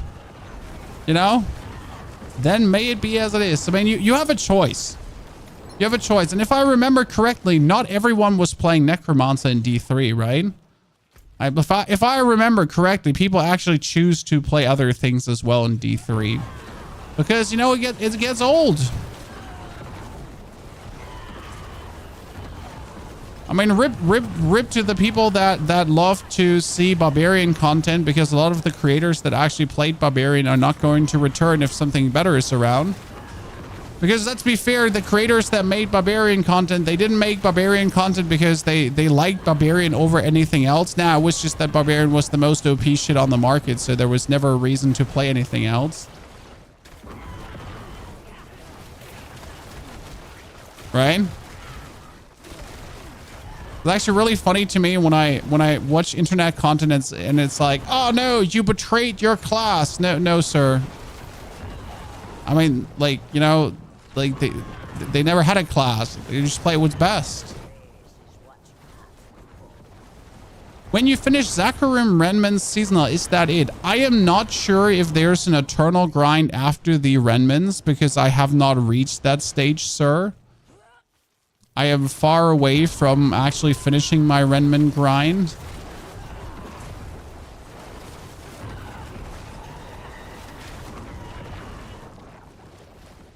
So, I guess they forgot to learn from their past thingies, and it might be just done when it's done.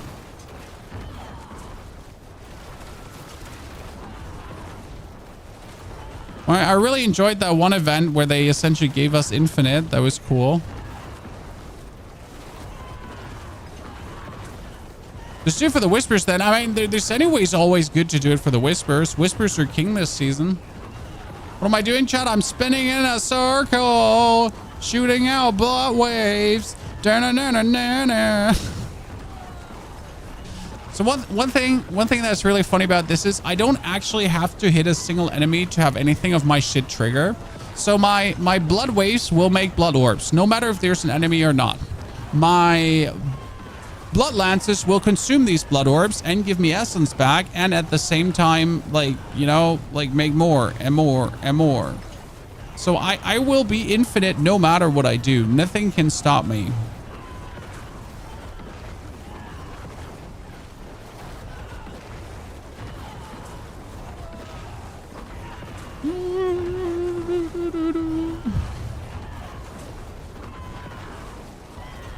So a funny story, Neo. I got how many mythics did we get today? 4. So we killed like 40 bosses, and I got, yeah, it was actually illegal. So I don't want to talk about it, but we just slayed out today. This build looks cool, and I don't even fuck with Necro that much, oddly enough. Oh, the build is just like, the whole concept is just so, it's just so brilliant. Like that you're shooting a blood skill to consume blood orbs to make a bone skill, but you're actually only scaling your bone skills damage. You're not doing anything for your blood skills. It is just from a concept stage. It's just like my absolute favorite concept, because it's just so brilliant how it all works together and how it actually works together. No, it doesn't just work. It's like, oh my fucking Lord, holy Christ, it works. Chat, I need to quickly confer with the waifu. Give me a second. You remember that I said we don't have any cooking utensilia at home, so we sadly do have to order food today, which is absolutely devastating, and I am so mad that we didn't go shopping. And because that is actually happening, I will go now upstairs to quickly chat with the wife about what exactly we will order. And I am furious, obviously, in case I haven't mentioned that yet. So to come back to the thing, I can essentially stand AFK inside my own bone prison, and I can just keep spamming blood waves, and I can keep spamming this, and I keep making things.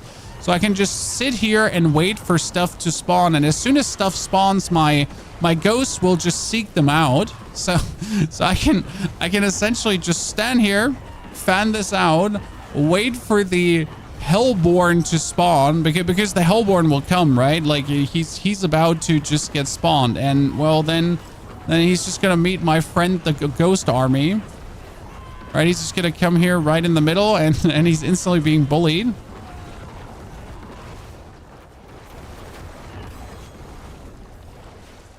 Okay, I'll be quickly right back. Give me a short second.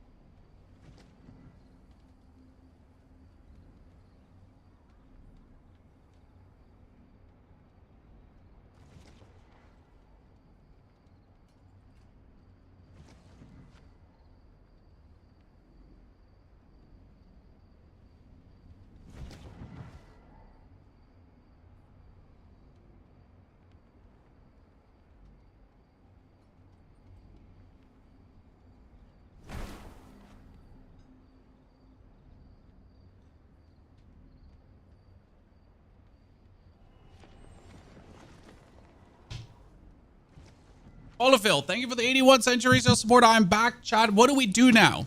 Do we try to dive deeper into the pit or not? Do we try to get that pit 100 to beat Neil because Neil is at 99?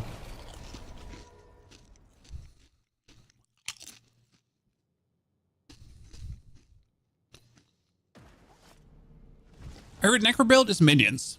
Minions, undoubtedly.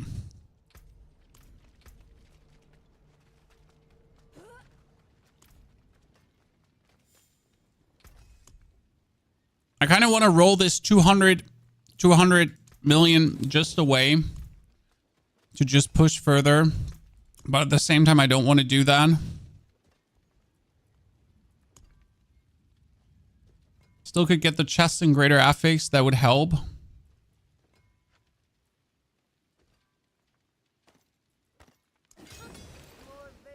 I'll keep my forge hot. Return soon.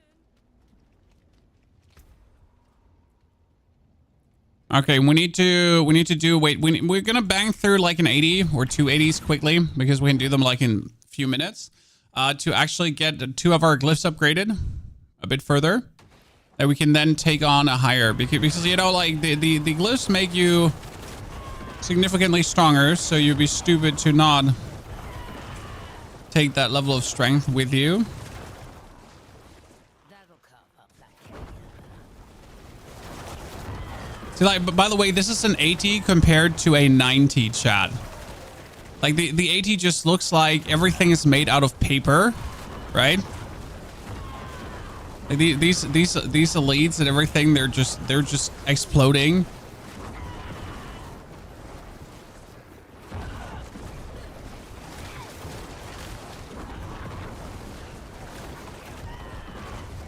You're made out of paper, paper, paper.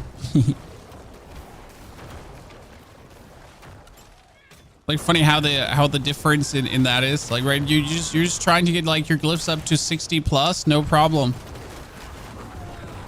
Just walk through that.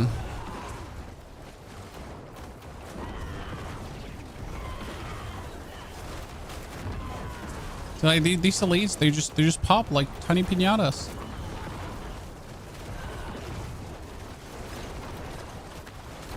Everything just explodes. Explodes.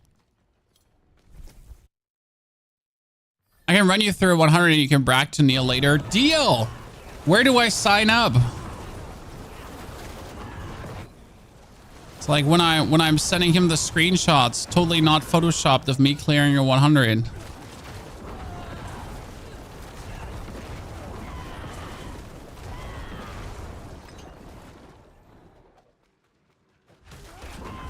And that's right now, it's a Bloodwave build. So no, this is a Bone Spirit build. What? We're using the Bloodwave as the vehicle to create blood orbs. It is 18 blood orbs per turbo Bloodwave, okay? Every 3 blood orbs, I make a Bone Spirit. Every Bone Spirit has the potential of, I think 5 billion damage at this point for me. And then he does actually 80% more damage as well. So quite some damage can actually come out of that, okay?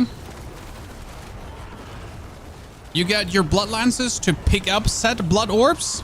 Okay.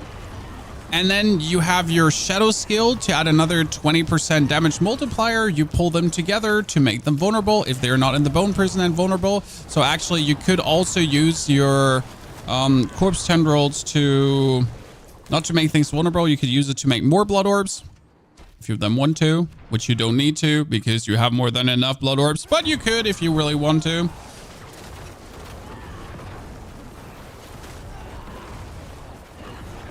Because honestly, I kind of always have the prison up and I can always have everything vulnerable. So yeah.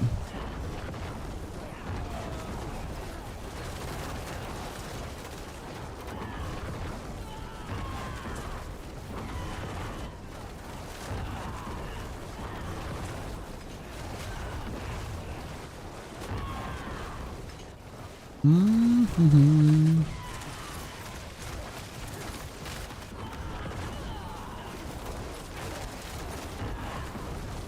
And then you're just waltzing through the enemy and through the pit without stopping, right? So you're You're summoning the blood waves and the blood orbs, and then technically you pick them up with your blood lances, but practically you could also just prance through this every now and then.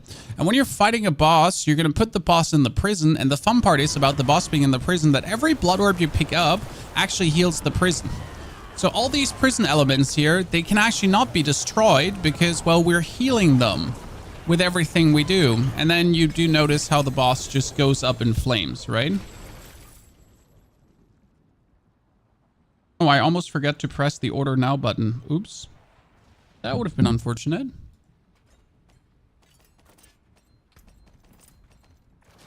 So this is how you kind of obliterate everything.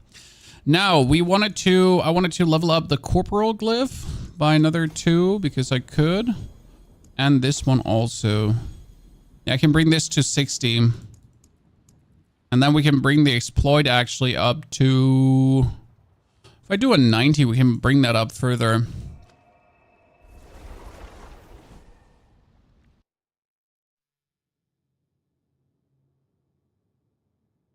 Okay, food has been ordered, chat. It's Turkish food. Let's do one more 80, and then we do a... After the 80, I think I can do a 90. What, I think 97. Yeah, we ordered a kebab. Kebab and a pita. That's a Turkish kind of pizza thingy. See, like, this is also where I really don't understand why people want to so desperately push deeper into the pit, because this level of pit right now feels so effortless and fun that I'm enjoying myself.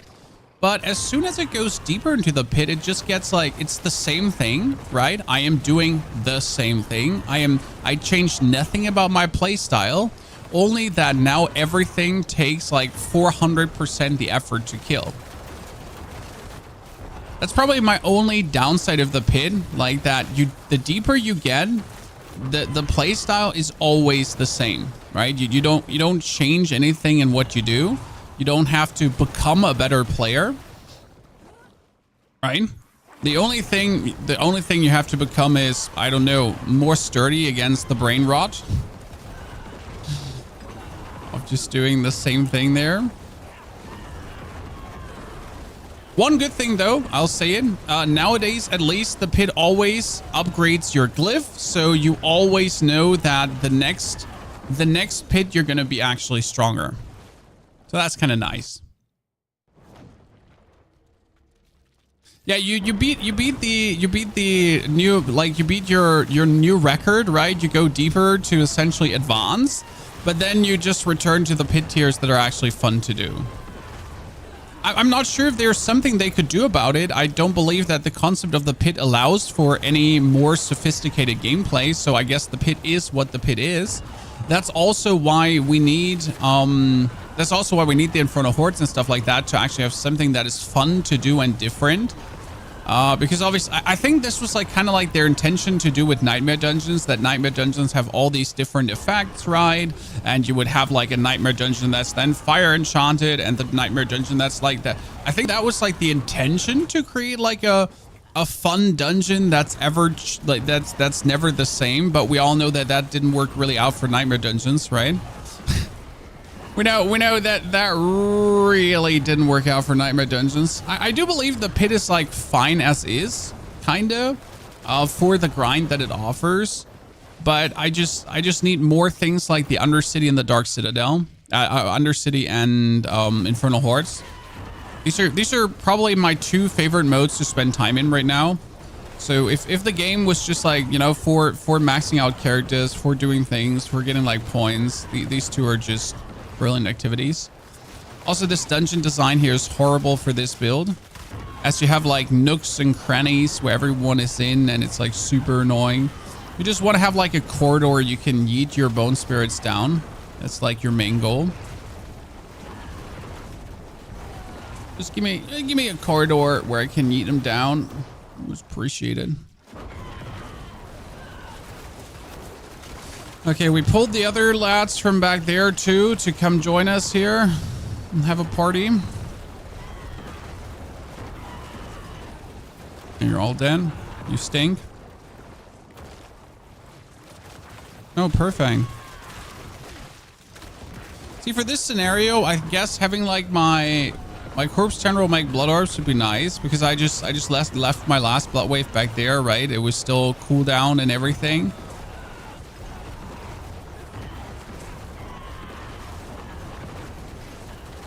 No, I really thought you would actually push this over and we would go into the next tier of the dungeon. I am surprised you didn't. Let's go.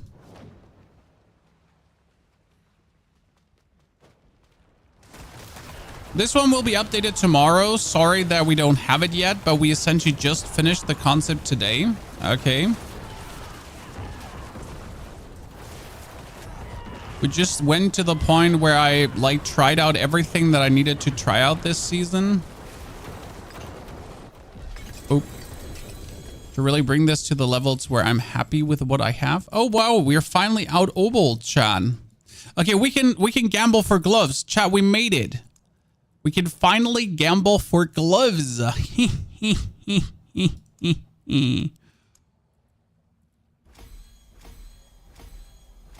that one is 60 as well.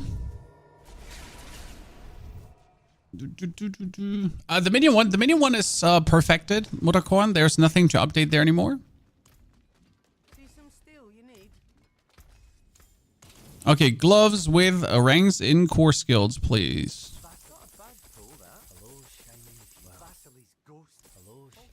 Okay, ranks in critical strike damage and attack speed and critical. Wow, that's actually a really good glove though. Not for this build, but generally, like, you know, that's like the attack speed crit glove. 4 ranks to sever. How about 4 ranks to, no, okay, I'm not gonna say it, but 4 ranks to sever is actually good because there is a decent sever build. Okay, chat, we're drinking the potion. If we're going hard, we're going hard. And I could do pit 96. Okay. Neil, I'm coming for your booty. Swiggity swiggity swauti.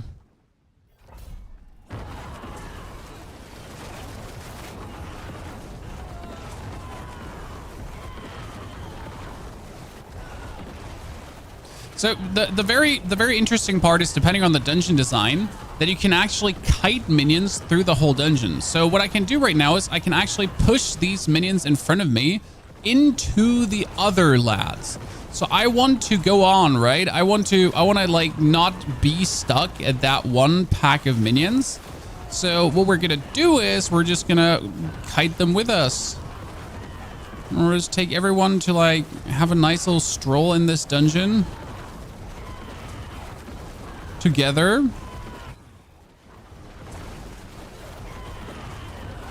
We're gonna have multiple packs of everything going on. See that elite from the very first pack is just pulled with us, and you're coming with me now. You don't have a choice.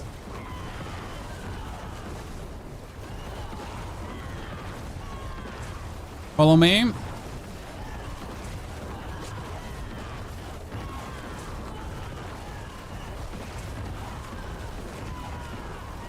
And we're going forward. Please, everyone, follow up, because we would appreciate that. I think we get them all in the corner there now. So that's a good corner for you to be in, lads.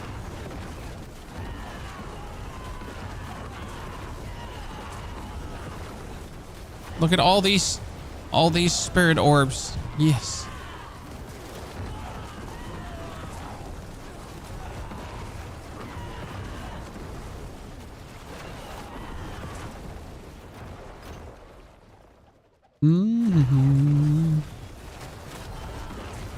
Where did you come from, Mr. Teleporter dude, Maggie?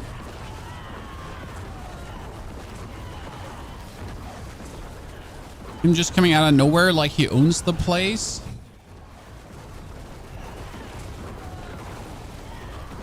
I just love Necro. Honestly, Necro just is a cool class.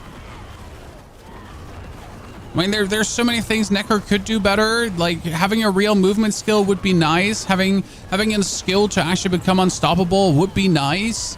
That's not Blood Mist. Okay, so there, you know, there's so much more for Necro to become like a really cool class.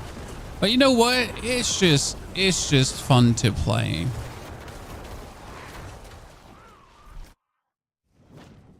Okay, I think we should be able to get the 96 done, but I'm not sure if, like, you know, we're probably after the 96 have to start upgrading our glyphs further before we go, like, right? So bring our crit glyph to 80 and that kind of stuff to weasel out even more damage.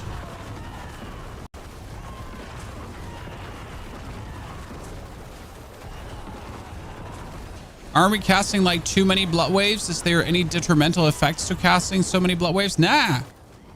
Just cast more. I mean, it doesn't help that we're fighting these annoying vampires who tend to like actually walk out of your bone prison. You know, you just got done bone prisoning these guys. You just have them like all locked up. Everything is fine. You're looking to get the double damage commencing. And they're like, yeah, you know, we get this weird vampiric teleport ability that we get on top of our actual, like, you know, bonus teleport in case we get, like, the right affix. So, get wrecked.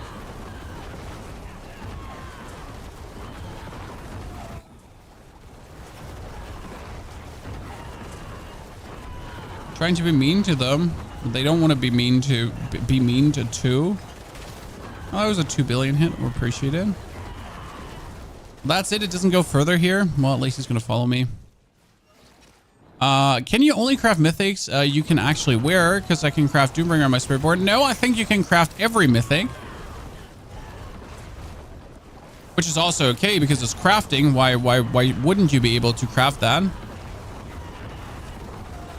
Well, it's a account bound end of the day, so don't see the harm done there.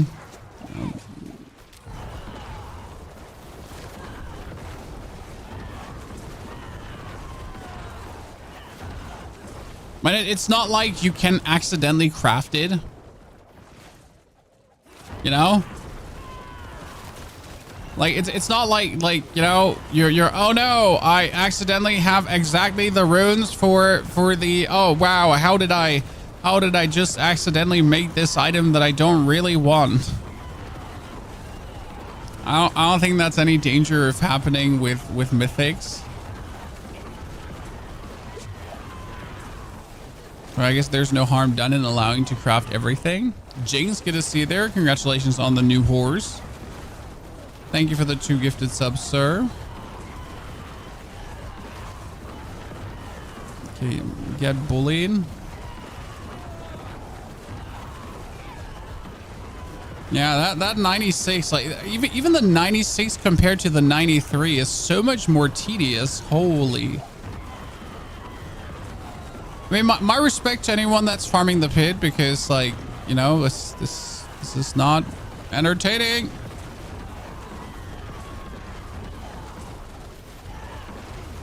Also, just to, like, you know, this might make you understand how powerful the Spiritborn is or how overtuned, because we're literally doing like consistent billions of damage, right? So consistent billions of damage, like hundreds of millions, actually billions of DPS probably with everything we're doing. And yet, right, we're getting there. We're getting it done. We're killing things with this damage. But now, like, you know, that's PID 96.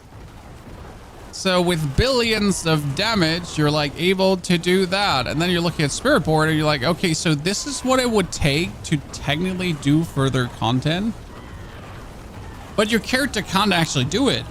Right? There's nothing you can do, no multipliers you can multiply, no effects you can stack to actually reach that level of damage. It's just not possible. There doesn't exist a world how you could do the damage you're looking for to do the content you're looking for. Which does bring the question, is the content overtuned or is the Spiritborn or both? I mean, right now, any other class is currently sitting at, what was it, 110? Like, I don't think any class is like 120 right now. I'm not entirely sure. Apart from Spiritborn, obviously.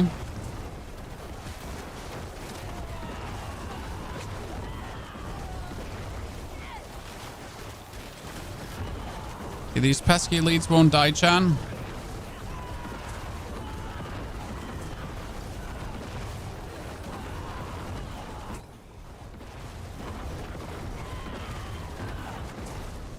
Oh, there's a damage reduction, dude.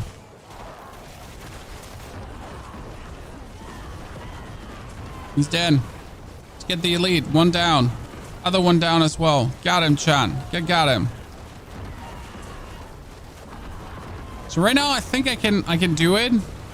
Right? We're over halfway done. 6 minutes left. I think we got it in us. We should be able to get the 96 without any further tweaks to our gear and or Paragon glyphs. But then we should probably start 12 out of 12 masterworking all our gear pieces if we want to go deeper.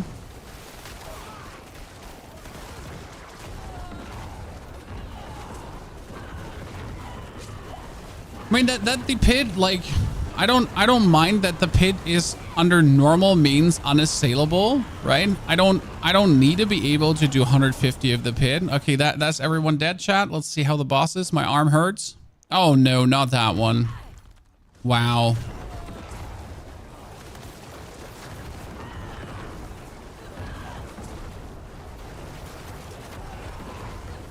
So the funny part is that if I'm standing inside my bone prison, right? So the bone prison will actually block every single boss thingy they're throwing at me.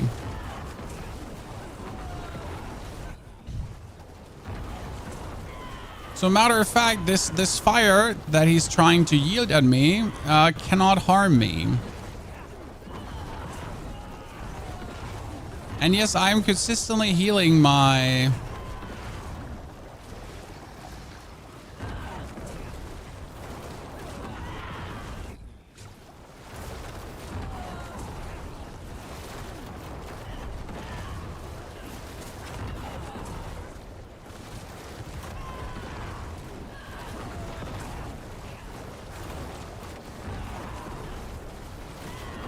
Well, that was a 3.5 billion, chat. But it's hard to see any high numbers here, like, right? I don't know how much damage we're dealing at times. I have absolutely no clue, as everything is like a little bit clustered.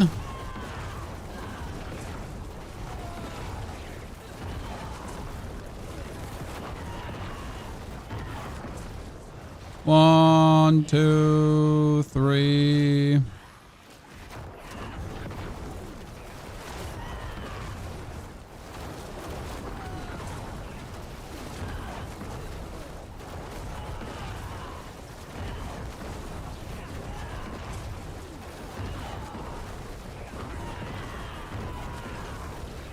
See, my bone prison just ate every single attack.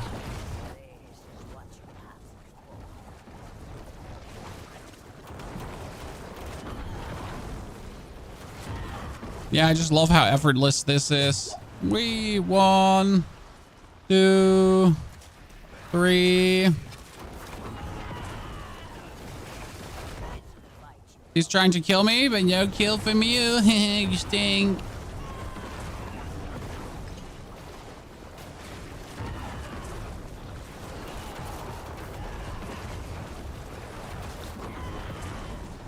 And again, completely eaten by the bone prison. Like, see, I don't believe everyone can play this one really well. Absolutely no chance, nerd. Okay, but we only had like, what, 4 minutes left, so we are definitely needing to improve our stuff right now to go further. There's no way.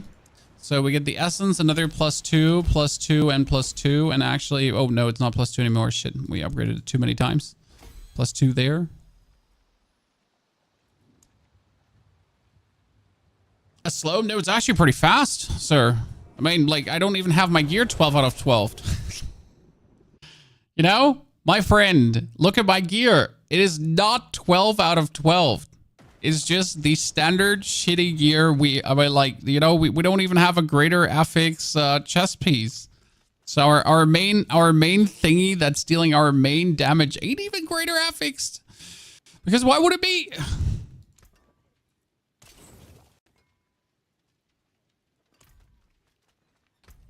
And we're missing core skills in our gloves. We're missing core skills in our gloves. Core skills in our gloves are missing. Have I said that core skills in our gloves are missing, chat? We're missing core skills on our gloves. I repeat, core skills on our gloves. Hey, listen. You might not be aware of the severity of the situation, but it's core skills on our gloves. Oh, you play Experiment with shitty gear? You see, like, sir, come on. You really just compared your Spiritborn to me? To me? You know what we should do? We should do Undercity Ancestral runs to try to get the gloves. What do you think, Chad? Are you selling Midnight Suns at Diablo trade? No, I have not put anything on Diablo trade. I'm really sorry.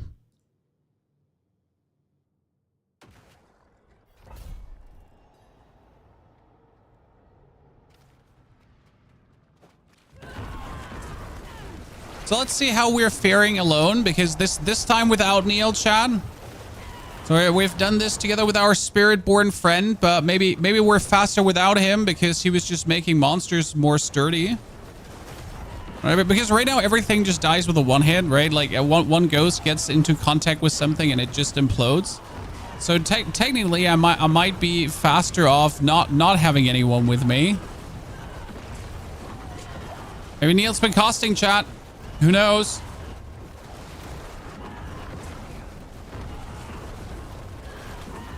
Because everything just like, you know, everything just dies.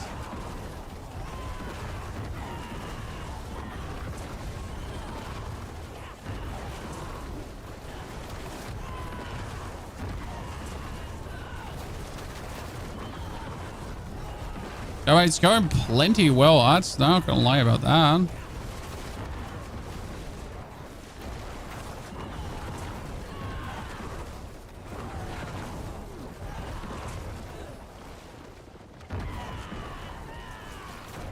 Boom.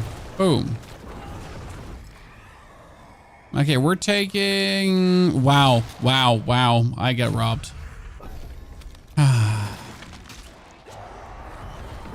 Do you recommend playing hardcore? Do you do it? No, I don't play hardcore, nor do I recommend it. I mean, it is everyone's personal decision to play hardcore or not. It is a game mode that is in the game, but I just simply don't see where hardcore makes the game, in fact, more hardcore. Because you just play more scared and don't do the things you would do in softcore, and then you just don't die. You know? I mean, with this build, I am hard-pressed to, for example, die. With Necromancer in general, if I play in a certain way, I am hard-pressed to die. Obviously, it's always easy to say that as someone who doesn't play hardcore. I have tried hardcore, and I personally just didn't like it. Because I just did the same things I did on softcore. I just did them safer. Like, for example, in softcore, I do the capstone dungeon, the old capstone dungeon, extremely early. Then on hardcore, I did it just a bit later. Didn't make it harder, just made me slower, you know?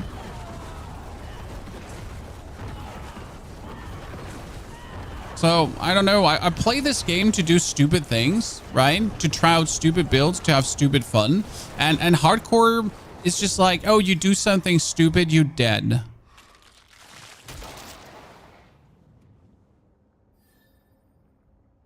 That's why I like, you know, playing softcore, because I can just do all my stupid things without worry. I mean, I'm not playing ARPGs to like really use my brain that much. I mean, I use my brain to make the builds, right? But when I'm doing this Infernal Horde here, I don't want to think. I mean, like, if I want to think, I'll play Hearthstone, right? If I want to think, I'm trying to seduce your mom. But I am not going to super activate my brain to, you know, play a session of Diablo.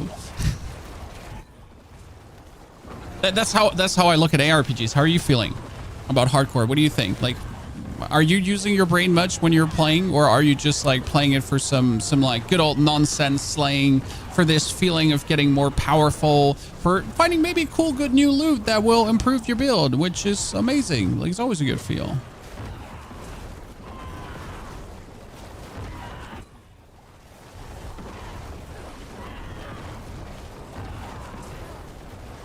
Our Shadow builds for Necro. Shadow Bloodwave is working very well. So it's like a Bloodwave build, but with Shadow, and that does good. The Burning Hellborn, the Summoned Hellborn, yep. So Shadow builds are doing well. And there's also a Sever build where you can essentially use Sever to overpower within. So overpower Sever is possible for billions of damage. Problem is it's rather clunky to play, which is then annoying because, like, yeah.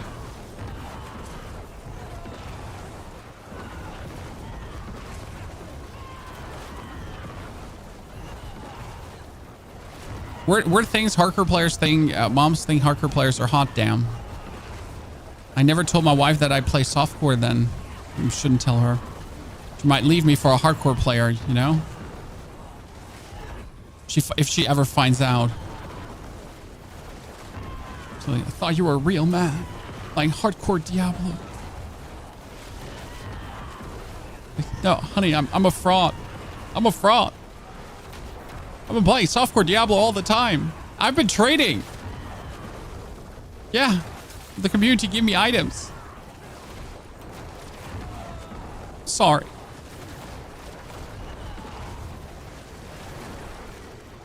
I'm a softie. Yeah. I'm a softie. Oh, this is some of the most annoying, like, what the helleries, chat. Wow. I mean, at least we got one Hellborn, so I guess we can be happy about this, but Jesus.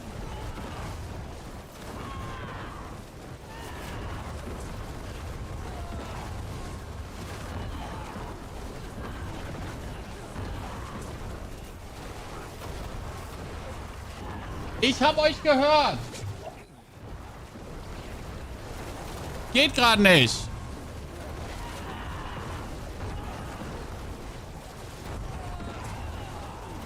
Family yelling their souls out. They all have feet. They all could come down.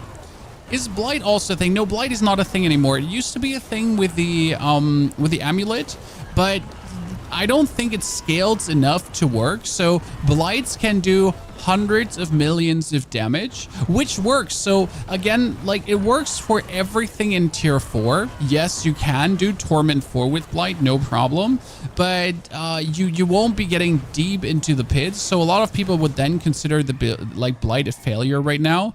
It's also that damage over time just doesn't feel good right now, because damage over time is in a weird position where every damage over time build doesn't scale damage over time. Huh, surprise, right? So you end up playing damage over time builds, but the only thing you're actually scaling right now is you're then scaling crit in your damage over time build, which is really weird, correct? But yeah. So damage over time is in a very weird situation where also the actual key passive of damage over time wants you to scale with crit, yes. And the key passive for damage over time is not worth it anymore. So think about it for a second. We used to have the key passive called Shadow Blight. And Shadow Blight was worth it because it actually gave us the Shadow Blight damage multiplier. Great. But that Shadow Blight damage multiplier doesn't exist anymore because they nerfed it. Ergo, using Shadow Blight is not an option, which is kind of shitty. So yeah, we're at this unenviable position right now where Shadow just has zero identity. I mean, there's absolutely no identity. Nothing.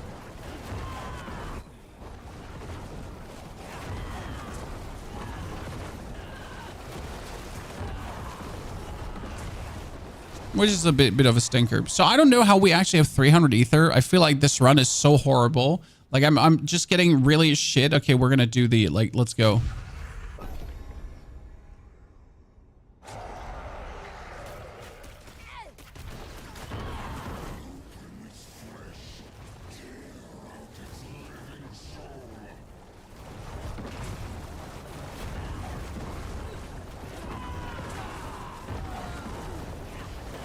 Okay, we killed the Maz. Now let's kill... Oh, wow. He just got 2 billion damage and he died.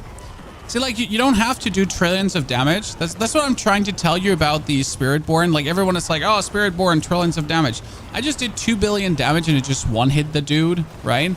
So you don't for no reason will you ever need trillions of damage unless you're trying to do pit 150, right?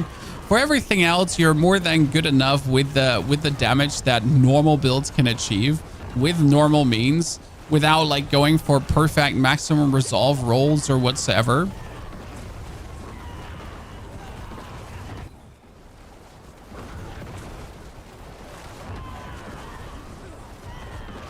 Which I think is good as it is.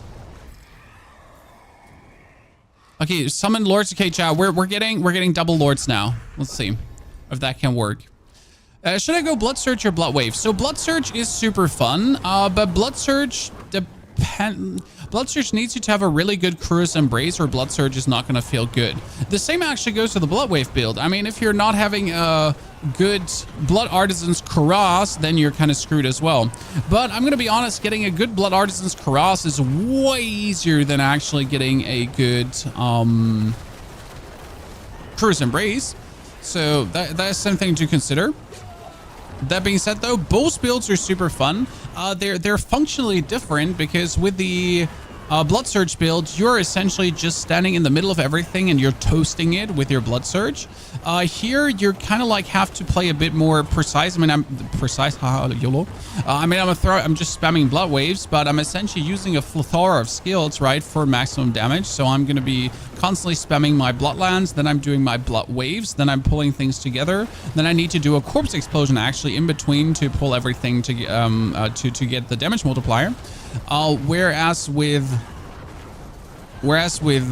Blood Surge, you just have Blood Surge in your skill bar. I mean, let's be fair. With Blood Surge, you have Blood Surge in your skill bar, and that's it. You can put everything else out. So two functional different builds, right? They're both amazing in their own rights. But you're completely aiming for different playstyles there. Oh, that's a mass. Okay, with an etheric mass, just put around the dome straight away. Get him nuked. Yep, he just exploded. This build here is made for hordes. It's made for hordes, the pit, Helltide. I mean, this is a one for all build that does everything. It is insane for bossing. It is insane for like. There's actually no bad content for this build. This is a one-stop shop build that does everything. Actually, Blood Surge is better in hordes because Blood Surge hits the whole room at the same time. So I would functionally say that Blood Surge is actually more potent. And I've been having very good results with it because Blood Surge just holds down the Blood Surge button and just kills everything around you in a circle.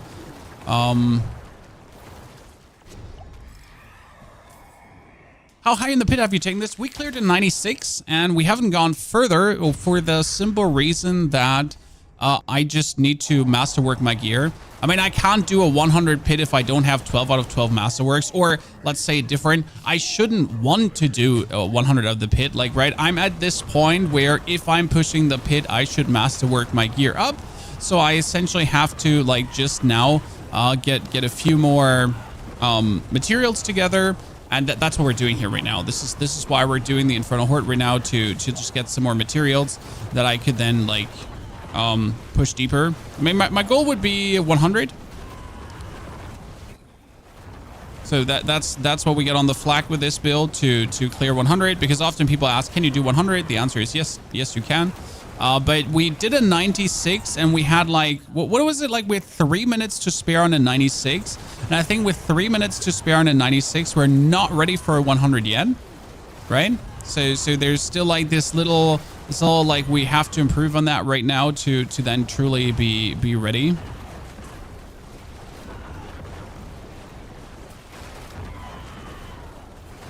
Is there a build guide? Not yet. The build guide will be ready tomorrow with everything attached, with also all the explanations and probably with a budget version as well. Because right now we're playing a very high cost version. Like we're playing the luxury version that's even running Doombringer, even though I don't need Doombringer, but still. 110 is better to increase your chance to get the glyphs to 100. I mean, like, if I can beat 100, then beating 110 is just a question of you actually being like, did you just see what happened to that dude, Chad?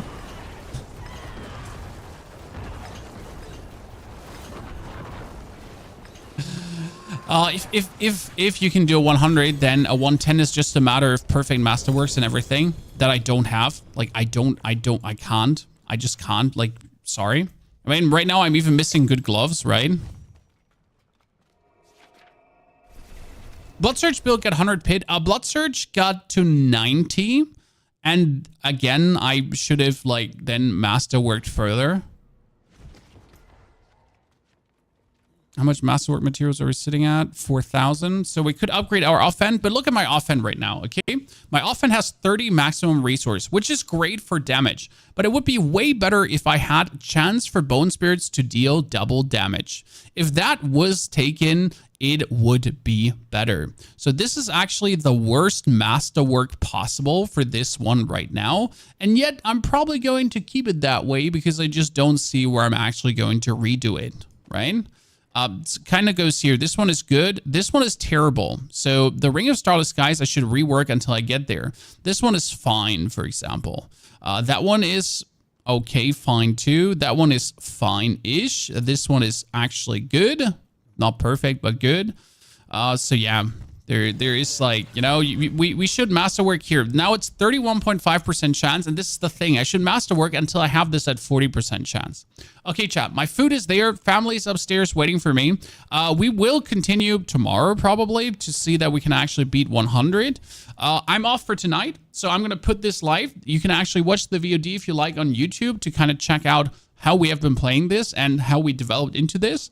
Therefore, have a great good time, evening, night. I'm on the run. I love you all and hope to see you tomorrow again.